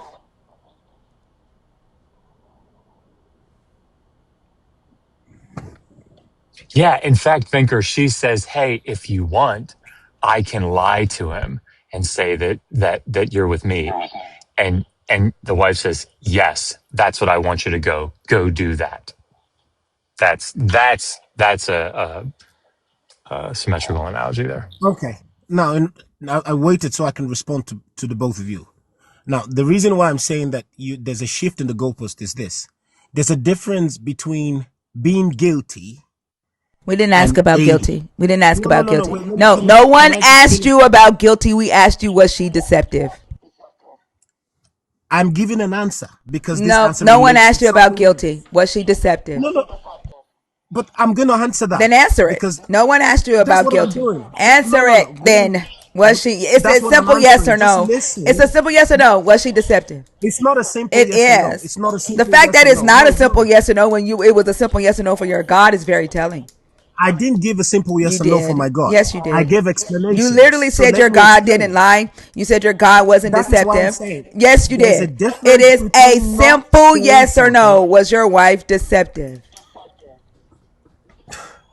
Can I explain the You answer? after you answer the fucking question. No, you can't. And It is what the it was she explanation that gives deceptive? you the Yes, you answer. say yes she was or no she wasn't, then explain it. It God is the damn. no. It is the explanation that I will make you don't answer understand the if she fucking was or question, not. yes or no. That's what I'm doing. No the fuck you're You can't not. tell me to answer Yeah, the way you yes want. the fuck I can. Okay. Well, then that would not be genuine It because is it's very my answer. genuine. Your motherfucking ass just want us to let you gaslight the fuck out of us. Answer the No, fucking question. It's yes or it's my it's answer. either yes she is, and here's why, or no she's not, and here's why. Answer the question. Can I give Is she the deceptive? explanation first? Is she The deceptive? explanation will Is she give the answer. deceptive? Yes or no? It's not that fucking hard. Yeah, it's just yes or no, then the explanation, as has been stated 40 times. There is no way around it, Jeremiah. You will not be able to flounder your way around that. Yes or no, then lie. And I think I can give you an example. I think she Okay, would be so let me deceptive respond because to she that. was aware. Hang on a second, Jeremiah. Because she was aware of the fact that her friend is now going to tell you information that she knows is not true. There's no way to absolve her of being deceptive in that scenario. That's an answer and an explanation. Can you do the same thing?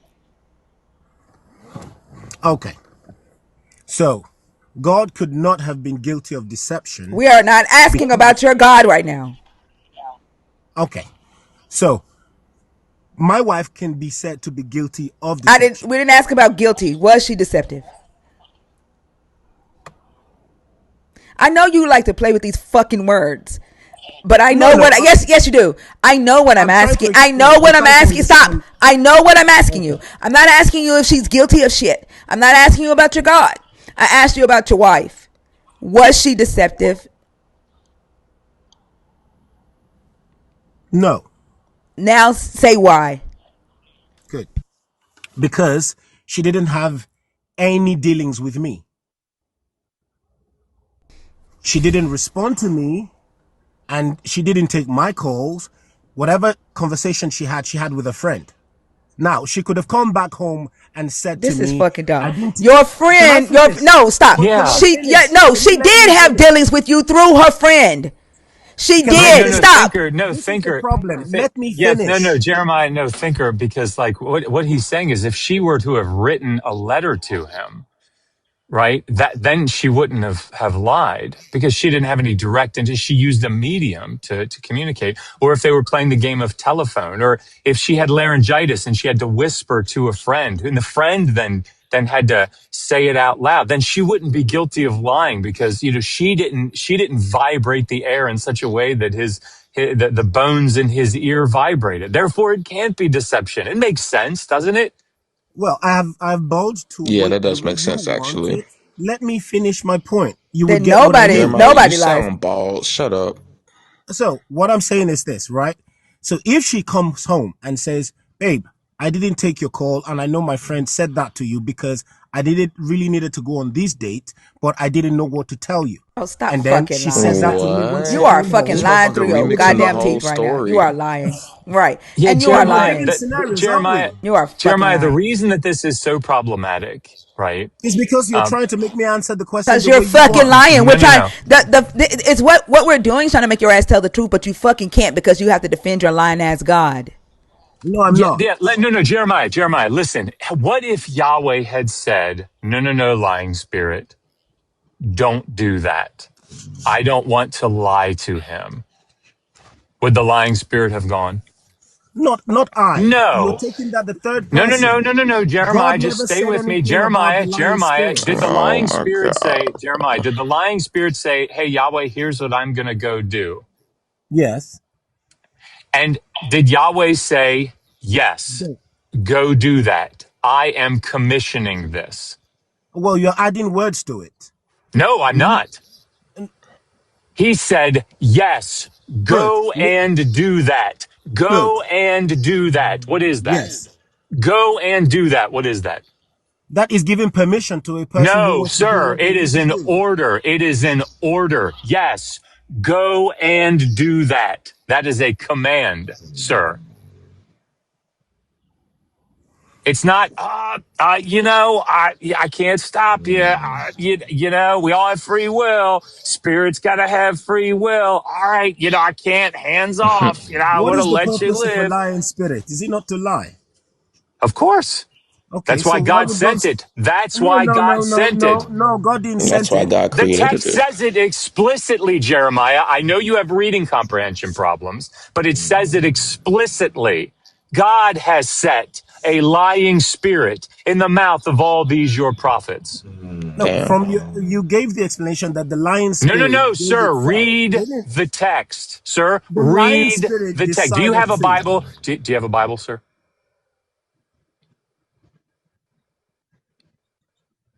The answer is yes. Go pull it up. I'm going from what you said. The lying Yeah, yeah. Go spirit. No, go no, no. read it. Don't Go read don't it. rely on me, No, no, good you sir. gave it. Yeah, don't rely on. Yeah, I mean, go read I'm it. right, right.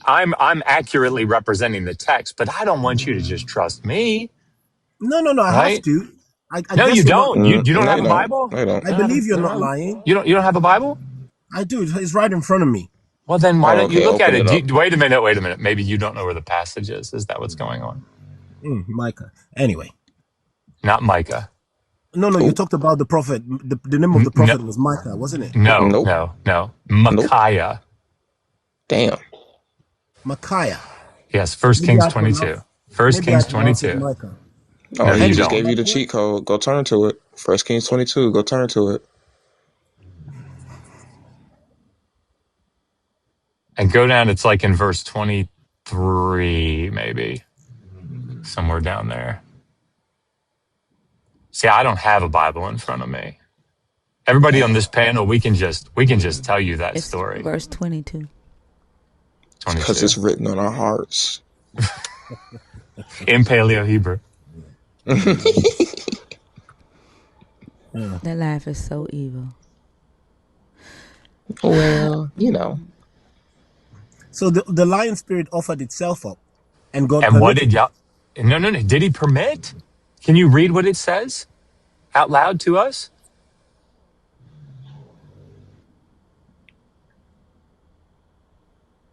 Hmm. Jeremiah. I'm Can here. you I'm here. read I'm it? trying to go Can, to can, First can, King. can you read? First Can you King. read it out loud to us? First King what?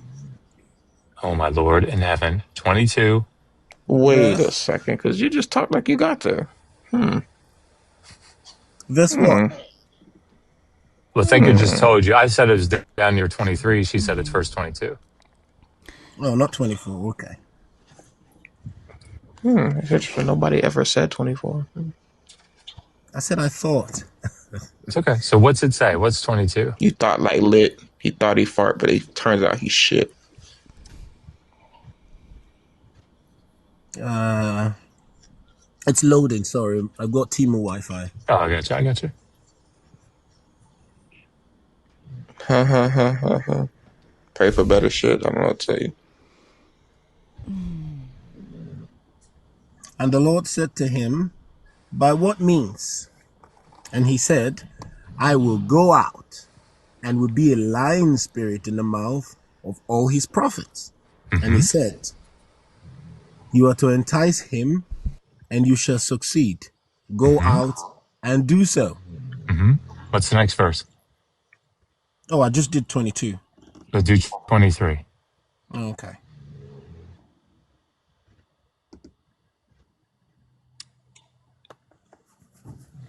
You mean to So tell it's me he looked at only the 22nd verse? yeah, I read You just don't the have the 20. chapter in front of you? Yeah, you don't have the chapter in No, front of you? it's in my phone, so I'm not reading the entire thing. Yeah, I really don't like this book. He said I'm not going to read no more verses than absolutely necessary. Okay. So, verse 23. Therefore, look. Now, this is so. Anyway, let me not say that. Therefore, look. The Lord has put a lying spirit in the mouth of all these prophets of yours, and the Lord has declared disaster against you. So what has the Lord done? Put a lying spirit. Is that active or passive? Sounds active. It's active. Yahweh's the agent, right? What's the Okay. direct So, object? okay, hold on. No, Now, because I that's feel like this is where we are. We have to like yeah. break That's where we're down the going. syntax. But So it's what's the good. direct Yeah. object? Hey, Yahweh's the Yeah. agent, right? Of the Yes. active verb and the transitive verb Good. set, right? Yes. What's the Yeah. agent? What is it that he has? I mean, what is the object? What is it that he has set? The lion spirit. Perfect. Good. Did he just So, call God trans? what I'm explaining to you is this: the previous verse gives us context, right? Yeah. So, the lying spirit offered to lie. Now, Yep. what you guys are accusing God of is not stopping it. No, no, Dr. no. B, That's not what we're Hmm? doing. Dr. That's B, what it Please. is. Dr. B, Yazat, the Zay, Zava said Cain, that is in the hitful. If it's, is it not? The, for to go? For to go? Uh, Pronounce it. Pronounce it one more time for me. Zay? Yaza for Yaza? Yes, uh, It's so, Sadi Aleph. oh, yes, go. Sorry. Yeah. Go, like, yeah, go out. That's right. And it's in the Yeah. Hiffle. I'd have to, Yeah, let me swipe out for a second and look at it. Hang some things translate over to the paleo, but you're right. Yeah, I'm so glad Oso is here to clear this up for us. absolutely.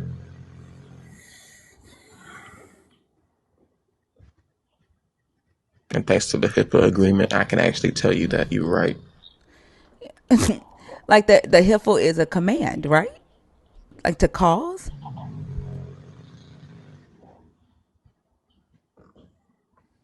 on. So that it's just an imperative there to Oh, say. okay. So say and then us say. So go and do thus. So it's a So this is command. that's right. It's an imperative. And this, like Jeremiah, this is why we struggle with people that make these kinds of arguments, because they feel really disingenuous. Yeah. What is the scene that's being described here? Is this like a bunch of friends like hanging out, right? And they're like, man, that Ahab, such a jerk. And this lying spirit goes, you know what I'm going to do? Fuck it. I'm going to go out here and I'm going to lie. So he goes up here and dies. And Yahweh's like, all right, live your best life. I didn't tell you to do that shit. Is that what's going on here? No. No. This is a divine counsel where Yahweh wants Ahab to unalive, right? Yes. Yes. And he is saying, I want to entice him to go up so that he unalives. How should we do that? What Yes. are your suggestions?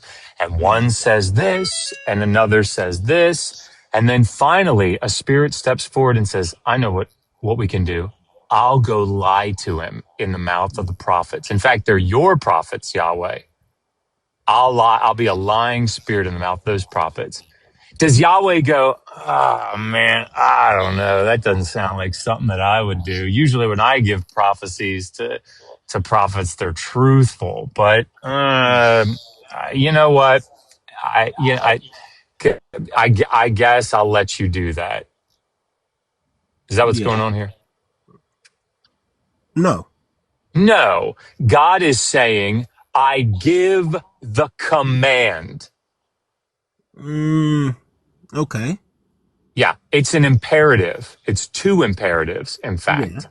He Yeah. says, go, do thusly.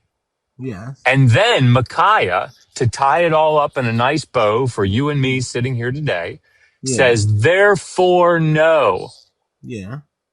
that Yahweh Yeah. has set, not that some spirit decided they were going to do that. Yahweh took a hands-off approach because of his permissive will. Like, miss me with all that shit. Yahweh has set a lying spirit in the mouth of all these your prophets. Yeah. Come on, man. No. No. I'm. Yeah. I'm listening to you. No, no, So. I know you. That So. was more So. of a like, So. Okay. So can I respond? please. Good. So could Yahweh have not set a spirit and just lied by himself? Sure. Why didn't he then? Sorry, you want me to access something that's not in the text? Because the text tells us before, because we're kind of ignoring that a lying spirit who was part of the council, because we're talking about God and not the spirits around God. So for there to be deception and a lie, there was a spirit that had to do that. No, no, that you're importing into the text. No, I'm not. I'm not. Yeah, There's exactly absolutely what it you are. says. So No. wait a minute. So Deuteronomy because 23 God, and no, 24. Jeremiah, you're saying that God could not have lied directly to him. Yes? He doesn't lie. God does not lie. Yes, show me that in the text, that God could not have directly lied to them. Okay. So the text gives us context, right? So God Like is that's a saying, tautology, like that or a truism. That's a truism. Or okay, the text gives us context. Thank you does it? for stating the Good, obvious. good. So, It's what texts do. good. So he's saying God was sat there, like you said, and then there was a council. Yeah. Now, God could have said, you know what, I'm just going to lie to these prophets and I'm going to deceive them so that I can get what I want. However, he asked the question, how can we achieve this? And then a lying spirit Uh huh. gave what he would want to do. And then Well, God what said, he thought Yahweh wanted him to do. Let's be precise. no, no, that's not what he said. He didn't Of say he course it wanted. is. Like that is precisely what's happening here. But hold on, Okay. didn't they give other suggestions and he didn't like the other Yeah. suggestions? Yes. Yeah, Yeah. he could have chosen something other than lying, Well, yes, and he did he it. could Why have. didn't he, Yeah. Jeremiah? Well, I don't know. You Oh, can ask oh, you him. want really? You Yeah. don't know, and we got to Yeah. ask him why he chose something other than lying. But you want us to answer why he didn't just lie himself? No, no, I'm not asking you to answer. I'm telling you, like, I'm putting it before you that he could have, Oh, he could have chosen something other but than he lying. didn't. He could have chosen No, something no, other than lying, but he didn't. no. Yeah, Jeremiah, I'm saying. like this is so weird. Like so what you're saying is that because the king, which is the parallel imagery here, right? Because the king didn't come down off of his throne and do something himself, but instead commanded one of his subjects to do it. That therefore the king is not responsible uh, uh, uh, the one who is ultimately the deceiver. But you're being disingenuous because he did not I'm command. being disingenuous. No, He yeah, did because he did command not it. command Yes, he did. Of course, he commanded it after a directly. person had He offered commanded to it. do it. And he said, No, say. He said, go. He okay. commanded it. From the text we just And, read, the lion spirit he offered commanded itself. it. And he No, he commanded didn't. it. And he commanded it. Yeah, yeah. The only thing you can say, Jeremiah, is that God wasn't clever enough to come up with the idea himself. That's all you can say. Well, because he doesn't lie. But he didn't come up with the idea himself, No, the right? He lion couldn't. spirit He was could. there to Yeah, do his job. the lying spirit had to, or the spirit had to come forth and say, "I will be a lying spirit," and Yahweh to say, "That's a good idea. Good job, Frank. That's a good suggestion. Yes, go do that." Yeah, because that's his job to lie. No, that's not his job. He's just a spirit. It's called a lion spirit. He says, That I I will will be. be a lying spirit. It's Okay. just an entity. It's not like he's Yes. So always a I will liar. I will assume that position of a lion spirit. Yes. Good. And So Yahweh says, no, no, no, don't do that. We don't lie. what do you Right? mean? Yahweh gave He him says, the lying go ahead lips to are do an Can whatever I he wants to abomination do. to me. can I ask Like, no, a let's small let's favor real let's quick? approach. Just real quickly, if anybody could just clip the part of Jeremiah saying, "I will assume that position," and send it to me. I have very devious plans. Oh my Thank you. gosh. Also, what did Yahweh say? What did he say after he told them lying lips were an abomination to him? For us humans, not for No, no. spirits. Are they an abomination to him? Period. He says lying lips are an abomination to me. Not period. A lying lips, what's the other a deceptive tongue or something like that. And the No, hand that shed no, is a no. I'm loss not. of blood. No, he just says lying lips are an abomination to me. So, are lying lips an abomination or not? Do spirits have lips? Can they talk? I Spirits? mean, were they No. talking to your God in this throne room? God is a spirit. Where were they So talking from? that's Their why ass? good, good. Their That's why I'm spiritual saying ass? Where were they talking hold on, from? Peter. Good. No, So no. that's what I'm What were they? saying. No, Jeremiah. What were they talking But from? a person brought that Jeremiah, information to Jeremiah. us. What were they talking from with your God in this throne room? Okay. I'm trying to Answer okay. the Let question. me You let me don't explain. answer questions. The person What, who wrote the Jeremiah? book. tells us that they What were was having a that? What? conversation. How were they having a conversation if they don't have lips? How do spirits communicate with your God? Because they're all spirits. How? Spirits Not are, why. How do they communicate with your God if they don't have lips? How do they communicate? do spirits have a form? How? I don't fucking know. How did they answer the fucking Of question? course, they don't have How then? forms. How the fuck were they talking to your God? Do you only need lips to Answer communicate? the how. I'm asking you how. What was they So you using? can That fucking communicate. spiritual belly button? What were they using? Answer the question. There's no need to shout. Yes, because I gotta ask you questions 5 and 10 times. Answer the question. How were they communicating if not their spiritual lips? The way spirits communicate. I'm not a spirit. How do you know they don't have lips then? What I'm trying to explain is this: the prophet who wrote or whoever How were wrote they this, communicating?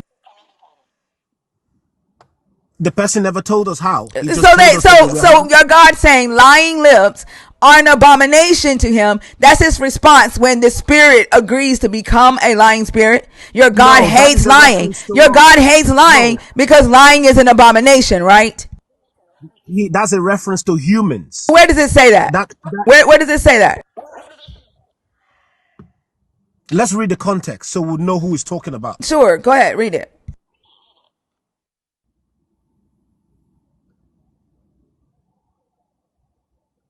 Are you gonna use your lying lips to read? Like what are we waiting on? Are you gonna read it? And I'm while trying to he's looking, find it. Take it easy. hang on a second, Jeremiah. While he's looking for that scripture that doesn't exist, I'm gonna say this, and then I gotta drop because my plane's boarding. But this conversation shows us how the claim that God can't deceive is not about logic. It's not about following a consistent chain of thought. It's about protecting God from criticism. Because when you create this special section that you put God in, then your logic falls apart, and even your book doesn't substantiate the claims that you're trying to make. That was a perfect example for God to say, "Hold up, no lines, no spirit. We don't lie here. Like we are only about truth. So come up with a different solution as opposed to yeah, let's go with this." Like y'all are just so dishonest.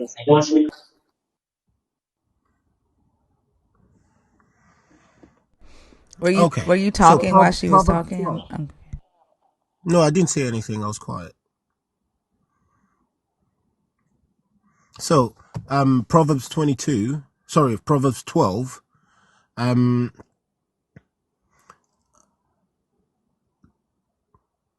I'm not going to read from verse 1, No, just read but verse 22. You said it. Go ahead.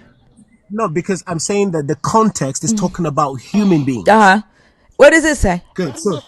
So if you read from verse 1, you see that it's talking about human beings. Yeah, Now, verse what does it say? 22, What does it say? verse 22 said, lying lips are abomination to the Lord, but they that deal truly are his delight. Right. So does your God prioritize truth over lies? Yes, he does. Oh, did he prioritize truth Now, over lies here? no, so what I'm explaining to No, you no, is no, this. no, no, no. So in the It doesn't context, say you can't shit just say about that. God You only can't do that. wants truth from humans. No, It you doesn't can't say steer that. the It does conversation not where say your truly. God only wants truth from humans. It says That's lying why I lips said are an context. abomination to the Lord, but those who act faithfully are his delight. That's what it says. So either your God hates liars, Read. or your God is a liar who lies about hating liars. Okay, but read. That's why I said you cannot just pick that It verse. it If you does read the it does context of it that does verse, it doesn't say except for angels. no, I'm It not saying doesn't it say says this that. is only humans. The context There's shows no that it's talking context. about humans. No, the fuck it doesn't. Come on, No, it come doesn't. on. It doesn't. I don't want to waste our time. It But if you doesn't. read the context, it's It right in front doesn't. of me. It It is doesn't. talking about It humans. what word gives you that? What Okay, word gives you that let's read. context? Oh, just say Let's the read word. Just say the word that gives you the context that this is only for humans. What's the word? the whole No, passage what's gives the you the word that context of gives you what. this context? Okay, look at verse 23. A What's the prudent man. What's the word that gives you the context? The word that gives you the context that this is only referring to humans. The whole passage The gives a context word. because Give me the the passage word. What word? word. It's not words that give Exactly. context. You're making this shit up. It is You're a making it group of up. words. Either your God You said it can make prioritize words that give context. either your God prioritizes truth or he doesn't. Your God is a liar. Your God is a liar. Your God sent It, lying spirits. Your God commanded lying spirits to go. Your God Okay, prioritized lies over his fucking will. And you are a okay, liar too. thank you. Appreciate You're that. Now, welcome. I want to ask you a question. Now, is it possible to get context from one word, or do you Yes. get context from a Yes, group of there is. Yes, words? it is. Okay, absolutely. so Yeah. If somewhere in this verse the word humans and only was there, hell yes, you could get context from that. so can you get context from a passage of a story, Yes, you or can you can. get context Yes, you from one? can. You Yeah. can. But So there's nowhere in this fucking. exactly. First off, this is Proverbs. This isn't a fucking story. This is wisdom writings that they fucking got from Egypt. These are wisdom writings that you all believe your God gave to Solomon. That shit that came from the instructions of a Menapay from Egypt. Okay, I'm not. Okay, I'm not arguing the origin of it, but it's in This isn't a scripture, fucking right? story. It isn't a story. And the fact that you are trying to say that there is context in the story that says that this only applies to humans is a fucking lie. Because it isn't. You could say that, but having read Because this it's passage, true. I can tell. Well, like I say, I wouldn't argue that with you. But from what I've read You in this couldn't. passage, Proverbs 12, it is dealing with human beings and how we behave. It didn't say that your Because God only prioritizes truth with humans.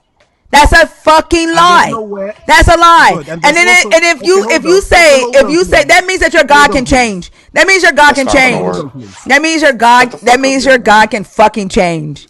That means that whatever your God lies is true. Okay, That's what that can I say means. this? Lies are truth. Whenever your God speaks a lie, it's truth. That's what that means. Like your God cannot be fucking trusted. That's what that means. Well, I thought we're supposed to be having. You're making statements now. Motherfucker, I'm not I arguing literally with you. said your God is the God of deception. Like, why are What? you surprised by me saying that your God is a No, I'm liar? not That your God surprised. can't be I'm trusted? not Like, you surprised. came up here to talk about him being the God of deception. Like, You're why are making you statements surprised now. at You that? came up here based on a That's statement. why I said from Like, the beginning that deception, right? Okay, deception can be person based. What? What can what? I literally, he lied to Adam and Eve. He is the God of deceivers. He can forgive without sacrifice. He created supremacy culture. All of that is there. So you knew what Okay, what I meant when I said he is the God of deception. And if you didn't read this yeah. shit, that's your fault. Because I told you three Well, times that these were the reasons that I thought that. That's your fault. well, he And you didn't lie trying to to Adam and change Eve. what deception means, again, No, he that's didn't your lie to fault. Adam That and Eve. nobody up here No, told you that we were going to accept your brand new definition of what deception no, means. Nobody told okay, you that. you brought the story of Jehoshaphat. If we go to Adam, there's no lies what? there. What? When the fuck did She we start brought talking it. about I Jehoshaphat? didn't. Talking about the Ahab story, the Sorry, lying Ahab. Sorry. spirits. First off, Yeah, she brought Dr. it, B not brought me. that up with the example that he gave you, but No, you brought it up. Dr. B brought it up No, when he he didn't. gave you that fucking example. I knew exactly where Dr. B was going when he gave you that example. Yeah, but you brought the Ahab story, not Dr. B. Oh my Dr. B fucking used god. the What? people. Dr. No, B, Dr. B did used the you not people. hear Dr. B tell you that that's exactly the story that he mimicked his story after, and the reason he gave you that example is because of the Jehoshaphat story that he was setting But you you up? brought the Did you not story. fucking hear He Dr. said B say something that? else. We knew where Dr. Yes. B was going. We knew where Dr. B was going with that fucking story. That's exactly why I said make it a wife. That's exactly why I said make it a wife. Because I knew that you were gonna fucking do the manig jig the moment that it became a woman. I knew because you're gonna prioritize your fucking shit over your God. Y'all always fucking do. Okay. So I'll say this and then I'll leave the rest for you. Because at the end of the day, it is not really easy to have a conversation. Boo-hoo. It's Boo-hoo. not easy It's to Yeah, have not a cry in the easy having conversation. comments, bro. conversations I'm with gonna get people this who phone. lie.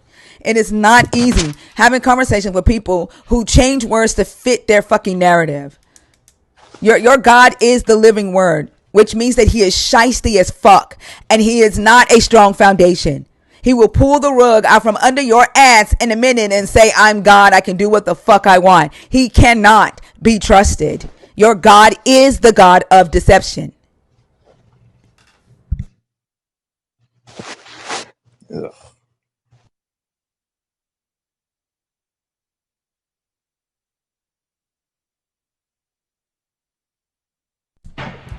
Show me in this book where Satan is doing any of that shit. That's your God. Nisi.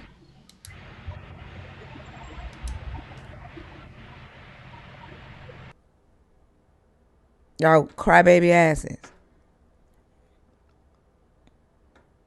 Whoa, you're making statements now. Yeah, I've been doing that. Like, it's so crazy. Like, it shocked him that I said the God was a deceiver. That's literally the topic he chose. And then, like, he's been up here fucking slipping and sliding on words since he got on stage trying to redefine shit and mad that we won't accept his new definition of words. Like, that's gaslighting and manipulation. You aren't even engaging in this truthfully. And then to sit up here and say, like, I don't even think he even realized him saying that this God saying that he despises lying lips only applies to humans. That means that you are saying your God is okay with spirits lying. And if your God is okay with spirits lying, then your God is a fucking deceiver. Because he's requiring shit of you that he doesn't even require of his heavenly host. It's a fucking deceiver, motherfucker. And then he got your ass. His literal counsel. Exactly. Then he got your ass here on fucking TikTok defending that bullshit. Why is it showing Rhea's face in the request but Ted Washington? Like when I click on Rhea's face, it shows Ted Washington. I don't know. I was gonna pull her up, but I saw that same thing. Unless Rita, Me are too. you Ted? Ted, are you in the request box on purpose or on accident? Y'all can't help but to lie for your God.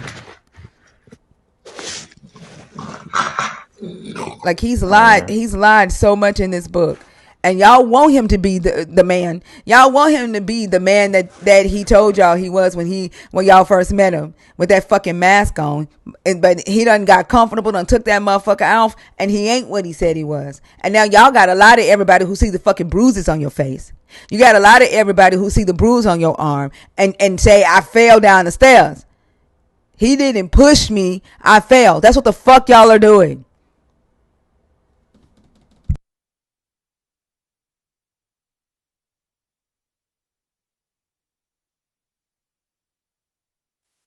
How are you, my friend?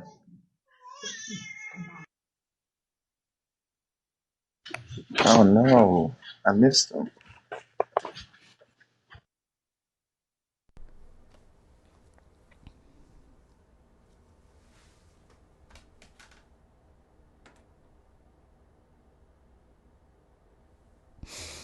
Safe travels, Fee. What's up, Yeah, Dudette? safe travels. Damn, I missed her. Fee. I missed everything. I told you all night them little young dumb fucks been sending their girlfriends in here all fucking night.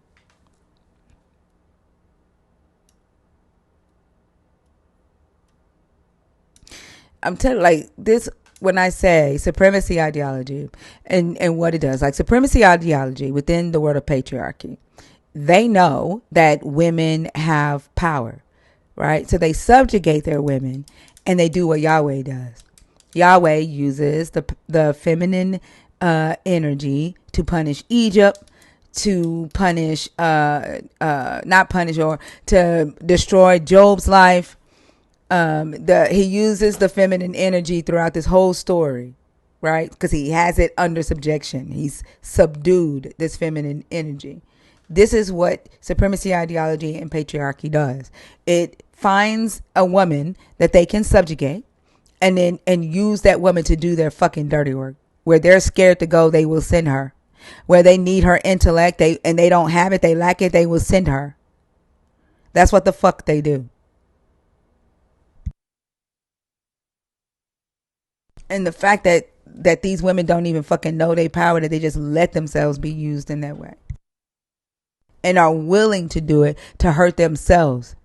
That's the crazy fucking thing. For some dick. But that's the only reason y'all could be doing it, is for a fucking nut, and then for somebody to look at you and think that, oh, she or he got a man, and therefore that's where you find your fucking value, that you are willing to be used by a dumb fuck.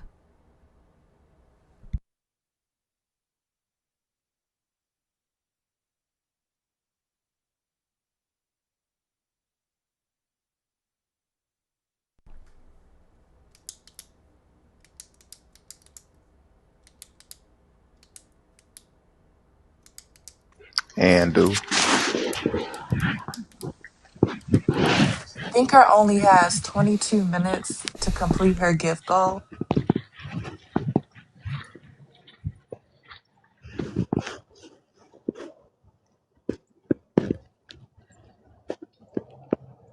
A lot of women are suffering from internalized misogyny. They will vote against their own interests for some dick, or proximity to power. They will turn on their friends for some dick. They'll turn on their sister for their low self-esteem, because they feel like without a man they have no fucking value, and they want to be looked at a certain way in society, so they will fuck their own people up for a fucking man. And the crazy thing is that a man ain't doing that same thing for you. It could be a fucking strange ass motherfucker. That man is going to protect the fucking ego, the masculinity of another man over your ass. It don't matter how many times that man has used your fucking power. He will always side with the fucking man.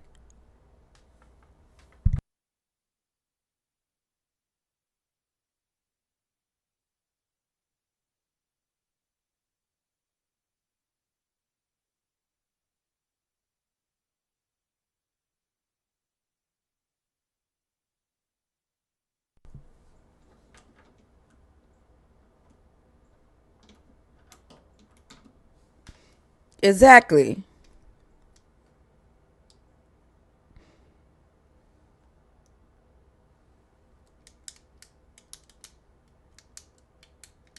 Oh, damn. I'm sorry to hear that, Black Butterfly. She said, my niece was a pick me, and her baby daddy put her in the grave on March 7, 2017. Yeah, I'm sorry to hear that. Sorry to hear that. That's tough.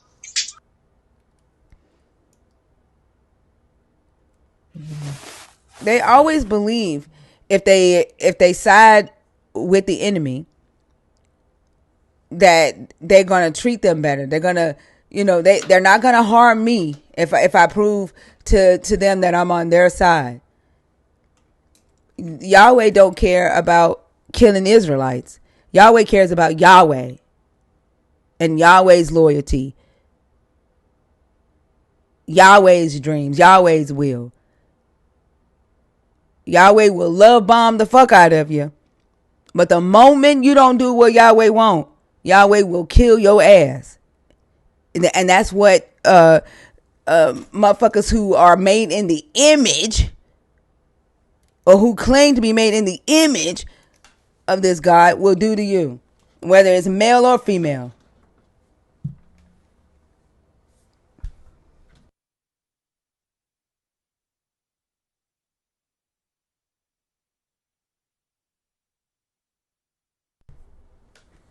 Shut the fuck up, Susie. Like, and the fact that you a whole ass man hiding behind a woman's fucking PFP. You still ain't got the balls to put your own picture up there.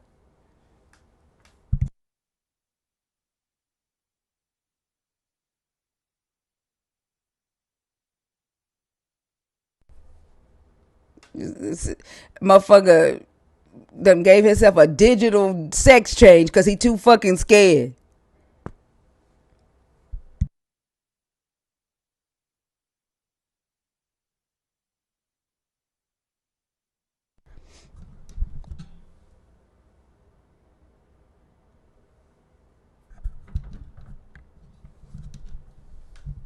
If you are a woman, you're a fucking pick me.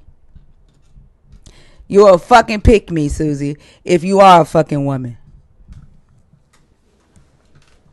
If you are a woman, you are exactly who the fuck I'm talking to.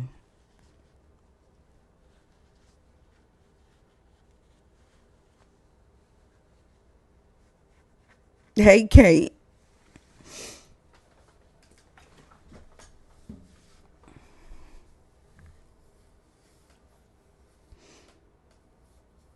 Yeah, bitch, don't nobody give a damn about being single. I am glad that I am single, motherfucker. This is what I'm talking about. That your value is in dick. If the dick leaves, you ain't shit. That you ought to get that shit tattooed on your fucking forehead, motherfucker. If the dick leaves, I ain't shit.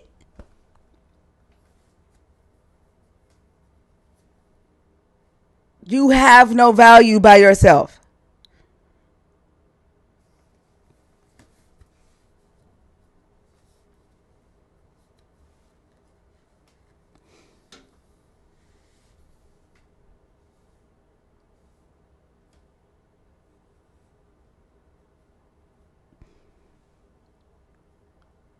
Exactly. What's so weird about it? You haven't heard anybody say this shit, pandemonium? Nobody has ever told you that you are valuable just being you? That's weird to you. You haven't learned that lesson yet?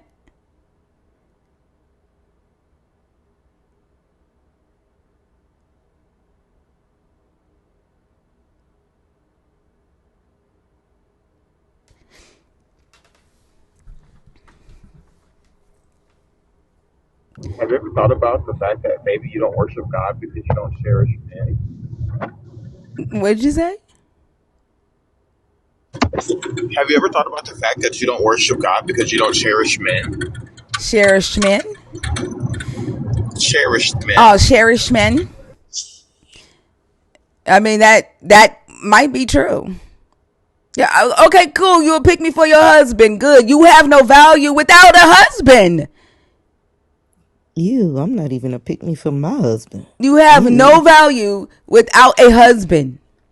Neither None. am I. Shit. Girl. And then on top of that, ain't no fucking way that's your real picture. Like it look like somebody. Never mind. That ain't no real picture.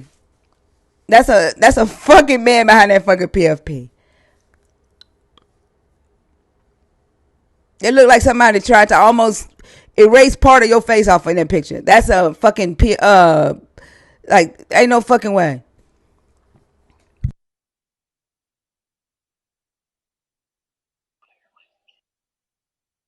Why you leave? Oh, she dropped the drop. Why you leave? Come back up, Susie.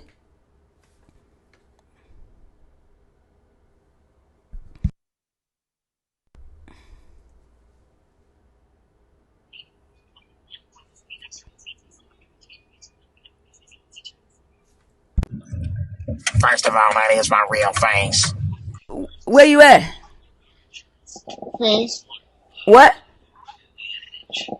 Face. No, like, can you not say more than one word?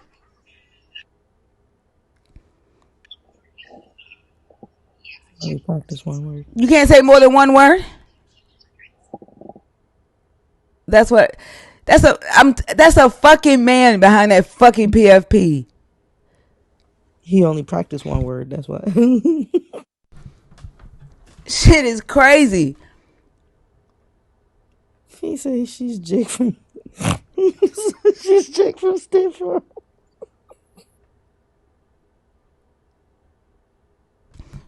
Like that shit is crazy. Yes.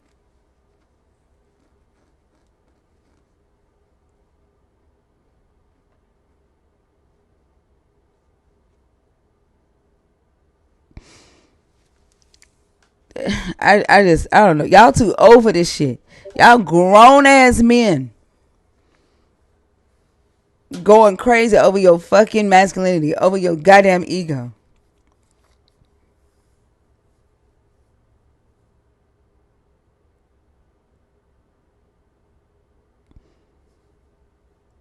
The PFP looked like a somebody tried to Photoshop that shit.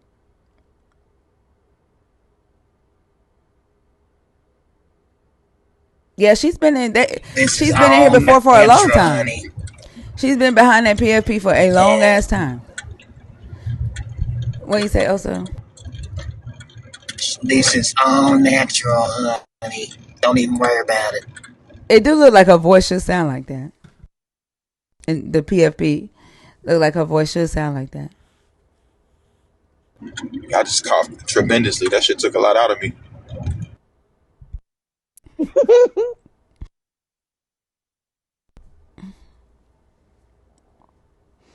And then like I asked the question, like y'all claim that y'all are just so valuable to women and so valuable to life.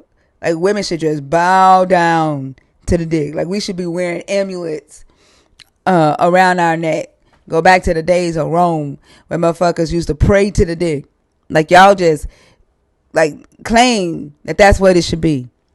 And I'm trying to figure out, like I have some real ass questions. Like I'm trying to figure out like why didn't your God just change your body to where you could carry the babies? Like why, like he put your ass to sleep. He wasn't finished creating. Why didn't he just give your ass the womb?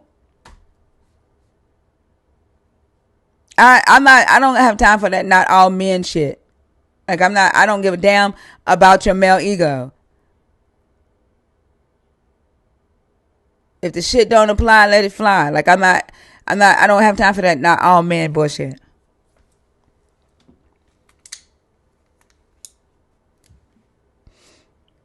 I think when men come in here talking about it ain't all men, that is also you worried about your fucking ego. And instead of you considering what the fuck I'm saying and thinking about the truth in what I'm saying, you're centering yourself and prioritizing your ego.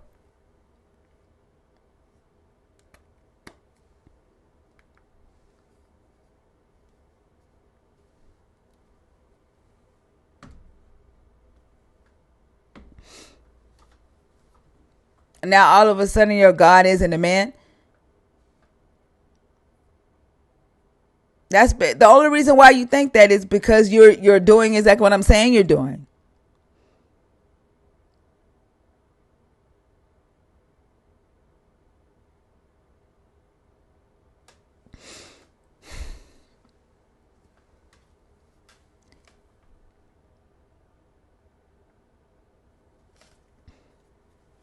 Why? You know what's so crazy is that there ain't nowhere in this Bible where your God said the woman need a helpmate. Why is it that your God felt that the man needed help but not the woman?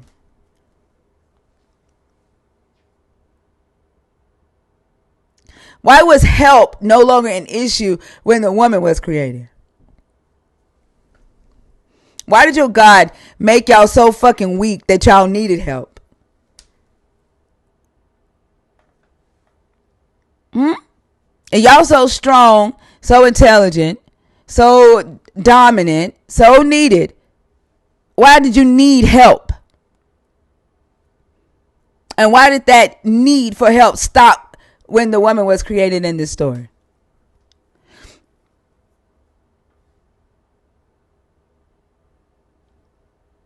I mean, the more y'all say this shit, the more y'all show up with this misogynistic ass shit, more questions are gonna come. And y'all can't answer these questions. Y'all wanna assert that y'all are so fucking dominant. At least answer these fucking questions. Why wasn't your body chosen when he put you to sleep? Why didn't he just put a womb in you? Why did you need help to fucking plant trees? Like the only thing y'all had to do in that garden was plant trees, was cut shit. What the fuck? Like, why couldn't you just? Why did you need help with that? You were in a garden.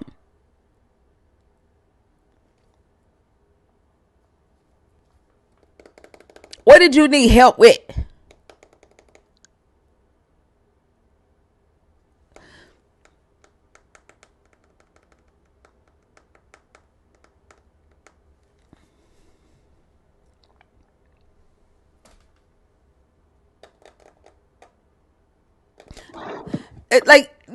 You want to whine, Denver, Colorado, about me not liking your God. Who Yeah, gives a shut up. damn? Shut up, Who gives nigger. a damn? Who Hey, gives a shut up, damn? nigger. Hey, shut up, nigger. Do you think I'm Hey, gonna cry? You think I'm why gonna are cry? black You women think so shut the fat? fuck up? Why are black You think I'm gonna cry because you call me nigger, bitch? You think I'm gonna cry? why are black I women don't so give a fat? good goddamn. You don't mean shit to me. Why are You black have no fucking value to me whatsoever. That the words that come out of your mouth would why are, even affect me. I don't give a why are, damn. Like the only reason why why are, you're calling me a nigger is because you are bothered, motherfucker. why are black women You so are fat? you are fucking bothered because you aren't black. I You don't think you're aren't a bothered nigger. because you aren't black. Like you sit back and you watch what black people I do. think You in black people I, business. You're I in think a so, but black I'm not. space and you come in here running your fucking mouth. Nobody gives Chimping a out. fucking damn about what your ass think. You don't mean shit to us. Chimping out. You don't mean shit to us. Chimping, You want to be relevant to us. chimping out. You want to be relevant, motherfucker. What? My hands are right here. That's not me. That's not me.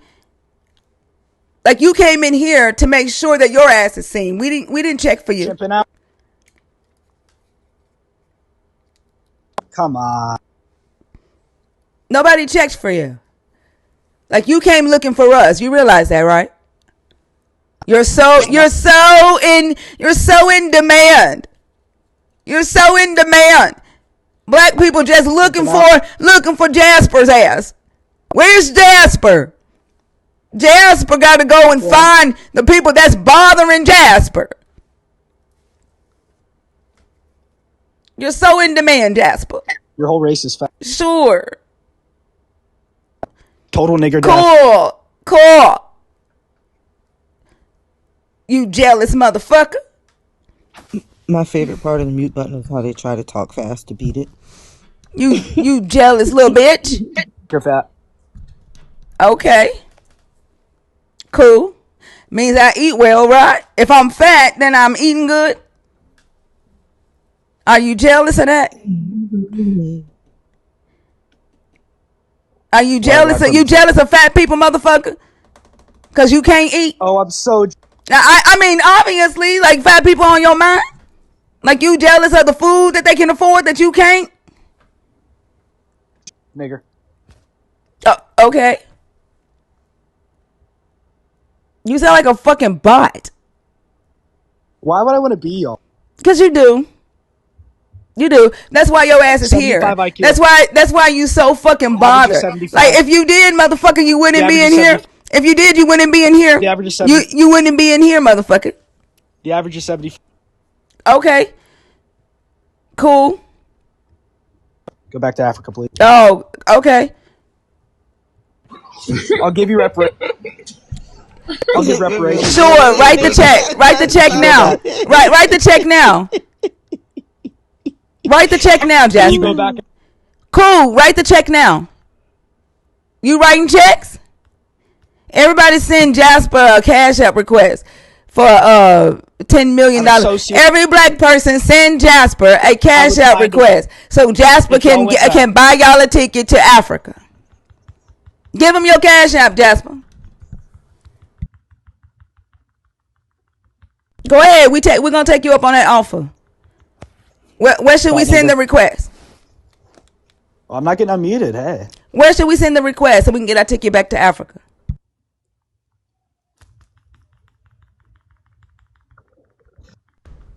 Let him answer. Where should we send the request? Go ahead, Jasper. You're not going to be muted this time. Tell us. The average IQ of a black person is 75 globally. Okay, cool. Where should we Okay. send the request so No, we can go back to Africa? If we sent reparations, y'all blow it on crack and hookers. Okay. Okay, cool. Okay. You gonna give us some more? You know, if y'all went back to Africa, I would want the government to do that. I'm so serious. Oh, Okay. okay. So what are you advocating for Okay. that? So you broke. Are you advocating for Go it? make Ethiopia great. Are Okay, how you about we are go you do that? advocating for it? Like, do Go you know make how to write? Uganda Do you know great. how to write bills, Jasper? Are you writing a bill to send us back Go to make Africa? Zimbabwe great. Are Okay, can you you are name me you writing one a great bill, African Jasper? country? Can you name me one good African Are country? you writing a bill, Jasper, to send us back to I can't. Africa? You can't name me one good African I country. get no. You're not. You can't. You don't even know how to submit a bill, do you? Do you, Jasper? Do you even know how bills are made? Do you know how bills get signed into law, Jasper? Because if you wanted black people to go back Why to are you Africa, American? Jasper, you Why are could you? help. You could help with that. You know that, right? You could help with that. Y'all be fucked without white people. Okay, cool. But Jasper, You're speaking my language right now. Like where white people can help us go you back to should be sucking me Africa. off right now. Jasper, white people can help us go back to Africa instead of fucking complaining that black people aren't in Africa. White people could help do that. All white people got to do is write a check, write a bill, right? That's all y'all got to do 1488 instead white of power. fucking complaining and screaming white power everywhere. We need it though. There's too many liberals. Yeah. The fact that y'all gotta like whine because don't nobody see your power. The fact that you gotta like scream white power everywhere because don't nobody see that shit. Like you gotta remind motherfuckers You that know how you many got niggers power.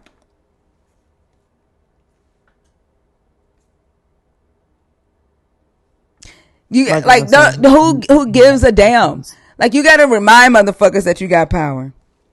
You're literally up here begging to be racist, and you're begging for us to give a fuck that you I don't thought we like had our power. asses. We don't care that you don't I like thought we had us. government. We don't give a damn. I thought we had too much political. Nobody cares. Nobody cares, We don't have Jasper. power. Nobody cares. No, obviously you don't. If you gotta scream that shit, I thought we had you too don't much. see the fucking I King thought of we had too England much. screaming, "I have I thought we had power." too much. I You thought we don't had too have much. shit, Jasper. You live in a trailer park. Be real. Your motherfucking ass lives in a fucking trailer park, Jasper. You live in And you Texas. take a bath once a You live. week, and you don't wash your fucking legs. You don't wash your hair, but once every couple of weeks, Jasper. You drive a pickup truck.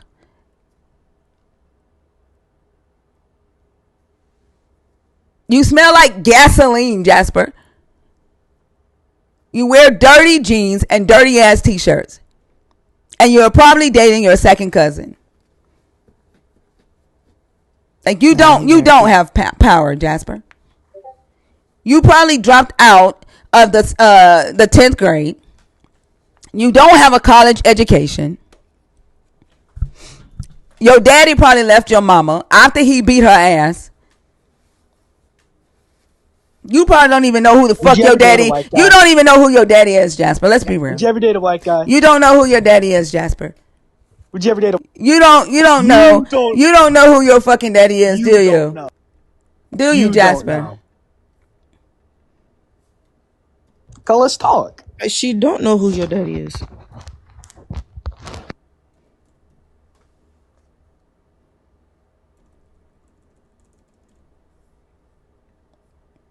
It's pathetic. But she knows your Are mama's you cousin. fucking done? Are you done being racist, Jasper? Are you done letting everybody know that you have Yeah. white power? Are you done? Yeah, I'm done. I'm done. Okay, bye, motherfucker. Nigger. Bye, bitch. Stupid nigger. Bye, bitch. Keep speaking my language. Okay, This is bye. an English language. This is a white language. Okay. Okay, okay, You know it bye. is. You know it is. Alrighty. Bye, Speak my Jasper. language. Bye, insignificant motherfucker. See you, nigger. Bye, insignificant motherfucker. That's a curse for you, Jasper. That motherfucker hate the word motherfucker more than he hate nigga.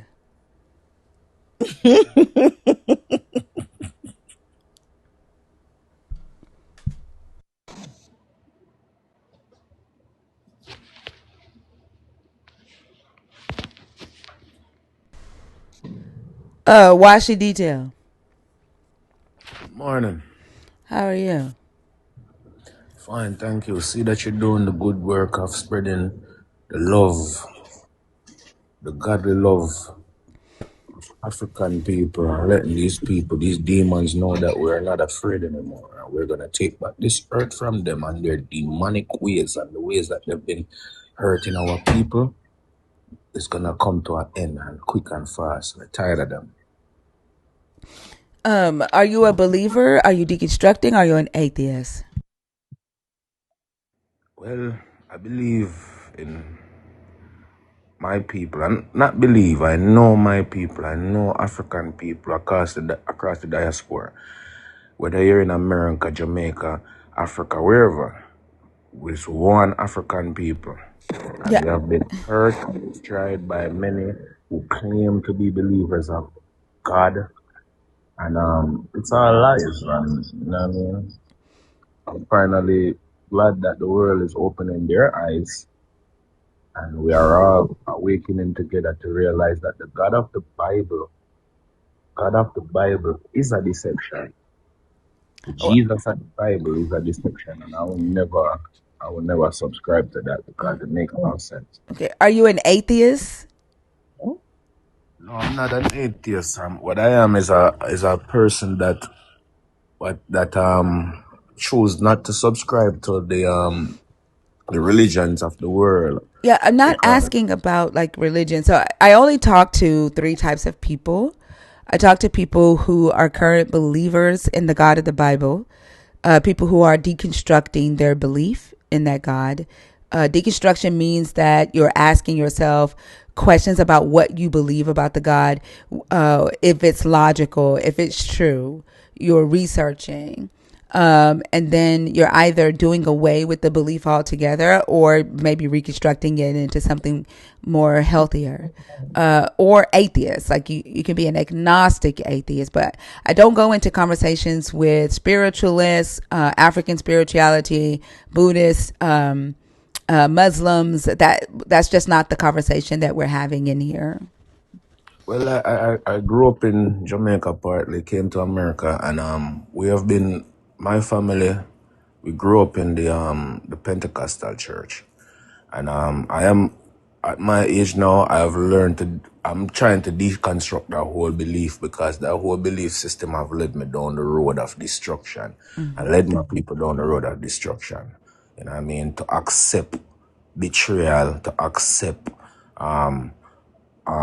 basically just people terrorizing us, beating us, and we accept that. And I believe that any God who tell a people to submit to torture is a foolish God and don't deserve any praise. Yeah, I agree. I agree. And unfortunately, not enough of us have noticed that. It's still a lot of us who believe that the God that was brought to our community, to our continent, indoctrinated into our ancestors through colonization they think it's a different God. So, what request? What request, Ria? What check? What request?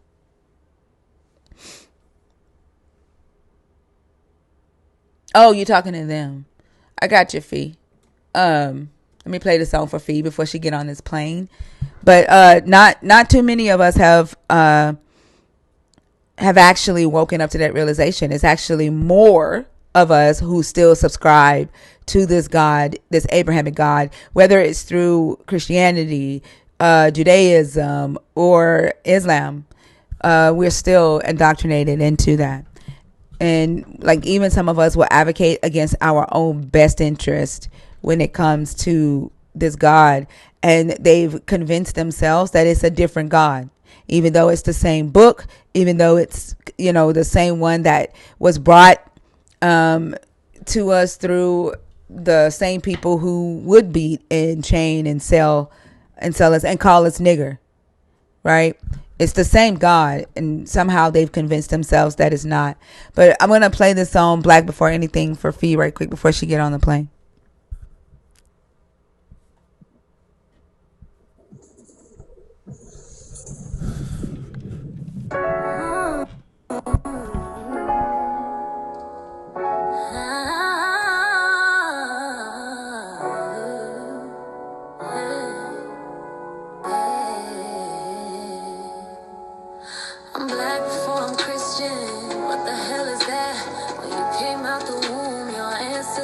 is fed. No newborn delivered, cry, Christ is risen. That's an identity you learn, not the skin you live in. Christianity's a label, religion you adopt. With the melanin in your skin, it can't be swapped. Our bloodline speaks louder than the gospel they spin. Your faith you were taught, but your blackness is within. Don't ask me, don't expect me to accept your fantasy of proximity. If your savior needs blackness to live, then salvation isn't for me. 'Cause I'm black before anything, anything. Yeah, I'm black before anything, anything. They say Jim Crow was better, that's what some of them claim. And some of you black voices echo it like it's not insane. Trading ancestry for pews, putting blackness on the shelf, calling racism salvation while denying themselves. How you worship a Christ who ought to change you was new, but forget your ancestors who bled and died for you. You back burning your blackness just to fit in the faith, or to serve a God who erases your face. Don't ask me, don't expect me to accept your fantasy of proximity. If your savior needs blackness to live, then salvation isn't for me.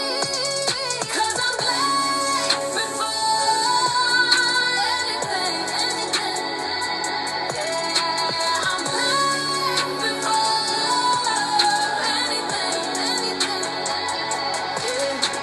Our ancestors pray while they had chains on their hands, adopting a Christian identity at their slave masters' demand. Their voices in the rivers, their blood in the soil, and survival was their sermon. Be resistant, be determined. We are proof of the faith, their fight, their song, carrying forth with the legacy they dreamt of all along. Before your cross, before your church or amens, I was black, I am black, and I'll be black again. Don't ask me, don't expect me to accept your fantasy of proximity.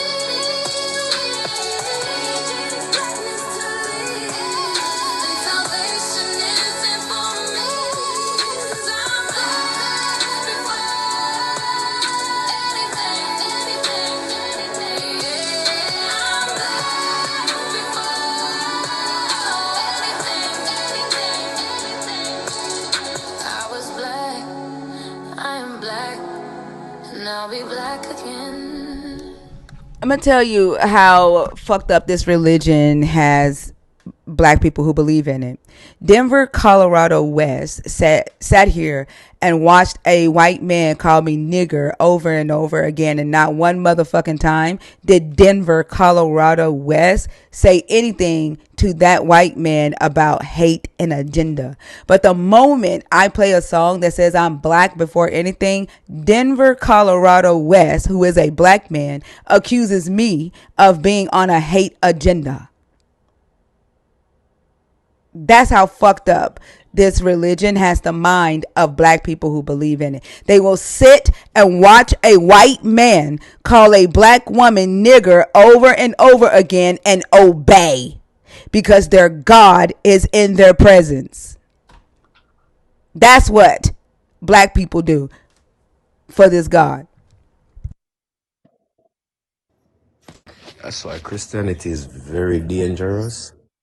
And it will have us, even today, even though we are awakening, it will have us fighting amongst each other. But we, the awakened ones, must allow the blind ones to awake. Because we can't fight with brother too long. We've been fighting each other. Our enemy isn't each other.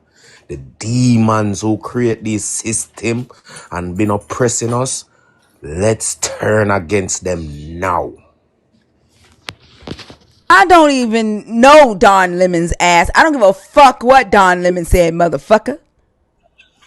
He keeps saying that. He keep putting Don Lemon hated Jesus. Like, you are a weak-minded motherfucker, Denver. You are a weak-minded motherfucker. You believe shit because somebody told you what to fucking believe. because somebody told you how to think. That's how your brain works.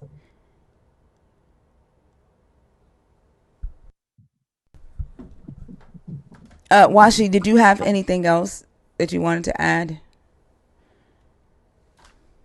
I just want to say, sister, keep up the good work and don't let nobody deter you because the awakening must happen. We are a people who have been suffering for too long.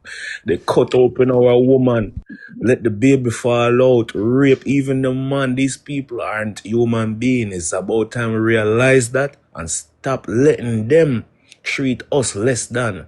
They are the ones that's less than. They are inferior. This is why their actions are Washi, what they are. I don't subscribe to stuff like that. But I thank you for coming up. Okay. No problem, sis. All right. Have a good one. Yeah, I take umbrage with saying they even rape the men as though it's like Like it's understandable okay to to rape, rape but like, women. Yeah. yeah, like Okay. that's weird. That's like the lady that made the post on Threads the other day that said, "Can we get back to regular old police brutality?" After they shot the white man. What?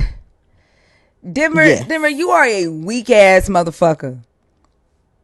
You are a weak ass motherfucker. Like you go after women. Like you sat there and you heard a fucking man disrespecting black women and you didn't say shit, you pussy. This is why I say y'all are the weak link. Those of you that subscribe to this God, y'all are the weak link. These motherfuckers can do whatever the fuck they want to you and to the women and your fucking children because you serve their God, you weak motherfucker.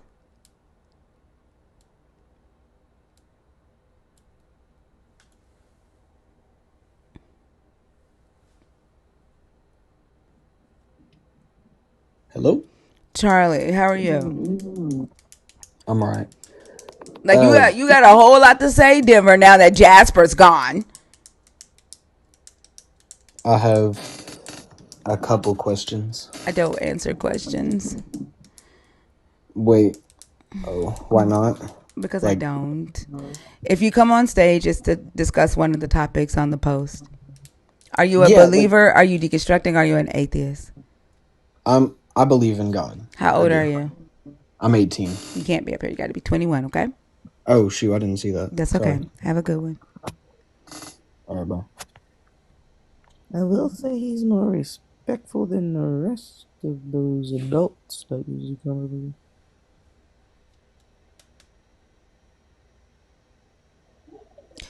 Charles? Hello? Hey, did you come up on accident or on purpose?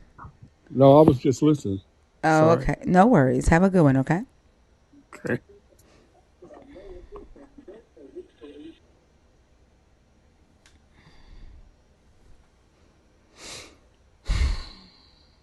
Thank you, Lay Orton, for the $10 super chat. Jasper is a sad little kid. I agree. Alfonso?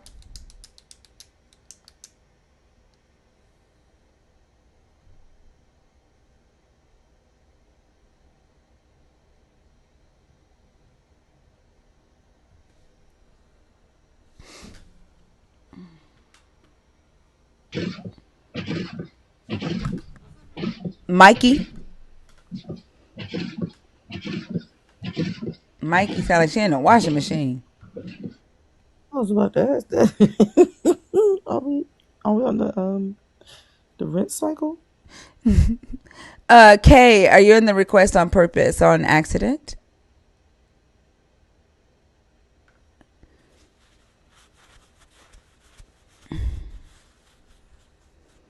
Shut your weak ass up, Denver. You have been bought by the blood of Jesus Christ. You are owned, motherfucker. This page full of Fox News. So definitely a plantation Negro. No worries, Alfonso. Honest, Denver doesn't have a fucking backbone. He is owned. Denver, He a jelly. when a white man walks in Denver's presence, Denver starts shaking and bowing the fuck down. Denver is the type of motherfucker that'll say yes sir, yes sir, yes sir, master.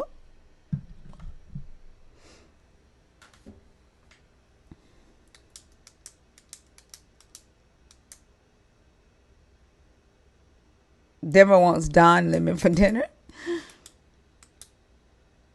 Like he was quiet as fuck when Jasper was in here. Yep, name didn't pass Didn't through say at shit. all. Denver's like, why won't you let him call you a nigga? You just want to breed hate. All he said was nigger. All he said was all black people got a low IQ. All he did was scream white power, nigga. Why you hateful ass bitch? You only mad because Don Lemon don't want to be called a nigger? Ain't that right, Denver?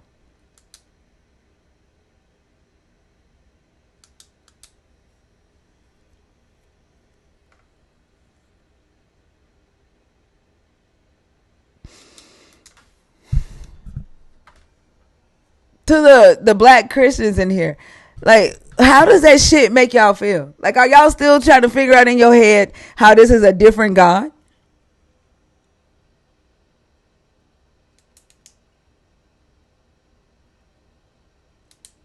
Y'all still trying to figure out how these gods are different? How the same motherfucker that calls on Jesus can be the same motherfucker that call you nigger?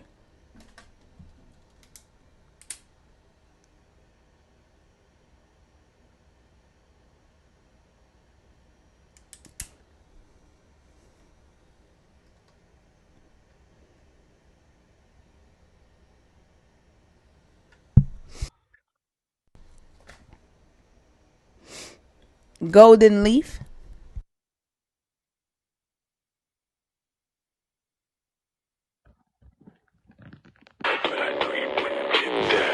That stuff got me looking like.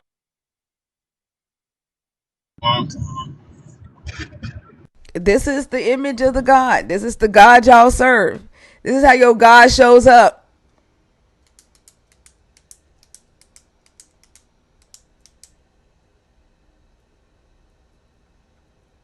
This is what you've dedicated your whole entire life to, waiting for eternal life. This is what y'all have to look forward to in eternal life. Did y'all know that?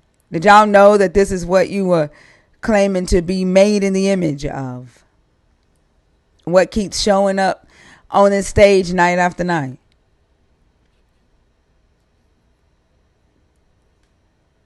Did y'all know that, believers?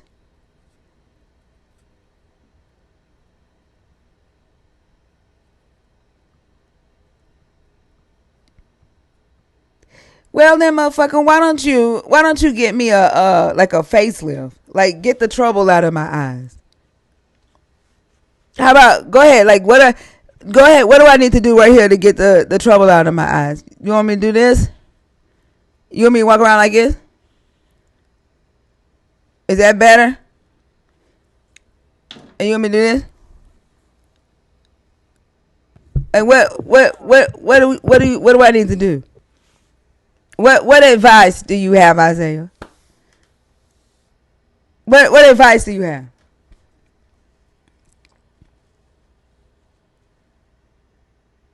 I mean, the crazy thing is that y'all think that I can't tell that the reason y'all say the shit you say is because you can't refute the shit I say.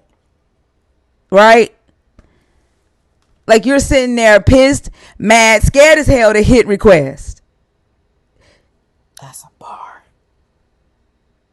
You think that I'm so fucking weak-minded that I give a damn about what you think about how I look. I have no plans on fucking you, Isaiah. None. No plans on dating you. Like, there's no value in what you think about how I look for me. None at all. None.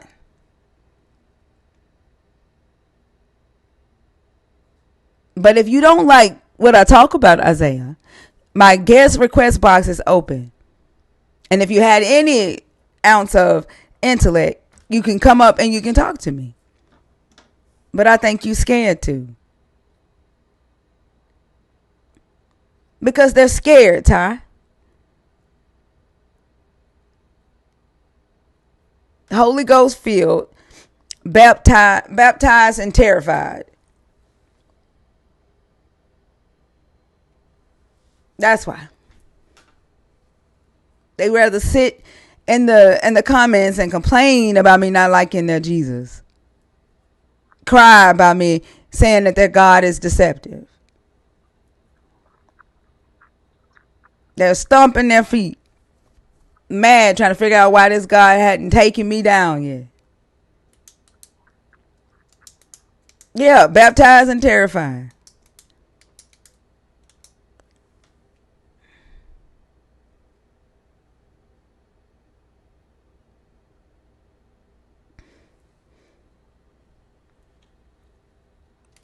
Oh, hey, everybody. Hi, what's your name? I'm Alex. Alan? I just don't like women very Did you much, say honestly. Alan? Alex. I just don't like Alex. women. Okay, that's Yeah, I cool. don't like Alex, that's them. cool. We don't care, okay? Why do you have a Women are girl's name gross. then, fucking loser? Women are gross. This guy sounds like a You faggot. have Yeah. I a get beat girl's Oh shit. name, God. fucking I'll loser. mog Yeah, you. I I'll don't feel mog like you that. easily. I don't like women at Okay, all. cool, cool. How old are you? I'm 33. Are you a believer in the God of the Bible? No, not really. You know, are you an atheist?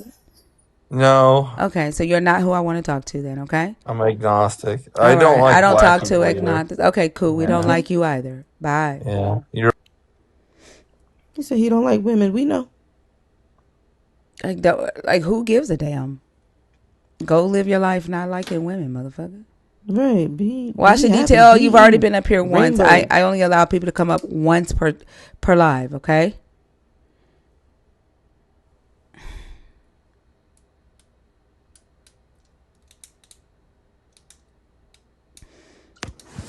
Sirloin. I don't know if Holy it's shit, I did not mean to request. No worries. Have a good one, okay?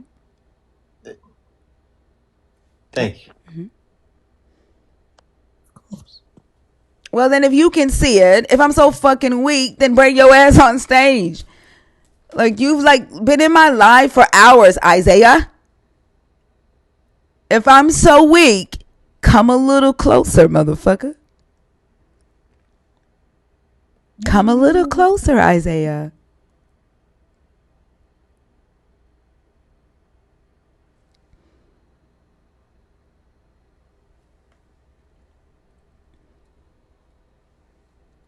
Yeah, come smell my breath, Denver.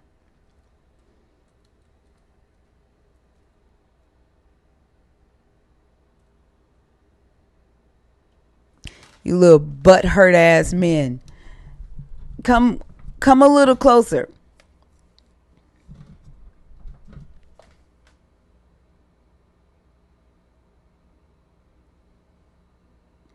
I mean, there's room for you.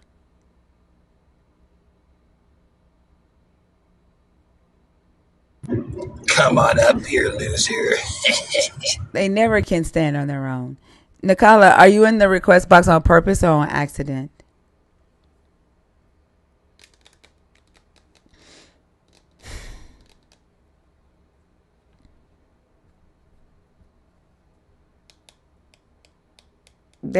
They childish, insecure, broken.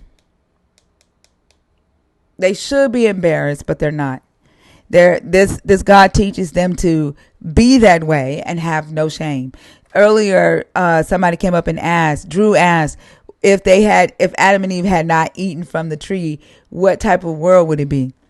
And imagine a bunch of Denvers, a bunch of Isaiahs, and a bunch of Jaspers, and a bunch of the pick me girls that came up. Like it would just be that. It would just be that in society. a bunch of ignorant ass, weak, broken, insecure, foolish, confident motherfuckers. That's what the world would be like.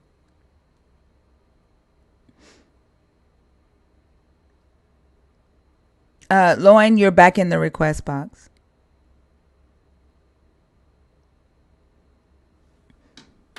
Exactly, Sarah. Literal hell.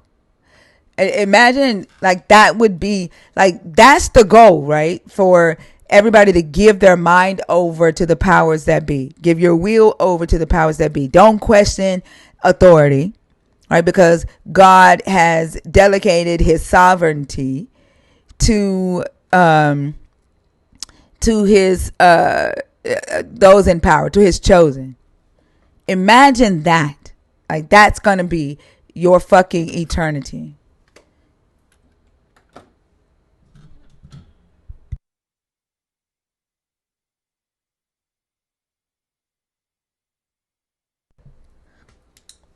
This is the world of Christianity. Motherfuckers claim it's I love you. And one voice they'll say I love you, the next voice they'll call you bitch. And one voice they say I love you, the next voice they're calling you nigger.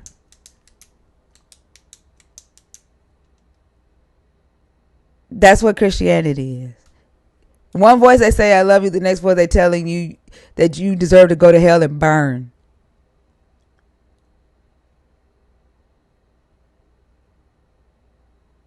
Motherfucker, you the one whining about some goddamn respect, Denver.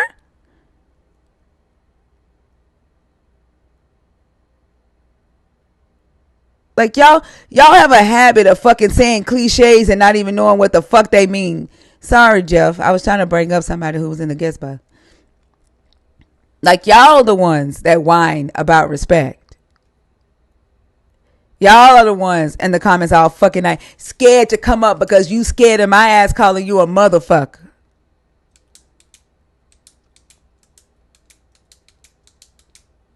Fuck you and your Jesus. Fuck both of y'all.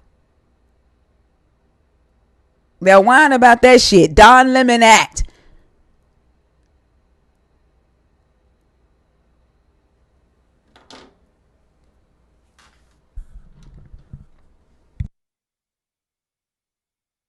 Motherfucker, that's been the point. You are a dumbass motherfucker. That's been the point in this room all motherfucking night, you stupid fuck. This motherfucker dumb as fuck. He thinks he gotta win because I said fuck Jesus. This is a stupid motherfucker.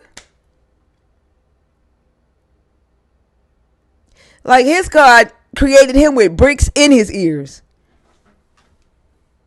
This motherfucker split his mama wide because his motherfucking ass had bricks in his fucking ears when he was born.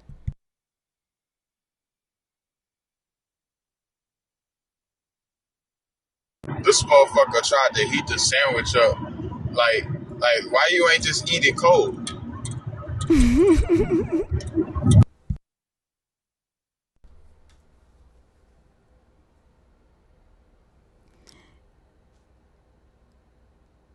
What the fuck? Do you even know what the fuck bigotry is, bitch? Like, you are dumb. This motherfucker said, I don't know. He said, laughing my ass off. Right, because you made a point. What was that? That you're a bigot because I said fuck Jesus. What? You don't know what bigots do. That's crazy. He don't know what a bigot is. He does not.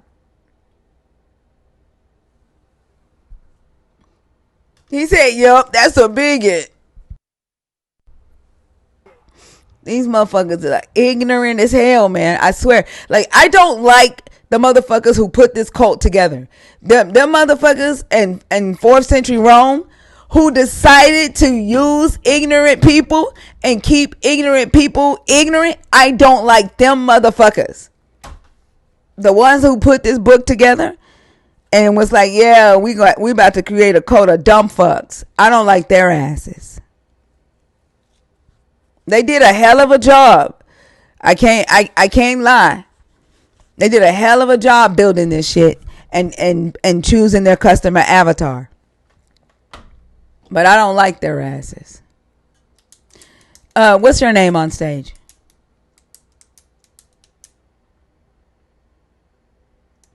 To the guests on stage, what is your name? All right. Sandra, are you in the box on purpose or on accident?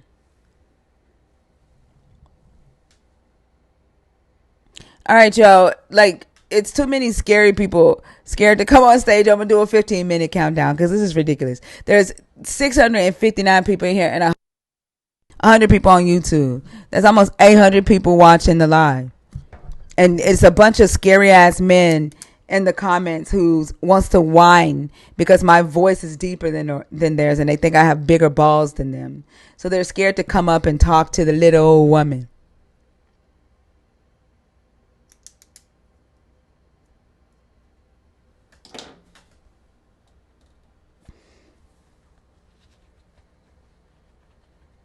Like, I feel like I'm some type of like circus attraction or some shit. They had the come. They all gathered around to come and see the loud woman that don't like Jesus, that will cuss a nigga out, that don't run from a motherfucker calling her a nigger. You gotta go see who the fuck this is, and y'all sitting there with your mouths wide the fuck open.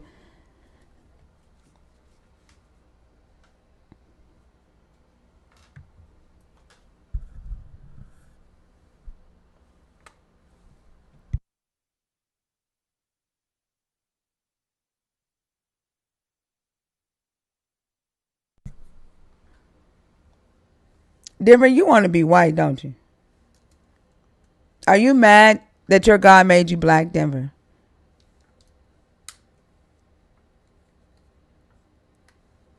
I don't wake up angry every day. You motherfuckers piss me off. I'm not black. I got revitiligo. I think Denver don't like being black. I can see that, Yeah. especially given that he lives in Denver. Yeah, Denver mad at his God for that shit. I wonder Denver how praying for snow in Denver his complexion. convinces the women that he talked to that he ain't black, that he actually a dark like a dark skinned white. How would that conversation go, Oso? I'm just real tan, real tan. I fell asleep in the tanning bed.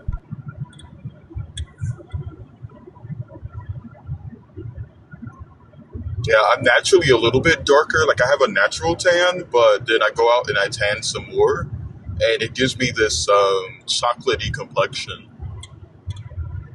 But I assure you, I'm not a Negro. I My would never do mama's that. white. My second mama on my daddy's side is white. And my great great great granddaddy is white. I have like 8% European in me, so I'm not black. Like I'm white.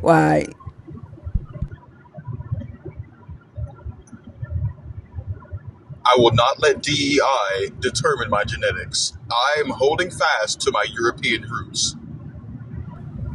Like I drove by Silicon Valley one time, so there's that. And a guy I like exclusively raised his shop at hand up, Starbucks. and he like said, "Hey, nigger," and I was like, "Fam, based, so If you see based." one, shout it out. But I'm not one. He is definitely a walking Drewski skit.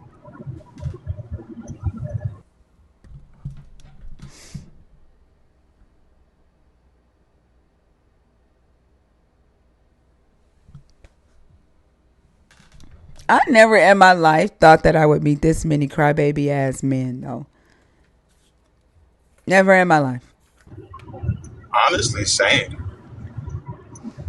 And the crazy thing is, it's the reason that they whine so much is because of their God. Like, if they, honestly, like, if they didn't have, like, if they weren't so submitted to this God, like in submission to this God, I don't think that they would be like little bitches. Like they whine too fucking much. Like they whine more than my kids. And my kids actually, like my kids don't even whine. Sometimes I wish they did, but they don't. They don't whine. These men, these grown ass men, whine. And that is so fucking irritating. And it's not like there's a difference between talking about your feelings and fucking whining. You know what I'm saying? Yep. Like it's like they'll hold in their feelings and be a whole bitch about that, and then complain that nobody understand them, but then they'll whine about what they really want to say, and that is irritating as fuck. Honestly, I think it's a developmental issue, right? Because babies cry because that's the only way they know how to communicate. They have a lack. And if no one ever teaches that baby, hey, look, you don't have to cry. Just tell me what you want and I'll get that if it's, within reason. But they can't do that with God. God's not going to sit there and be like, hey, man, you don't have to cry about that. I'll fix it. Or, I'll do whatever it takes. But they have to sit there and cry because time after time it goes unanswered. Or it ends up becoming it eventually. And I don't know about y'all, but eventually is not a good answer when you in need, like an immediate need. But that's the only thing that they know how to do at this point. Because it's not like they get that conversation and say, hey, look, you don't have to whine anymore. Just use your big boy words. Instead, they got to start speaking in made up fucking languages to try to say, well, this is just God using me to ask him what I need. What? Like think about the You fact, crying, nigga. like they would tell their kids or like even their mama, don't worry about what them motherfuckers say. Like, have you ever heard? Has somebody ever said to you, like, if somebody's talking about you and they be like, man, fuck them motherfuckers, don't worry about what them motherfuckers say. Like they'll say that to a human, but they won't take that thought when it comes to their all powerful God. You know what I'm saying? Like their God is supposed to be all powerful. They fear that this God can strike them down and take their life at any moment. But yet they whine when someone says something negative about this all power entity. But then they'll turn around and tell a human to be stronger than their all powerful God when it comes to words.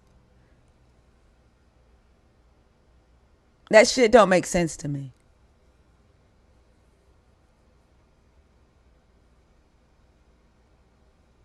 We built different, apparently. They have higher, they don't realize it, but they have higher expectations for humans than they do this God. They know their God is a failure. They know that God doesn't show up. So to me, it feels like they have to be protective of the God because the God can't do. A human can. They can see the human overcome, people talking about them. They see it with their eyes. They know how strong humans are for real. But they can't see this God. This God has not shown up for them. But they do believe because of these the dopamine effect that they get, right? They've psyched themselves up and made themselves believe that a God is hugging them in the middle of the night. But they know that this God can't defend itself against someone saying, fuck this God, or that this God isn't real, or that the God lied in the story. They have to be the ones to do it. So it's kind of like being overly protective of the smallest child in the house. You know what I'm saying? The smallest or the weakest child in the house. It's like you're overly protective because you know that they cannot defend themselves. They can't protect themselves. Yeah. That's how they do God versus humans. Yeah, no, I could definitely see that. How dare you talk about him that way? He's God. Yeah, like, oh, he died for your sins. He was so innocent. He didn't deserve what he got. He's so loving. He's so peaceful. He's so innocent. He's so frail. Like, that's what I hear when they do all that fucking whining. All he ever did was feed people and live a nice, comfortable life of happiness and joy. And yeah, he might have occasionally said, kill people, but he was just about love. Why would you ever talk about him like that?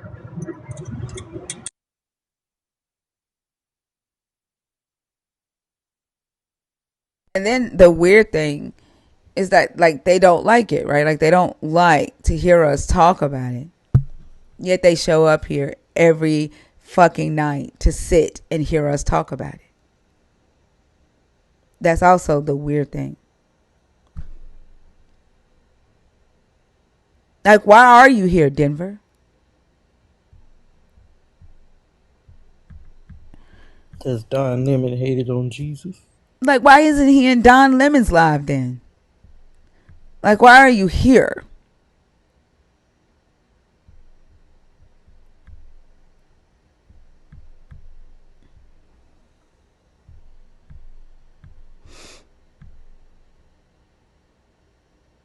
Exactly. I don't go into Christian lives at all. There's absolutely nothing in there for me.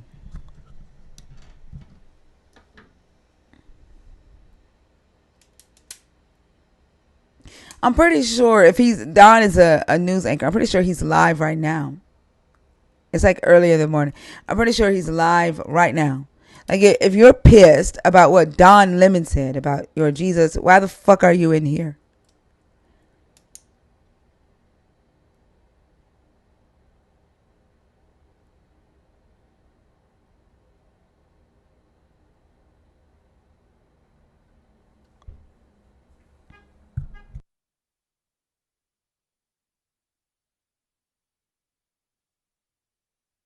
Who the fuck is y'all? Who the fuck is y'all, Denver? You don't even fucking know me. Like, look at the stupid shit you are saying.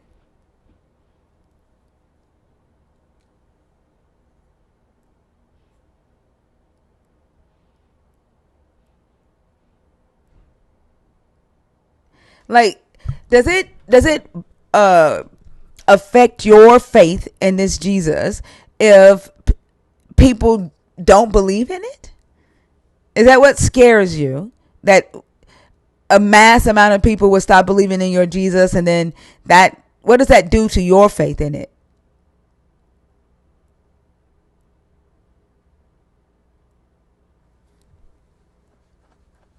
Let's say the believer count goes down from 2.8 billion to 1.5 billion.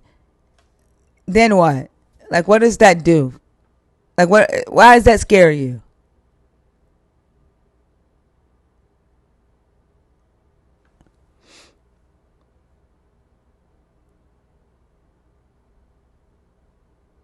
Any believer want to answer that?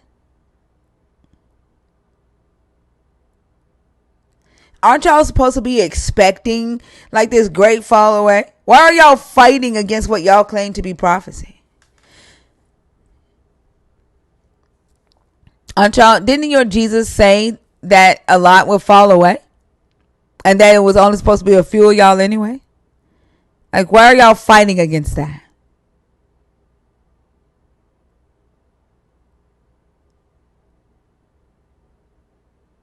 Right, gaming cat. I'm pretty sure that's what it is. It validates their faith when someone says, "I agree with you."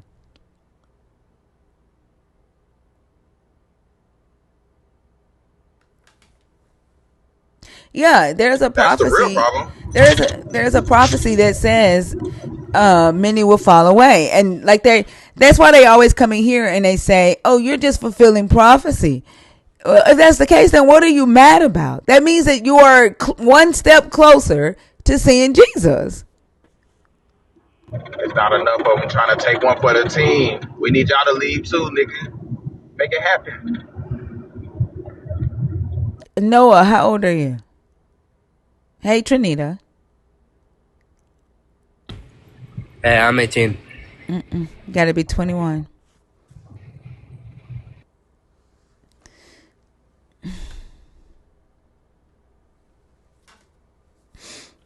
I swear, all night it's been like when Maddie's here, the 18-year-olds do not come up. I was gonna say that. I was just about to say that.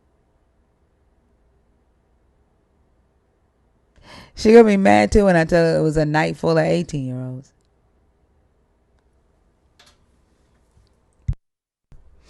All right, y'all. 5-minute countdown.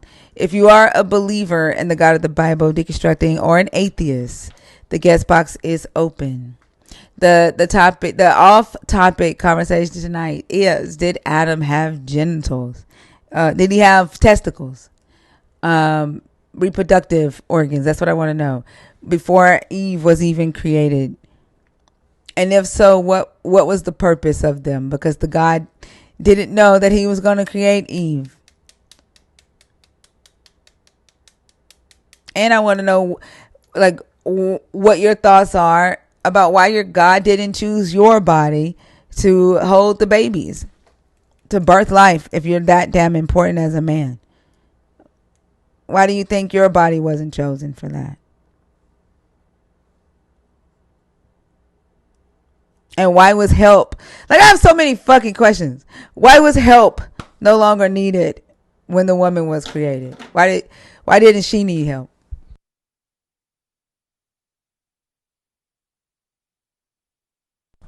Your God gave her the hardest job of bringing life in, babysitting you, helping you,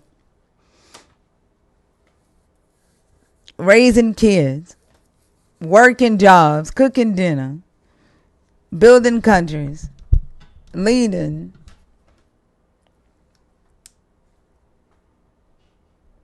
Why?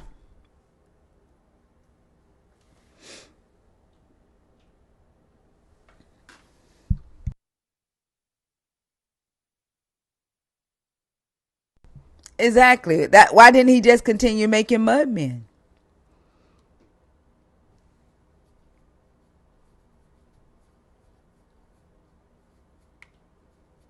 I think I asked, like, I don't know.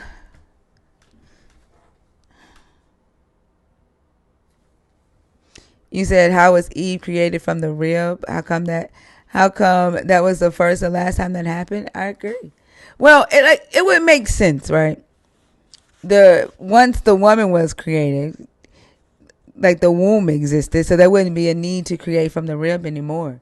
But like my question is, like, why did he when he put Adam to sleep, he could have just gave Adam a womb.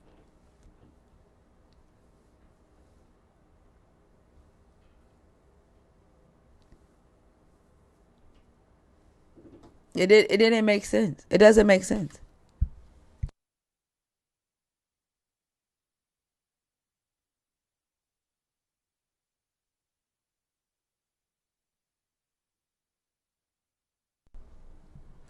Animals have wombs. They carry babies. The females do. Some animals do. I think the cow is the closest to giving birth the way women do, the way human women do. But in the story, the God does create male and female animals, and He didn't have to put a male animal to sleep and take out a male rib to make the female animal a very species. So, I mean, the God was at least bright enough to know that the animals needed a partner, an opposite to reproduce. He just hadn't figured that out for the man yet. I just, like, I want to really know why men have not thought of this. Like, why haven't y'all looked at that story, religious men that still believe in this? Why haven't you looked at that story and actually asked yourself, why the fuck your God knew that animals needed male and female, but He didn't know that for you?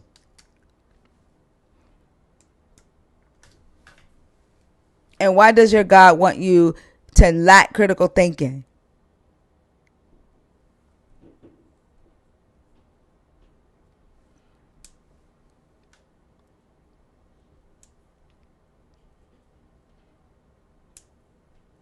That's what I want to know.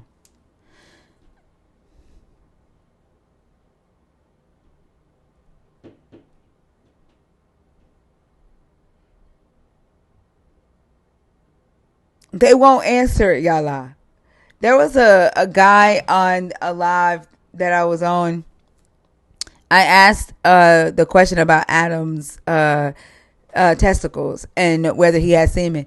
That guy got so scared.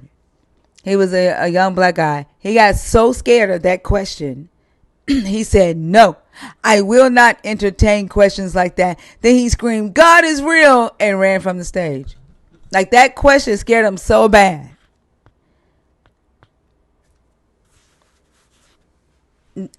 There, another guy tried to answer it. He said, "I'll answer. I don't have a problem with answering that." So we had the conversation, and eventually, he ended up saying that it makes sense, and he's gonna have to think about it. And he never thought about it that way. And he was like, "You've given me something to think about." And then he tried to say, I don't know. He tried to say that men had dominion over the whole entire earth, including animals. And so I asked him, if a bird chose to peck his eyes out, like, he has no weapon, he's nowhere near a gun, and a bird comes and decides to peck his fucking eyes out and fly all over his head, what are you going to do? And he couldn't answer that. And then I asked him, if a tornado decides that it's going to fuck your house up, what are you going to do to stop it since you have dominion? And he couldn't answer that. And that's when he was like, "Yeah, I'm going to have to think about this."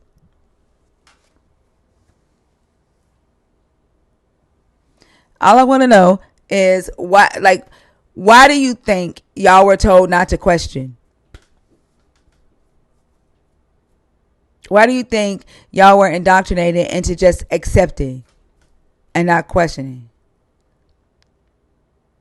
Especially that specific story. Because that's all y'all know.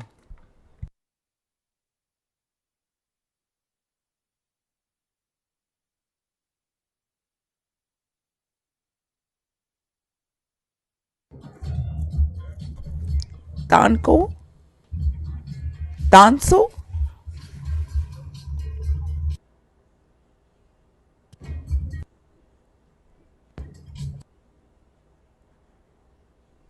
Did you come up on an accident? Tonko? Tonko? What's his name? It's Uncle Forrest. Forrest, are you up here on accident? I believe so. Huh? It was an accident? Okay. Have a good day, okay? Well, how do you pronounce your first name? It's not really. It's something that friends gave me. It's uncle. It's like Tonko. uncle. Yeah. Okay. All right. Have a good one, okay? To the person that said you need your boy Nick, why do you have to reach for somebody else's dick? Like, you're here. Why don't you come up here? I need my boy is crazy. Right. I need my boy Nick on stage. Like, you don't trust your own fucking brain? Like, why you reaching for another motherfucker's brain?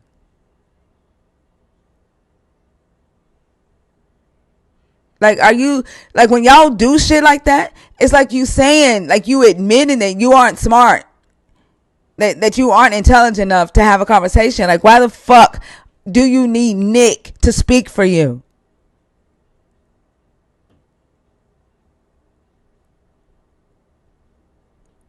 What's up, Kalu?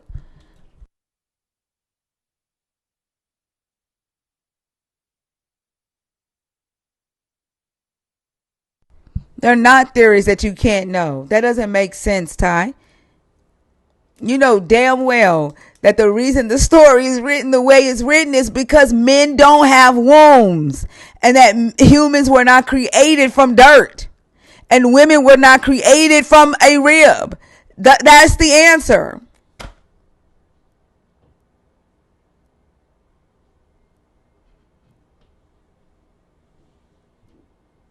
This is a story. It's not literal.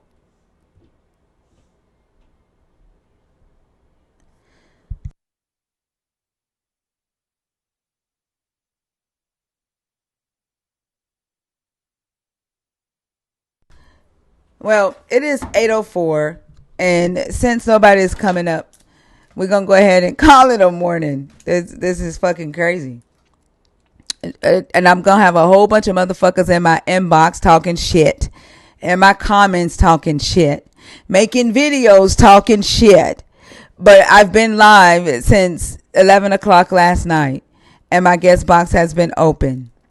And all you shit talkers are scared to come on stage and talk shit, because you want to be able to talk shit and nobody talk shit back to you.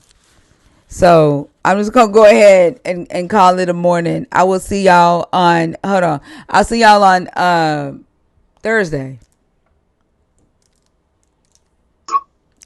Uh-huh. Yeah, I will be Say live in the that. morning. Oh, you going, Say you will that. be? Yeah. Also will be live tomorrow morning, 7 o'clock Central. D, how old are you? I'm 26, man. Are you a believer, deconstructing, or an atheist? I'm an atheist, Okay, and quote what unquote. topic did you come up to talk about? The God of the Bible is the God of deception. I think he is the God of deceivers. That's what I think. Yeah, that would fall in the line of God of deception. I agree with you. I think the Abraham, Isaac, and Jacob were all deceivers. I think a lot of the believers who follow this God turn into deceivers when they have to either sell the God or defend the God. And they do it in very deceptive ways. Oh yeah, oh yeah, for sure. I mean, it's written all over their faces, even today. You know, like tricking people to pay for the money, like pay to get cleansed and shit. Mm-hmm. Oh, sorry. Can I cuss on you? Yeah. Oh, okay. Like like all that. They still do it. They just do it differently, and they like to hide it. That's all. I think they know they're being deceptive. They just call it something else. Kind of like Okay. the other day I was saying that I was at the grocery store, and there was a man in line talking to another man. They were both white, and he was talking about a program that he got into that helped him get an apartment for low income, like for low income families, and he called it the unicorn program. And I'm sitting What? here, right, and I'm like, that's fucking welfare, that unicorn. And then I found out yesterday through Ria that a lot of white people that were on SNAP EBT didn't know that they were on SNAP because they called it something else. So when the SNAP Oh benefits were wow. cut off, they were calling asking for their benefits, and they had no idea that they were on food stamps because it's called something else. And so this unicorn program and this subsidies program that is still welfare and SNAP, it to me is similar to what believers do when they sell this God, right? They know they're being deceptive, but they call it preaching. They know they're being deceptive, but they call it hermeneutics, or they call it theology, you know? Oh yeah, theology. Yeah, yeah. Yeah. It's just like the study of what, like study of like the mind. No, that's psychology. Uh, fuck it. It's like the study of something. I don't know. I forgot what it's Theology is called. the study of God. Oh, study Theos, of God. yeah, Theos How is can you study God. God? How can you study God? What? Well, it's the Theos is God in Greek, and so it's like, Oh, theos. Okay. yeah, yeah, that's what theology is, and Okay. it's just them making the God what they want it to be, and they just the words don't mean words. That's like So when they say they're their making up God their is own the word. God. Hold It's up. just their imagination at that point. I'm sorry, I don't mean Leave to it cut you alone. off. Huh? When they say that their God is the word, like literally, and that He is alive, the word is moving, like it twists, it turns, like it morphs. It's never like solid, like it's not a solid foundation. They change words as they need it.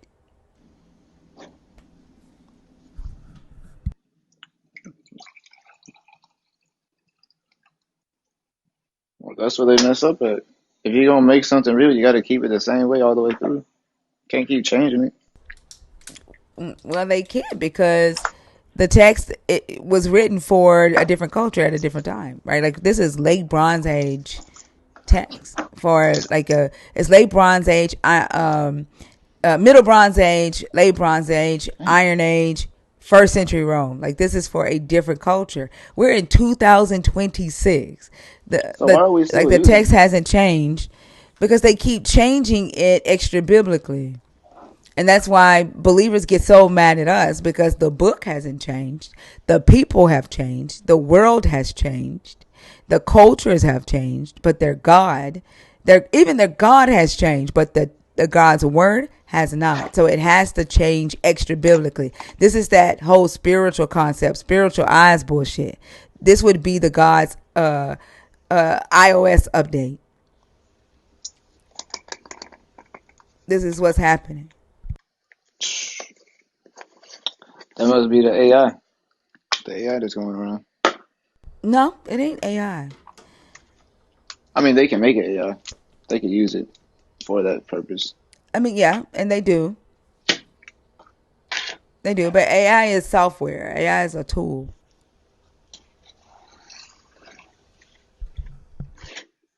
If you think about it, books are tools too, just like the Bible. Yeah.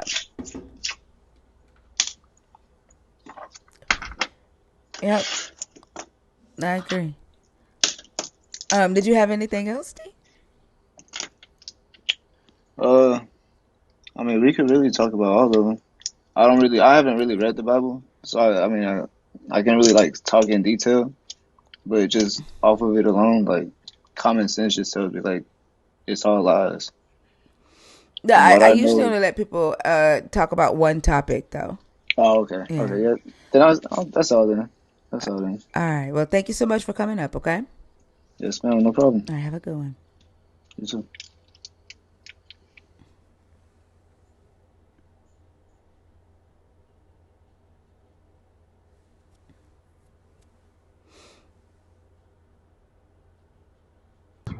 Black Thinker. I think they came up on accident.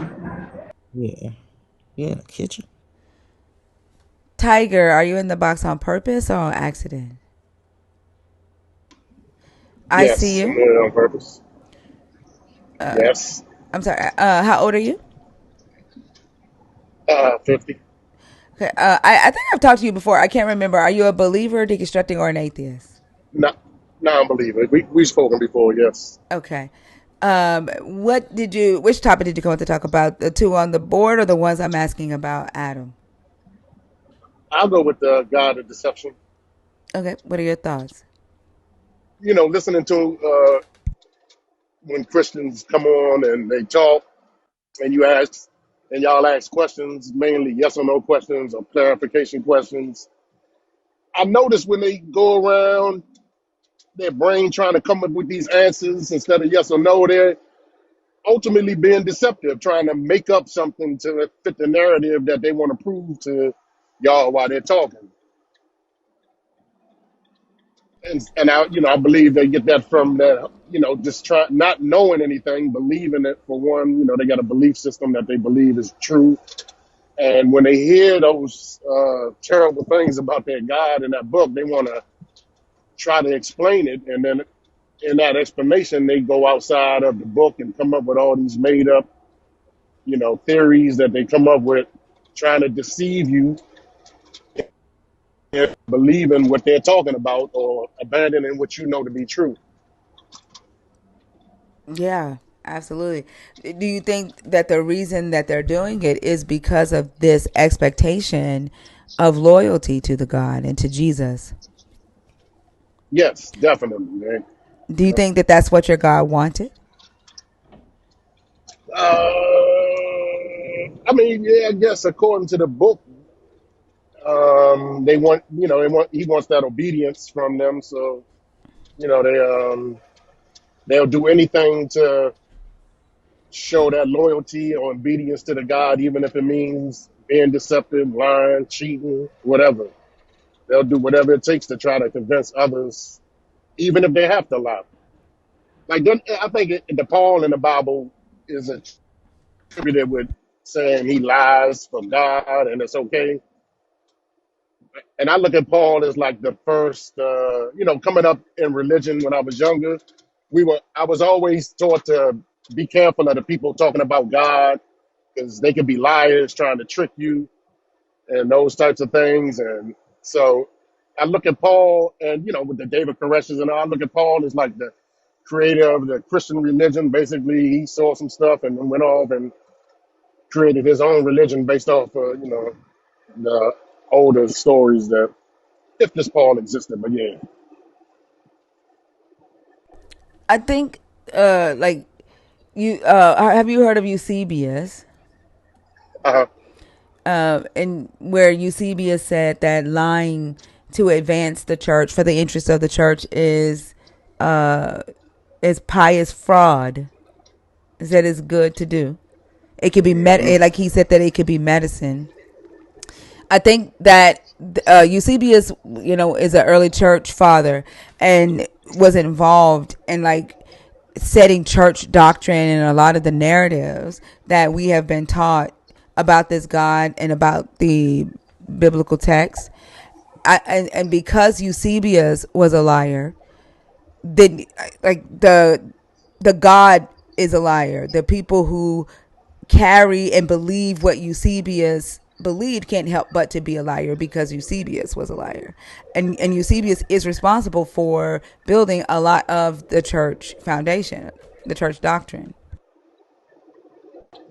Yes, true, true. And when you bring in like children into this religion, you get young people, and you can impress their minds that what they're doing is not lying, and what they're believing in is real, and they grow up with these false beliefs and embedded lies indoctrinated in their minds, and they hold on to it. Especially when y'all attacking them. They, like, I mean, not I don't mean attacking them, but when y'all are questioning them, they start to like clam up and just go to their sword. They pull the sword, you know, they start to get combative. They're ready to go to war for that God. Like they're ready to kill for that God, and it's crazy. Yeah, I agree. That's why, to me, the God is the God of deception. And there's like no way So in hell that I would even see that I am made in the image of anything like that. Like, I'm nothing like that. yeah, I And totally. yeah, and I'm not going to make myself that because I think something created me. Like, I don't give a damn if the God exists, if the God created the sun, the moon, the stars. Like, I don't, and so, Yeah, true. I mean, based off of all of the wickedness that this God has shown, the writers of the book have given attributed to this God, it's just like for them not to see it. I know a lot of times, I'm one of those guys who don't believe. I don't. Sometimes I don't accept people could be this way. I'm in my brain. I'm trying to say, nah, man. Let me give you the benefit of the doubt. You can't really think this, And then I hear him talking, and I'm like, yo, these people really think this, man. And they like double down on it, and even every day, if you see me in the comments, I be, typing to the believers like, you know, stop crashing out. Get your point off. I want them to get on there and say what they got to say so they can see how wrong they are. But they just end up flaming out and just going berserk and wilding out. And then the racist ones, like, I wish I could be next to them sometimes when they're talking this racist stuff on your live so I could just talk to them facially, and let them know, that's not the right thing to do. Well, but do you that's think my. that a racist believer is going to listen to you? You think Nah, they only nah, racist because it's me? nah. Like, how do you differentiate between the God, like y'all believe in the same God, and the God that you believe in, his ancestors brought to your ancestors in the same way? So like, how do you differentiate that? Like, and and Yeah. and with you, acknowledging that the God is deceptive, therefore it makes the people be deceptive. Like, it's still the God you chose, though. Yeah. It's basically a school of foolishness. And they can't see their ways out of it. But like when I got out of religion and believing in gods and all, because I was one of those guys. I remember my argument was, yeah, he wake me up every day for work on time. The homie was like, Slim, your body trained for that, man. Like, and it took me a minute to grasp that. I'm like, nah, man, God getting waking me up. It's like 7:55 every day. I'm like, it's gotta be God. And I'm like, and then once the Jesus thing came, and it took me a minute to get rid of the Jesus thing, but it was like I started all this when I was like 18, right out fresh out of high school, and yeah, and I was able to then like see through it. It took me about a year or so, but once I was able to see through all that deception, it was like easier. Easier to be able to navigate life and live and enjoy the fruits of my labors, and those types of things. And I feel for these people because they just so strapped in and they can't live. And then the things that they do politically, that their ideals do to us politically, isn't a good thing because they hold positions of power and and everybody.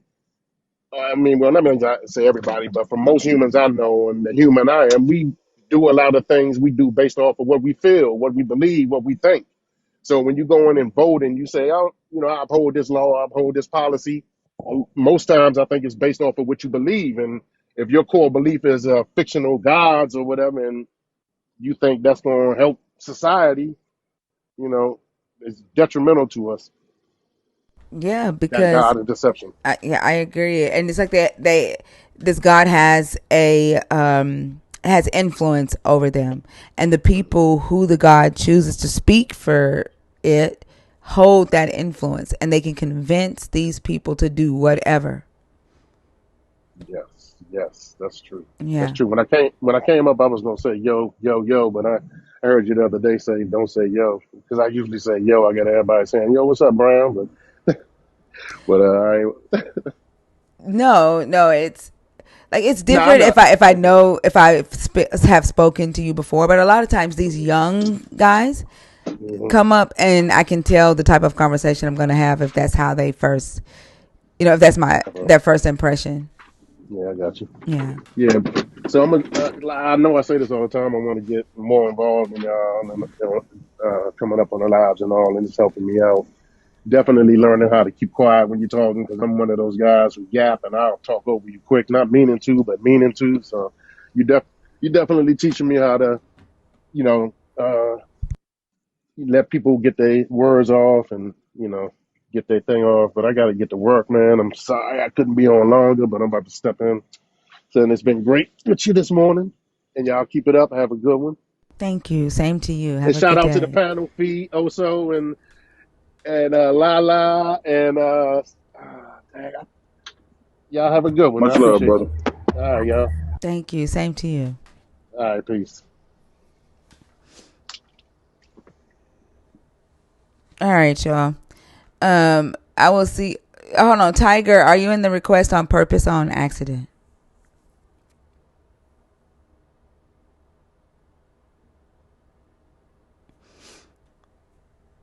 I'm gonna guess Tiger is there on accident.